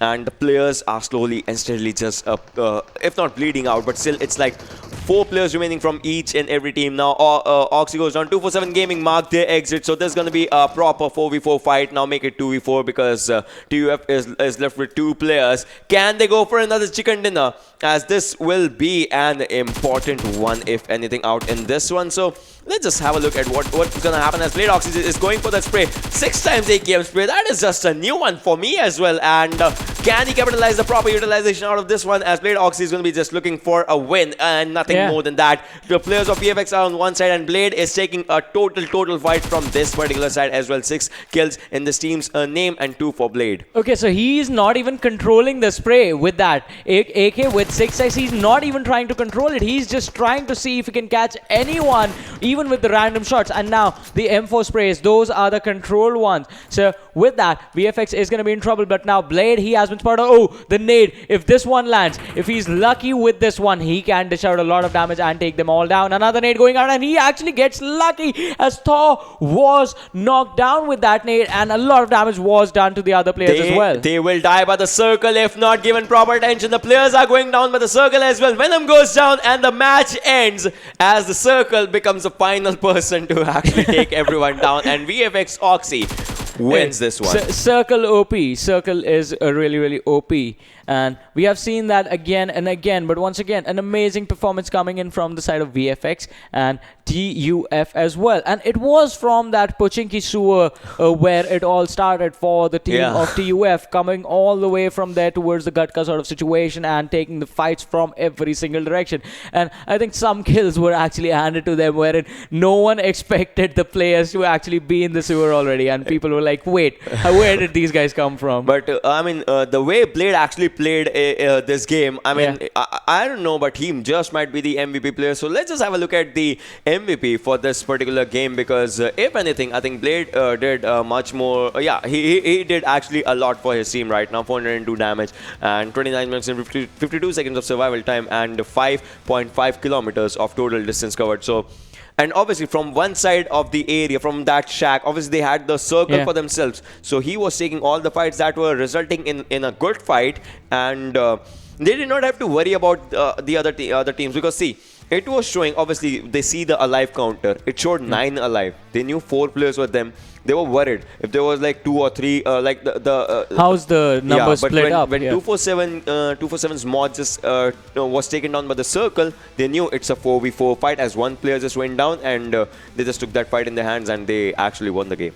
Yeah, that was an incredible decision making from the side of VFX as well. And another interesting thing, this time they landed on the off drop. Usually they go for the northern Stalber situation, but this time it was Primorsk where they started from. And so the only time they start on the southern side of the map is when the circle is on the northeastern side. So that would have been a little bit hilarious for the side of VFXoXy, but it turned out a great decision for them as well, because in the early stages, since no one was there in that area, they were able to survive the early fights fights, and all the 4 players actually made it towards the end. But after the MVP, it is going to be time to have a look at the top 5 players from this game and see who all are going to be in there. As Nocto from Portal Esports is going to be on the first with 3 kills, Moth from 247 second, 3 kills, Blade is going to be on the third with 3 kills, Phobia on the fourth with 3 kills, Tyrant from Bablu is going to be on the fifth with 3 kills. All the top 5 players, just 3 kills. Yeah, so it's like it's a good thing. It's a good thing out there. So we'll have to see out there what happens. Bablu, Tyrant as well, Phobia. So each and every player, like good players, and every player out there, and it's like it's a setting out there. Kind of thing. So they're like, no one takes more than 3, and that is the final decision out there. So everyone was being like, they're like, okay, we have 3 kills. Now either go. we need to die, or you just go and just do the work out there. So one of the things that I want to just point your attention to, and this is an important one. Before we have a look at the game by standing, this is going to be an important one, that each and every team that has had a chicken dinner, no one has repeated their number. So every team has 1 chicken dinner for themselves. So let's just have a look at this game standings, and let's see which team is going to be out there. Because for this team, 247 Gaming, alright, in a surprise turn of events, Team TUF is on the 3rd position. 247 Gaming has had a 2nd finish. VFXoXy had a chicken in this one, and HFD on the 4th, LOU Esports on the 5th, Portal Esports on the 6th, Bablu on the 7th, and R3D Esports is going to be out there on the 8th position for themselves. So North Esports on the 9th, Freestyle on the 10th, FYME. Alright, from here it starts a weird thing. See, FYME on the 11th, H2E on the 12th, Hellraisers on the 13th, Gaming Hub on the 14th, Arkadians on the 15th, and Envy. So the thing is, Arkadians are going down because they and H2E, they contest each other every time. Yeah. Arkadians don't want to take a fight. Arkadians are always being contested. Erangel, it is H2E. Sanhok, it's going to be H2E. No, it is Portal Esports first and then H2E. So I think both the teams need to agree, like we should not fight each other. And we had a bad game in this one, like 247 Gaming. They just contested their location, and they played a good game out in that one, like with the guns, with the fights, with the grenades and all those things. They had everything, and they utilized those resources. So this was the thing that just happened. But I want to see where it keeps them in the overall standings, because Envy is going to have just 1 point with this game. So let's just have a look at the overall standing. Let's see if there's going to be a new team out on the 1st position or not. As Portal Esports, 1 point is where the difference lies out in this one. Okay, so it is going to be 1 point between Portal and Envy, 1 point between Envy and TUF. Yeah, top 4, it's just going to be 1 point. But look at this. That gave the opportunity to North Esports to actually close the gap. They are sitting on the 5th with 57 points. So even North Esports with 1 chicken dinner can actually contest the 1st position. Bablu, the gap is definitely going to be there, but it can be solved with the chicken dinner. So in the top 8, it is just 20 point gameplay, 20 position points away, where things are going to go up and down. And from there on out, VFXoXy, even they are going to be in a comfortable position. But moving on, this is where things sort of go haywire, as Gaming Hub, a sudden drop is going to come in on the 9th with 49 position points, total points for them. HFD on the 10th, LOU Esports on the 11th, FYME on the 12th, R3D on the 13th, H2E on the 14th, Arkadians on the 15th, and Hellraiser on the 16th. So once again, over here as well, H2E 14th, Arkadians 15th. Yeah, exactly. They actually need to stop fighting each other, because in the end, no matter who wins, the other one just ends up dying next. They always think like Arkadians has the strategy. Arkadians think that alright, we will go here, and H3 should not be coming in Pochinki's area. And same as the thing of H3, they're like, Arkadians are having a bad game as well, they should not be coming in that area. But when the kill feed runs, it's always like H3 kills Arkadians and Arkadians kills H3. So yeah, cool, but what is going to happen in the last game with, as we said, it's going to be surprise. The last game is going to be played on Vikendi, and it is going to happen after a short break. So don't go anywhere. We'll be right back.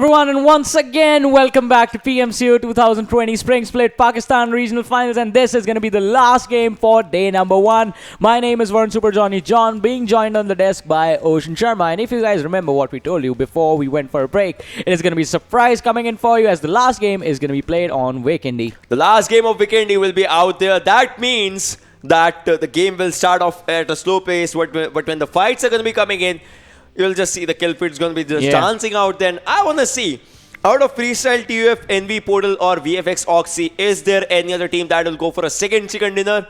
Or, well, maybe Arkadians will rise above everything, take down H2E as well, and take a chicken dinner for themselves. You never know. That can just happen. That is going to be incredible, because once again, I have been seeing Arkadians for the past 8 months. I've been casting their tournaments and watching this team grow. So I know they can pull this off. What you said exactly, because that team is going to be full of surprise. The players are full of surprise, and they can actually surprise every one of you as well. But is that going to happen today, or is that going to happen tomorrow? When, or is that even going to happen?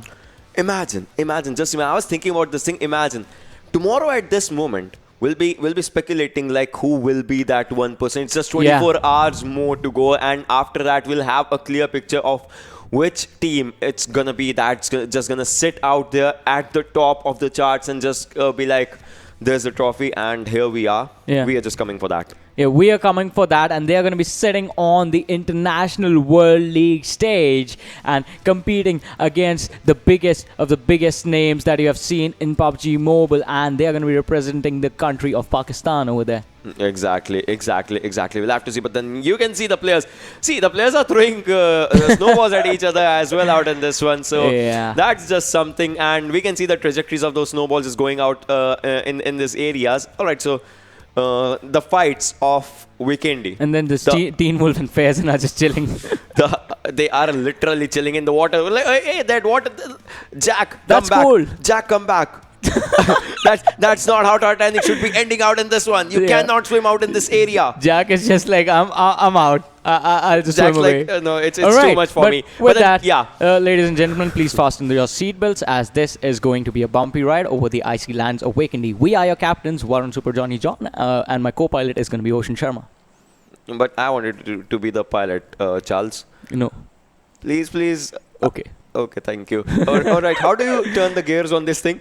You just wait for the players to dive in, and the gears automatically start. And the players are actually going down right now, like literally not. From Winery to Peshkova, Cement Factory, Castle, Volnova, Hot Springs, Abbey, Dino Park, Tovar, Villa obviously is going to be out there in the reach. Cosmodrome, you can go to that area, Trevno as well. But then the major thing is, where will the circle be? Because Vikendi circles. All right, so this is a new animation. If you just saw, the new animation actually rotates your player to 360 degree with one jump, and then he just does a somersault when he lands out there. So that's just a new attention to detail that is out there. And these sort of little details and little tidbits in the game actually make it a little more, actually a lot more interesting. But look at this, Ocean, look at the circle. It is just 10% water on Vikendi again, and it's on the southern side. Castle is in there, Abbey is going to be in there, Winery is going to be in there, and I'm so happy that Cosmodrome is not anywhere near. Exactly, and I know, because this guy has seen so many Cosmodrome circles. Now he's just like, and look at this thing, H2E and Arkadians once again going to Cosmodrome. Why is that happening? They are going to the same area. Oh my god, that is just... They think like these teams literally think in the exactly same manner. I mean, they head to the same locations, they have the same ideas about engaging team fights, and in the end, it's almost every single time.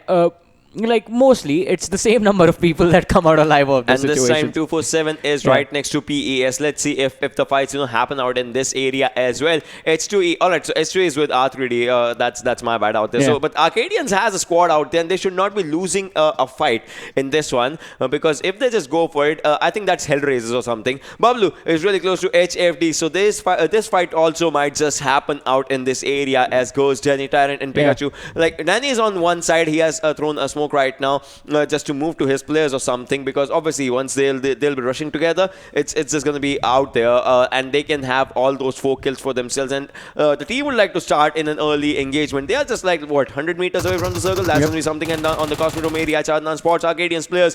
HR They will be taken down, and Arkadians Peasant takes down one, but then he'll be taken down as well out in this one, as 2 players have been taken down. And now the thing is, now Adnan goes down in this one. Arkadians, comeback game, comeback game, comeback game. This is what Arkadians are going for. One final player, G36C, 30 bullets out in this one, and Arkadians goes down, Peasant goes down out in this one, as Tala will be left all alone out for the fight out in this one, as Leon is will be coming in from one direction. And what is going to happen? Hellraisers, they can be eliminated in the earliest of the stages if they don't play the cards right. And talking about it, Pikachu also goes down in the fight. Okay, Trinda is going to be forced to run away because his teammates went down in a 1 versus 3 situation. Everyone was charging up the stairs on Faison, but he took them out one by one by one. And look at this, Portal Esports. They are going in up against the players from the side of 247. They take down one. The even trades do come in, but now focusing back on this fight. Okay, Portal Esports Khan is going to be finished off by the players from the side of 247, as this is what I was talking about. Faison, before he died, he actually confirmed 3 kills for his team and left them with a man advantage. One man just changing the entire situation around for all his teammates, and now Arkadians, they will have total control of the Cosmodrome area for themselves. The only thing that they have to worry about is going to be able to rotate in towards the circle, which is going to be on the southern side of the map. But now Pikachu, he goes for the peak, can spot out Cronus, but Cronus right in the cover is going to be pretty much safe. And yeah, Uzis have scopes now, so that was a red dot on the Uzi, but the damage did not connect. Yeah, as of now, damage did not connect. So the range has been slightly increased for Uzi as well. So it's a good close to mid-range SMG now. And Tranda, Molotov just comes in really close to Tala, and that was the new Molotov animation, as you guys could see. And this is the new Molotov flame, the blue-colored flame that is just out here, because you know that's. Alright, so blue-colored flame is like actually like the hottest flame, if anything. Yeah. In science, I mean, not in the game or something. Arkadians Leon just moving in forward right now with that Uzi in his hands, Tala as well. So it's a 3 versus 1 fight. We'll have to see what happens as Arkadians actually moving from one direction to the other. And Leon with that holographic sight on his Uzi right now will be spotting the player. Will be trying to take him down, and yes, will take him down. And that is a team Hellraisers going out of the equation. But then HFD versus Bablu. This fight is also happening out here. I mean, Pikachu was taken down previously, but then the revive did come in. And now they are going to be starting this fight from ground zero, if anything. Yeah, the position that he went down, it wasn't that risky, but on this side, Bablu, they even they have to be careful. They are fighting in the Podvosto area, but now HFD, the compound fight, they can turn out in any way. If you charge into a bad situation in a close quarter combat up against just one player, and you and your teammates are just rushing in one by one, you guys can be taken down quite easily. But on the other side, you have to be careful and wait for the players to be caught out in bad rotations, just like that. Ghost was waiting on the rooftop, and Cronus is going to be caught off guard. He's going to be knocked down, and now the players of Bablu, they know they have the man advantage, so now they will start moving in towards the direction of the players from the side of HFD. Ghost once again is looking to see if he can catch anyone out in the open, but I think he's going to be spotted out. The damage was not given as the bullets were not fired, but Ghost spotted out the other player from the side of HFD, and now he knows where the players are located. The footsteps are going to be heard. Sees one more out on the right side, and the knock is going to come on Cronus again for the second time by Tyrant, and the finish is going to happen as well as Danny on the other side. And again, the Uzi is going to come in really good use on the long range battles, and HFD, they are just going to get out of this situation as just 2 players are going to be left standing, and Buran is going to be dropped and finished by the players of Bablu. So 2 kills on the hands of Team Bablu right now. I mean, it's they did not wipe a squad, but then it's a good start, if anything. And VFXoXy's player just went down, and now HFD will have to just change their strategies, if anything, because that thing is just gonna come in really soon, if anything. R3D Easier is just sitting out here, just trying to spot the players if he can, or if he cannot, just go to it. That's gonna be one of the things. Easier picking up painkillers, everything that they can. And R3D, they have a good compound for themselves, but for how long the compound's gonna stay here? That's gonna be just one of the things. PES, as you can see, knocked over. Vegeta Wolverine just sitting out in the area, fairly close to R3D. But as of now, not much more fights are happening, as just Hellraisers is the only squad that got wiped out. As of now, that got eliminated, but obviously, that means 15 teams still have a chance of that chicken dinner right now. Be it players advantage or be it not, you can work out on your skills, and you can just tamper your skills if you want to go for the fights. As you can play mind games as well with your opponents if you want to go for it. One player can do a 1v4. It takes a lot of strategy, but then the strategies will be out there. So out in this area, as you can see, the players from Gaming Hub out in the area of Volnova just sitting out here, refilling vehicles and all those things. Obviously, just trying to move in from this area in a while. But now they have a squad right in front of them. They have spotted a squad right in front of them. But will they take a fight with FYME, because that is the squad that is right in front of them? Yeah, that is going to be the squad that they need to worry about. But Gaming Up, once again, they can catch the players out in the open during their rotations. And VFXoXy, that is exactly what's going to happen to them, as R3D are going to catch them off guard. One of the players, Teen Wolf, is going to be finished off by Colossi. And the players are just falling left and right. VFXoXy, they are not going to be happy about this one, as only 2 players were able to get away. Okay, 3 players were able to get away. Just one guy was finished. But now they turn around. They come back for the fight.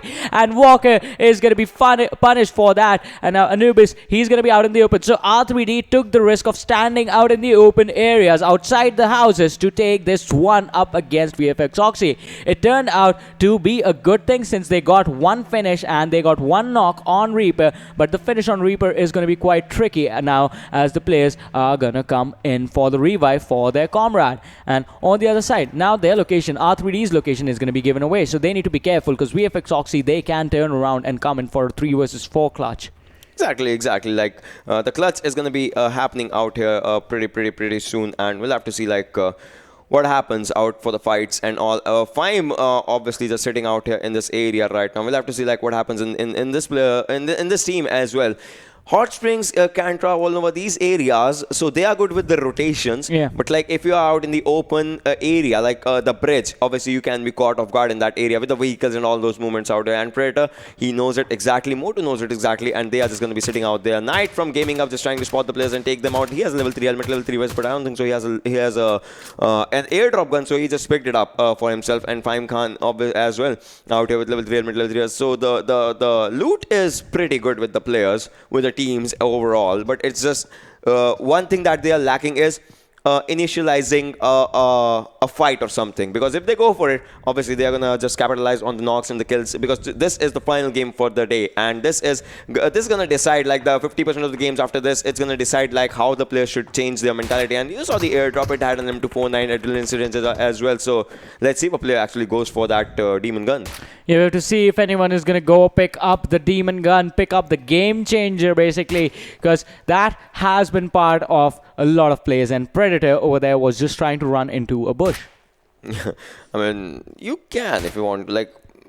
All right, let's you can try and do that. Let's not talk about it. But on the other side, okay, so they have spotted other players from the side of Gaming Hub, but are not able to actually get in on an engagement on this fight. But on the other side, Gaming Hub, even they will be in trouble, because they need to find a better position for themselves inside the zone, because Volnova, they need to move in towards the western side, towards the main city. Otherwise, if the circle forms over there, then they are going to be in trouble when they try and cross over to the other sides, because they can be camped, they can be gate kept, and this is going to be the priority for them. On the other side, H2E failure, still taking damage from the blue zone, is going to be coming in anytime soon towards the play zone now. But the play zone once again makes a shift, and it is going to be centered around the middle point of Volnovo and Tovar. Exactly, that is going to be out there. R3D's player Colossi just sitting out there, just trying to spot the player if they can go for it. And the circle, as you can see, is out there in the Volnova Hot Springs Cantra area, with Winery as well out in this area. Tovar is a completely empty castle as well, but the next airdrop is coming right next to castle's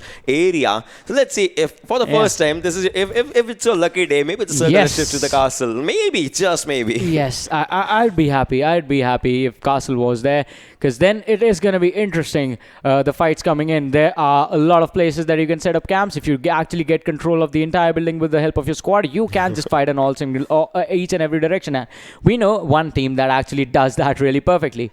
It is going to be Team Bablu. Yeah. The team that has they don't care if they lose players. They do not care if they still go for the fights. Yeah, they are all right, it is gonna be one guy fighting 4 people in one direction, so why not just try it? Exactly, and they just go for it in an easier way. That's how you can describe it. They just go for the easier of the fights, something. Yeah. Out in the game. And The thing about Bablu is their strategies, they sometimes work, they sometimes don't, but they don't care about it. They are like, we want to create a havoc. If even if we are not winning a fight, we want to create a havoc in our opponents, that the next time they'll still worry about it. And X2E right now not taking a fight with Arkadians, but still trying to take a good area inside the circle. As of now, they have to move 100 meters as of now inside the circle, and I think they are going to be finding a good area right now. GamerXy has stopped the vehicle out here to probably just chill for a while, and after that probably they'll start with their rotations, just trying to figure out the loot and all those stuff. Obviously they are finding pretty good stuff for themselves, but then this standoff is still out here. R3D versus PES. This is out here since like 6 minutes or something, and we are in the game 13 plus minutes, so it's just like the calm before the storm, if anything. Yeah, it is the calm before the storms, and both the teams are waiting for the other one to make a mistake, one little slip up, and it is going to be brutal for the other one, as an entire squad could be wiped out in just a matter of seconds. So waiting patiently right now in the center, around the Abbey area, in the center of the circle. They have the opportunity to wait for as long as they can, but on the other side, Freestyle Baba is going to go in on the players of H2E, as Old Boy is going to be dropped. Oh, his legs were visible. And in the right nick of time, he actually moves in behind the cover. Otherwise, Baba would have actually dished out a lot of damage, and since he was already knocked out, he could have been finished off as well. But on the other side, he is going to be revived, and now H2E, they know where the players of Freestyle are. They can come in for the engagement, but the players are sort of positioned in a straight line. They have to get in a better formation if they want to get engaged. If they want to engage in this combat, a flank needs to come in. But look at this. All four players just pre-firing and peeking at the same time. Bablu is going to be the reason that HFD is going to be eliminated from this game now. Obviously, Bablu becomes the reason for each and every havoc that just happens out there. So they thrive on chaos. And they were the ones who actually did the first 2 kills of HFD. Yeah. And afterwards, once Hey, again. So, it's you guys. Hey, it's you guys. We met, remember? No? Alright. So, FS now trying to spot the players, and the damage was done, and the vehicle gets blasted. That is just going to mean that 2 players mark the exit out in this one. And look at them. Fist, just trying to go for a fist bump, but then no one was out there, so he's just punching air out in this area right now.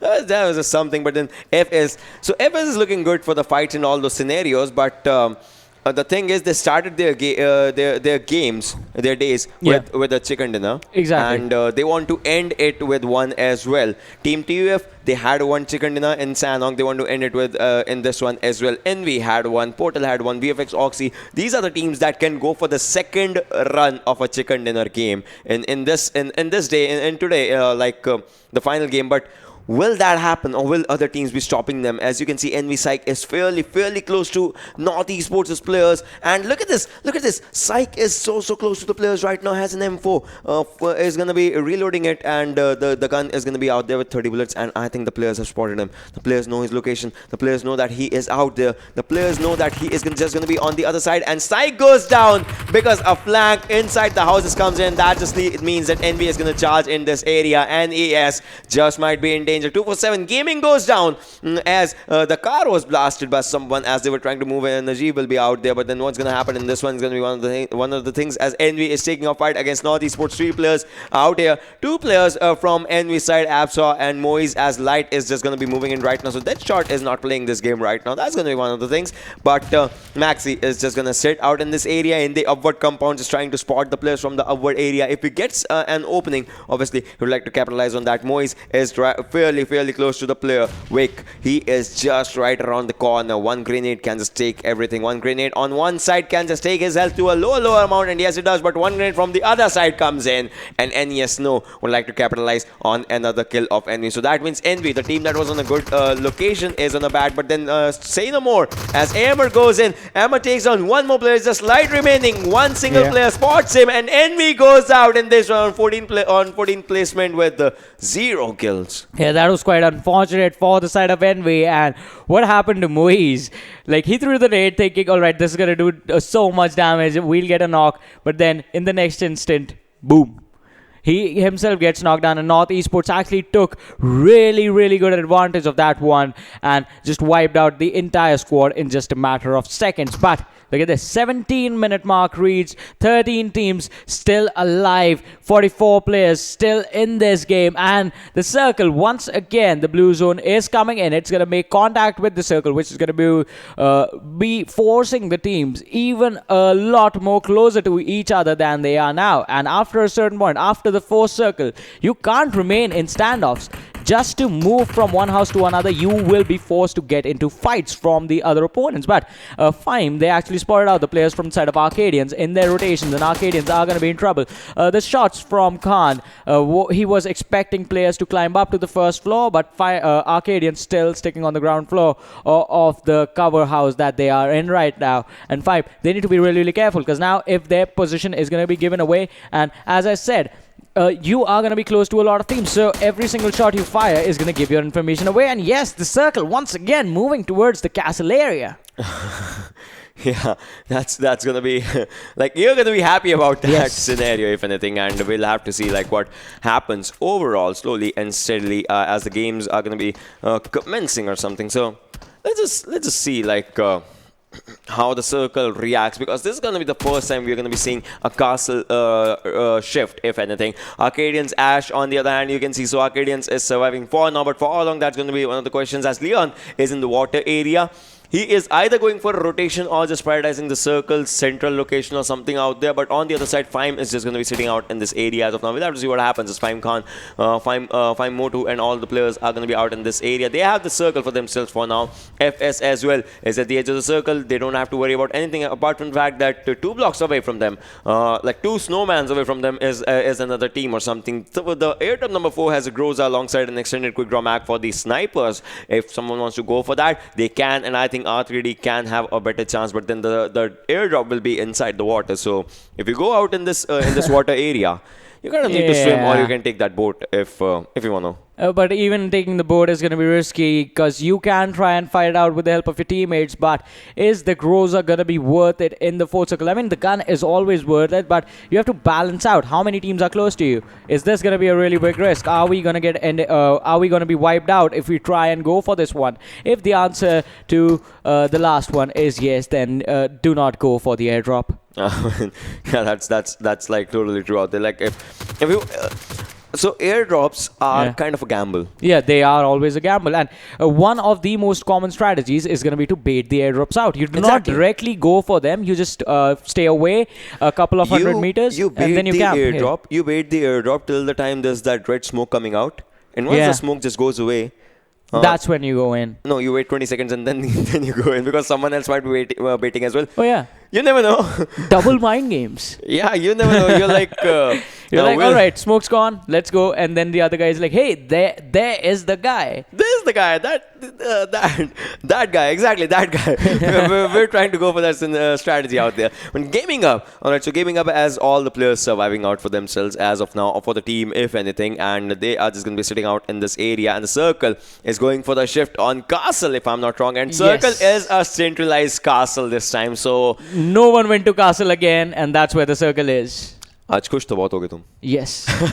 All right, so this guy actually prayed for circle to be in the castle area. Every single time Vikendi was there. Since we are casting PMCO South Asia's group stages. Yeah.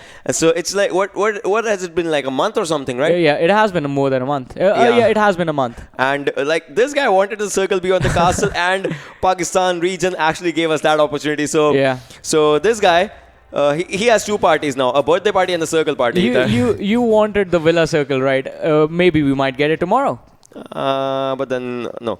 So, coming back to the things, out here, VFXoXy is trying to spot the players out in this one. And look at this, FS Malik takes on Bablu Pikachu, if anything. And so Bablu Pikachu will be taken down, and now the revive should be coming in anytime soon. We'll have to see when that revive just comes in, if it kicks in or not. So, let's see for that scenario. But then before that thing just happens, for now, the 5th circle, obviously. So, North Esports, when they are moving in, the circle's damage is going to be a lot. Gaming Up can be in a lot of trouble right now. And LOU goes to 1 HP. 1 HP on the guy. Takes down 1, takes down 2, but then is not able to take down the 3rd player, as Adil will be the last man surviving. Spots 1, jumps on him, and takes him down. 1 HP, 1 magic pixel was one thing that was surviving on. He was thriving on it, but then this was the survival of the fittest, and he was the fittest in this one. In fact, it was the survival of the fittest, and Gaming Up showed us who is going to be pretty fit as R3D Esports. They take an exit. Look at this. FYME, they can be caught out in the rotation as Nocto actually spots out the vehicle coming in his direction, but can Nocto take this one? He's deciding not to engage in on them as Predator and the lads. They are going to be spotted out, but Portal Esports, they are just being a little bit too careful. But on the other side, VFXoXy is going to spot out the couple of players, and VFX, they are going to lose players as Gaming Hub now decides that it is going to be VFX who need to be in trouble. Roxy and Blade still left standing. The two-man squad, can they make this happen? Can they turn the situations around for their team? In the meanwhile, 247, they take an early exit from this game on the 13th position, which is 2 kills to their side. And right now, it is going to be H2E failure, another two-man squad that is surviving. Oh, they come in contact with FYME. 2 players have been knocked down. Predator gets out in the open, and he's going to get 1 knock for himself as his teammate did go up ahead. But in the meanwhile, Bablu, they do a lot of damage to H2E, but the players from the side of FYME are also going to be taken down by Bablu and another squad that was coming in. It was going to be Freestyle. So a collapse coming in from 2 sides, and Bablu is going to get this kill. That was just an incredible shot because that was like what? I don't know, that was like 220-ish meters out there, and Pikachu just capitalized on that one. So Bablu, they are looking really, really strong out in this game right now. Freestyle as well, all 4 players surviving. VFXoXy has been spotted in the water zone, in the water area, can be taken down. His health is slowly and steadily going down out in this area. As you can see, Vic is so close to him in the water area, just trying to spot him. If he just spots him, that is just going to mean that he can easily go down. And I think one grenade, it's actually on the rightward area, if anything, and Vic, he is still trying to desperately spot the player, VFXoXy's player. What's going to happen out there, because VFXoXy is good with 2 players right now. If one goes down, that is just going to lead them to a bad location. Reaper is out in the open area, and we'll have to see what happens out in this one. Reaper just sitting out in this area trying to find an opening, and Blade goes down in the water, so that just means 1 player will be surviving, and Bablu Pikachu moving in, just trying to go in that area. Alright, this was something that R3D Esports did.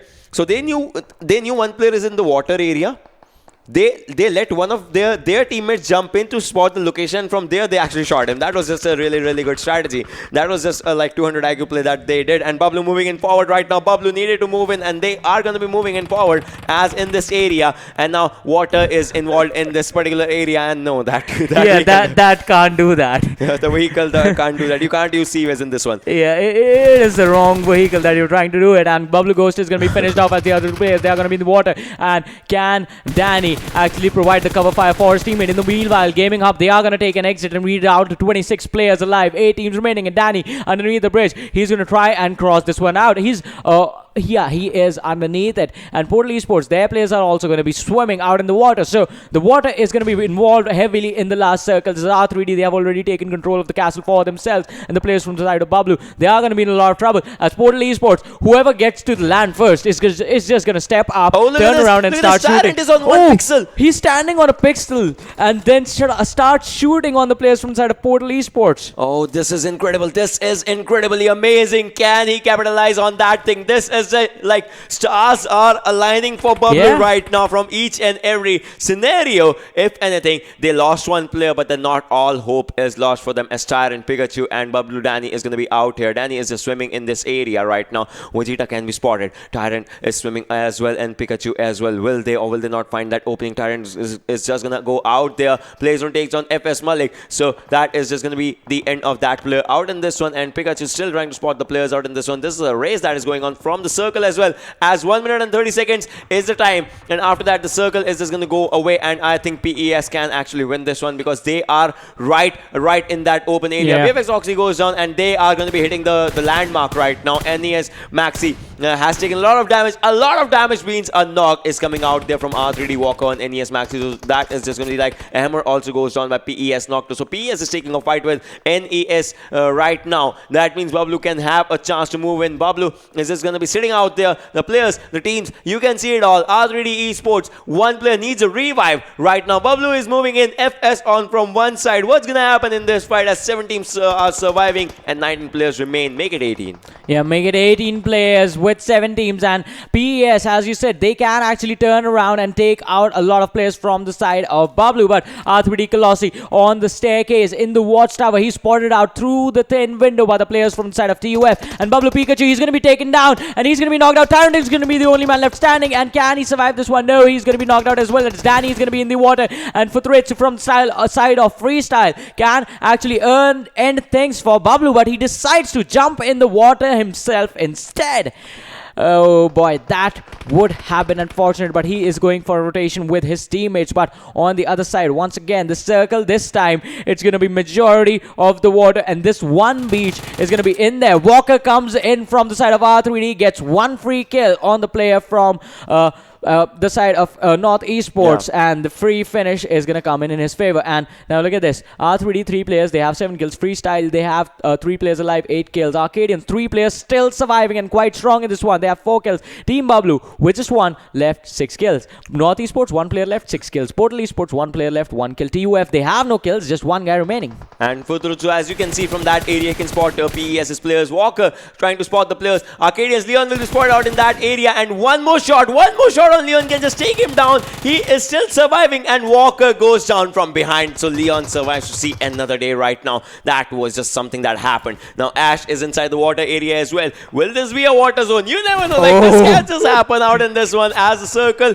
is slowly and steadily leaving the land for some reason out in this area. And look at this. Colossi spots one more player out in this one, and one more shot could have just taken him down. But right now Colossi is just sitting out in the pixelized area. And now the circle is on the landmark, and look at that, Leon on lowest of the HP out in that area. Bablu Dan is still in water, still just surviving out in that area, has 50% of HP and is not giving any location to anyone right now. He's just going on the underside of water, has taken a little bit of damage from the water areas, but then goes up and just fills his lungs with air and just goes down once again. And Leon just is going to be sitting out there with just 1 HP, still in the water area, not giving his location, because if he goes, I think Ezio can take the kill in an easy way. Yeah, Ezio is getting an easy kill if he actually spots out the players from the side of Arkadians. And look at that, the Molotov being thrown towards Tala. Tala, even he needs to make his way in towards the circle. He's right on the edge of it, but he needs to do something so that his teammates can survive. His teammates can be there for the last fight. And Leon,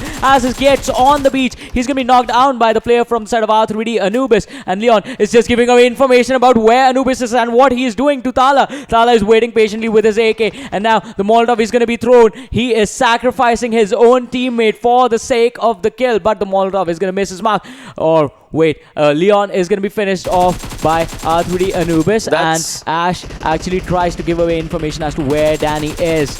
And once again, trying to see, okay, so this actually can work out. IQ gameplay, if anything, and Maxi goes down out in this one. That's going to be the end of North Esports. And now one more shot, one good shot can just take him down.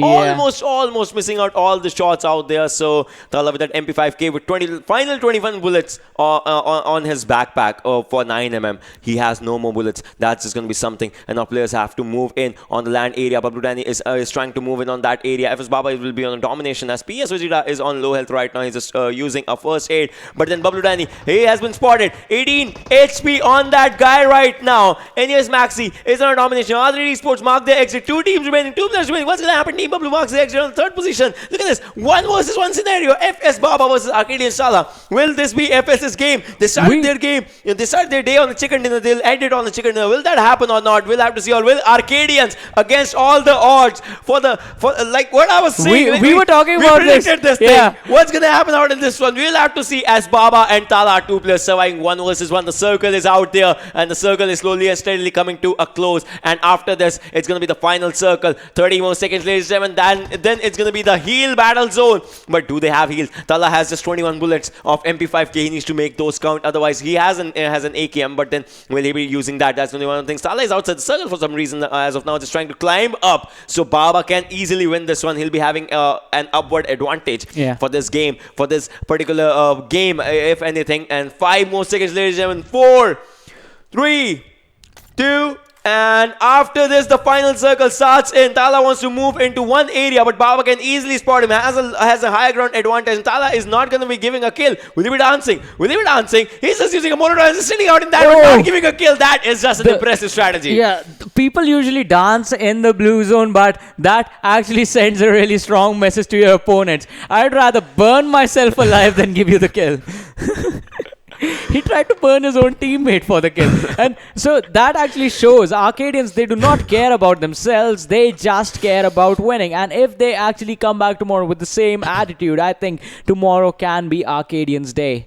But then this, if they have good kills, I don't know, this can just give them a boost in the top 8, if anything. And we'll have to see that. But Bablu had a really good boost. They had 7 kills. And they had, I don't know, like on the 3rd spot. So that is just going to be something. But then let's have a look at the MVP for this particular game. And let's see which guy was out there. First game, it was 4-3-2. But then this time, it is FS Baba. So FS is the only squad that has had 2 chicken dinners in one day as of now. And 789 was the damage. That's a really good number. And 30 minutes of survival time and 7.44 kilometers of the total distance covered by this particular man out there. Okay, so for our viewers who do not know why Ocean said that's a good number, it's because they are in sequence. He loves numbers. Exactly. What did you think otherwise? And yeah, Baba had an amazing performance in the first game of the day and in this one as well. So he started out good, he ended out good. Freestyle. Start off with the chicken dinner, end with the chicken dinner. I think that has to be the best way to do it. But on the other side, for the other teams, a lot of teams did step up. Arkadians started out with the second last position and ends on second. And I mean, yeah, you went the polar opposite. Yeah, but then Arkadians had a, like, to be honest, this jokes apart, this was one of the best runs of Arkadians, if anything, because they went for all the fights and they did not go with H2E.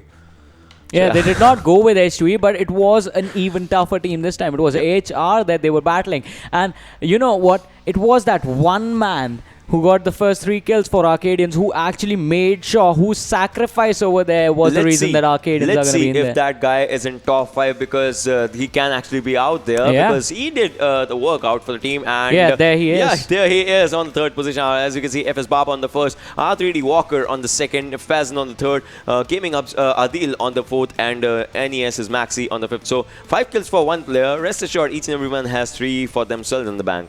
Yeah, they have all 3 of them. Baba is going to be the only one sitting on 5. And once again, as I was saying, Fazan did an amazing job, because had he gone down over there in the 1 versus 3, players were charging on him, in his face.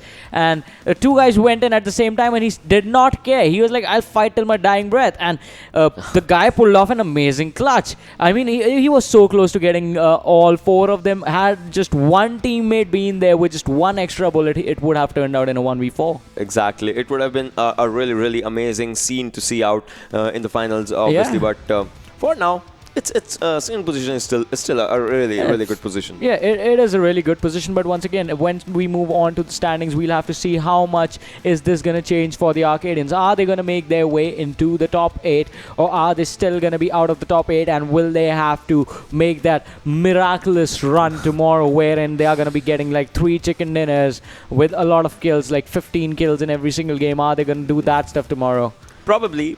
You never know. Like, see, I said this team is filled with surprises. And the map was filled with surprises. Vikendi was filled, and it had out there. So that no was Cosmodrome, Castle Circle, 2 things that make me happy.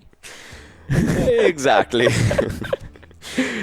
Alright, so moving on from here on out, once again, we will have a look at the standings for this game on Vikendi and see how many points the teams have actually gotten. And 11 kills again coming in for the side of Freestyle, 31 points in total. Arkadians sitting on the 2nd position with 21 points. R3D Esports, they are going to be 3rd. Team Bablu on the 4th. North Esports on the 5th. Portal Esports on the 6th. Gaming Hub on the 7th. VFXoXy on the 8th. Moving on to the next set of teams, it is going to be interesting as well, because the teams that were performing really well, how are they doing right now? As TUF is going to be on the 9th, LOU Esports on the 10th, H2E, they were wiped out quite early on, 11th, FYME also being caught out in a bad rotation, 12th position, 247 Gaming on the 13th, HR on the 14th, NV on the 15th, and HFD on the 16th. 247 could have had a better game, but what happened is they were taken down in just one vehicle, and one vehicle just took all 3 of the players of 247. Like, there were 3-man squad or something in this one, and they were in one Zima, and Zima has the lowest hit points, and the vehicle was just blasted out there. So that just changed everything for the team out in this game, if anything. But then, where is it going to keep each and every team? Will Arkadians be in the top 8? Where will Team Bablu go after this one? And which team is going to be at the top? Those are some of the questions. So let's just answer them by watching the overall standings on our screens.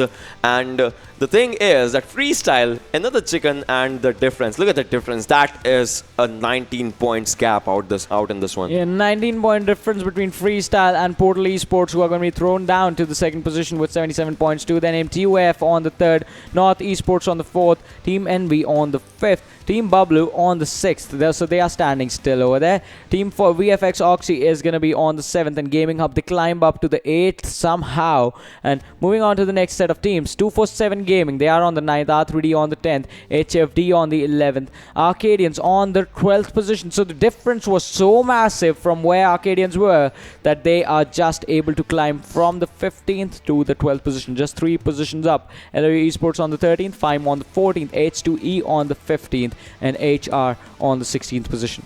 Yeah, so these were the names, the numbers, and everything. And this is where the teams are going to be, stopping them for today. Yeah. They'll be thinking about their strategies. They'll be thinking about what went wrong, what went right, and they'll be starting off from here. This is their report card for the day, and they need to, just make it much, much better. They just need to decorate it with tomorrow's games, if anything. And no one decorates report cards, but yeah, so it's just a figure of speech. Yeah, this was basically, these were the first set of exams. Tomorrow is going to be the finals, and you have to make sure that you are prepared. Like today, I think Gaming Hub going for those off drops again and again did not work out for them. On the other side, VFXoXy, the one time they did that, it actually worked out wonderfully for them. But moving on, let's have a look at the kill leaders as well and see who all are finally going to be there after the end of day 1 of the finals. As Absa is going to be the first with 12 kills to his name, but Bablu Ghost on the 2nd with 10 kills to his side, and Psych on the 3rd with 10 kills as well, Futuritsu on the 4th with 10 kills from Freestyle, and Bablu Tyrant on the 5th with 10 kills as well. So apart from Absa, everyone is sitting at 10 kills. And FS Baba is going to be there on the 6th with 10 kills. PS Nocto is going to be on the 7th with 10 kills. Adil is going to be on the 8th with 9 kills this time. North Esports Snow is going to be on the 9th with 9 kills as well. And 10th being taken by Portal Esports Wolverine with 8 kills. Sort of top 10, like 6 people have to got 10 kills. So that's just something that just went out there. And so overall, like, it was a pretty good and decent day. I mean, we have seen good comebacks. Some 1v3s, I don't know, the final circle fights, 1v1s and all, like NES and FS, from where it all started. And out here, Arkadians and FS, this time FS did not have to do anything. Like, they just mauled themselves, Arkadians as players, and that was like 1 point matters, even the single point matters, and that is one thing that Arkadians actually just showed us. Right now the difference is 19 points. Had Talha been killed off, it would have been 20 points. And then it would have taken a lot more effort. 1 extra kill means you taking an extra setup risk. Exactly. And that is just that tiny nick that was just happening out there. But then let's have a look at the damage dealer. Let's see if Baba would have been in that damage dealer or not. If he had those kills or something. Bablu goes 2-3-5-2 for himself. Envy Psych 2-1-4-0. Futurutsu 2088. Gaming Hubs Adil 2061 and Bablu Tyrant. So it's being dominated by Envy, Bablu, FS and Gaming Hub overall. So Bablu starts it and Bablu ends it in the top 5 guys like Ghost and Tyrant. So we'll have to see like where will these numbers go tomorrow, because from tomorrow, obviously, a new journey, a new day will start, but a new journey will also start by the end of that day, because after that, one team will be having their eyes set on the global stage already. We'll be knowing like which team will be out there, and it's like, let's see. Yeah, just keep your finger crossed and come back in tomorrow, because we are done for the day. We are going to be signing off for now. My name was Varun Super Johnny John. That is Ocean Sharma. If you guys liked our casting, you can follow us on our social medias. And we'll be back again tomorrow with the final 6 games. So for now, take care, good night, and bye-bye.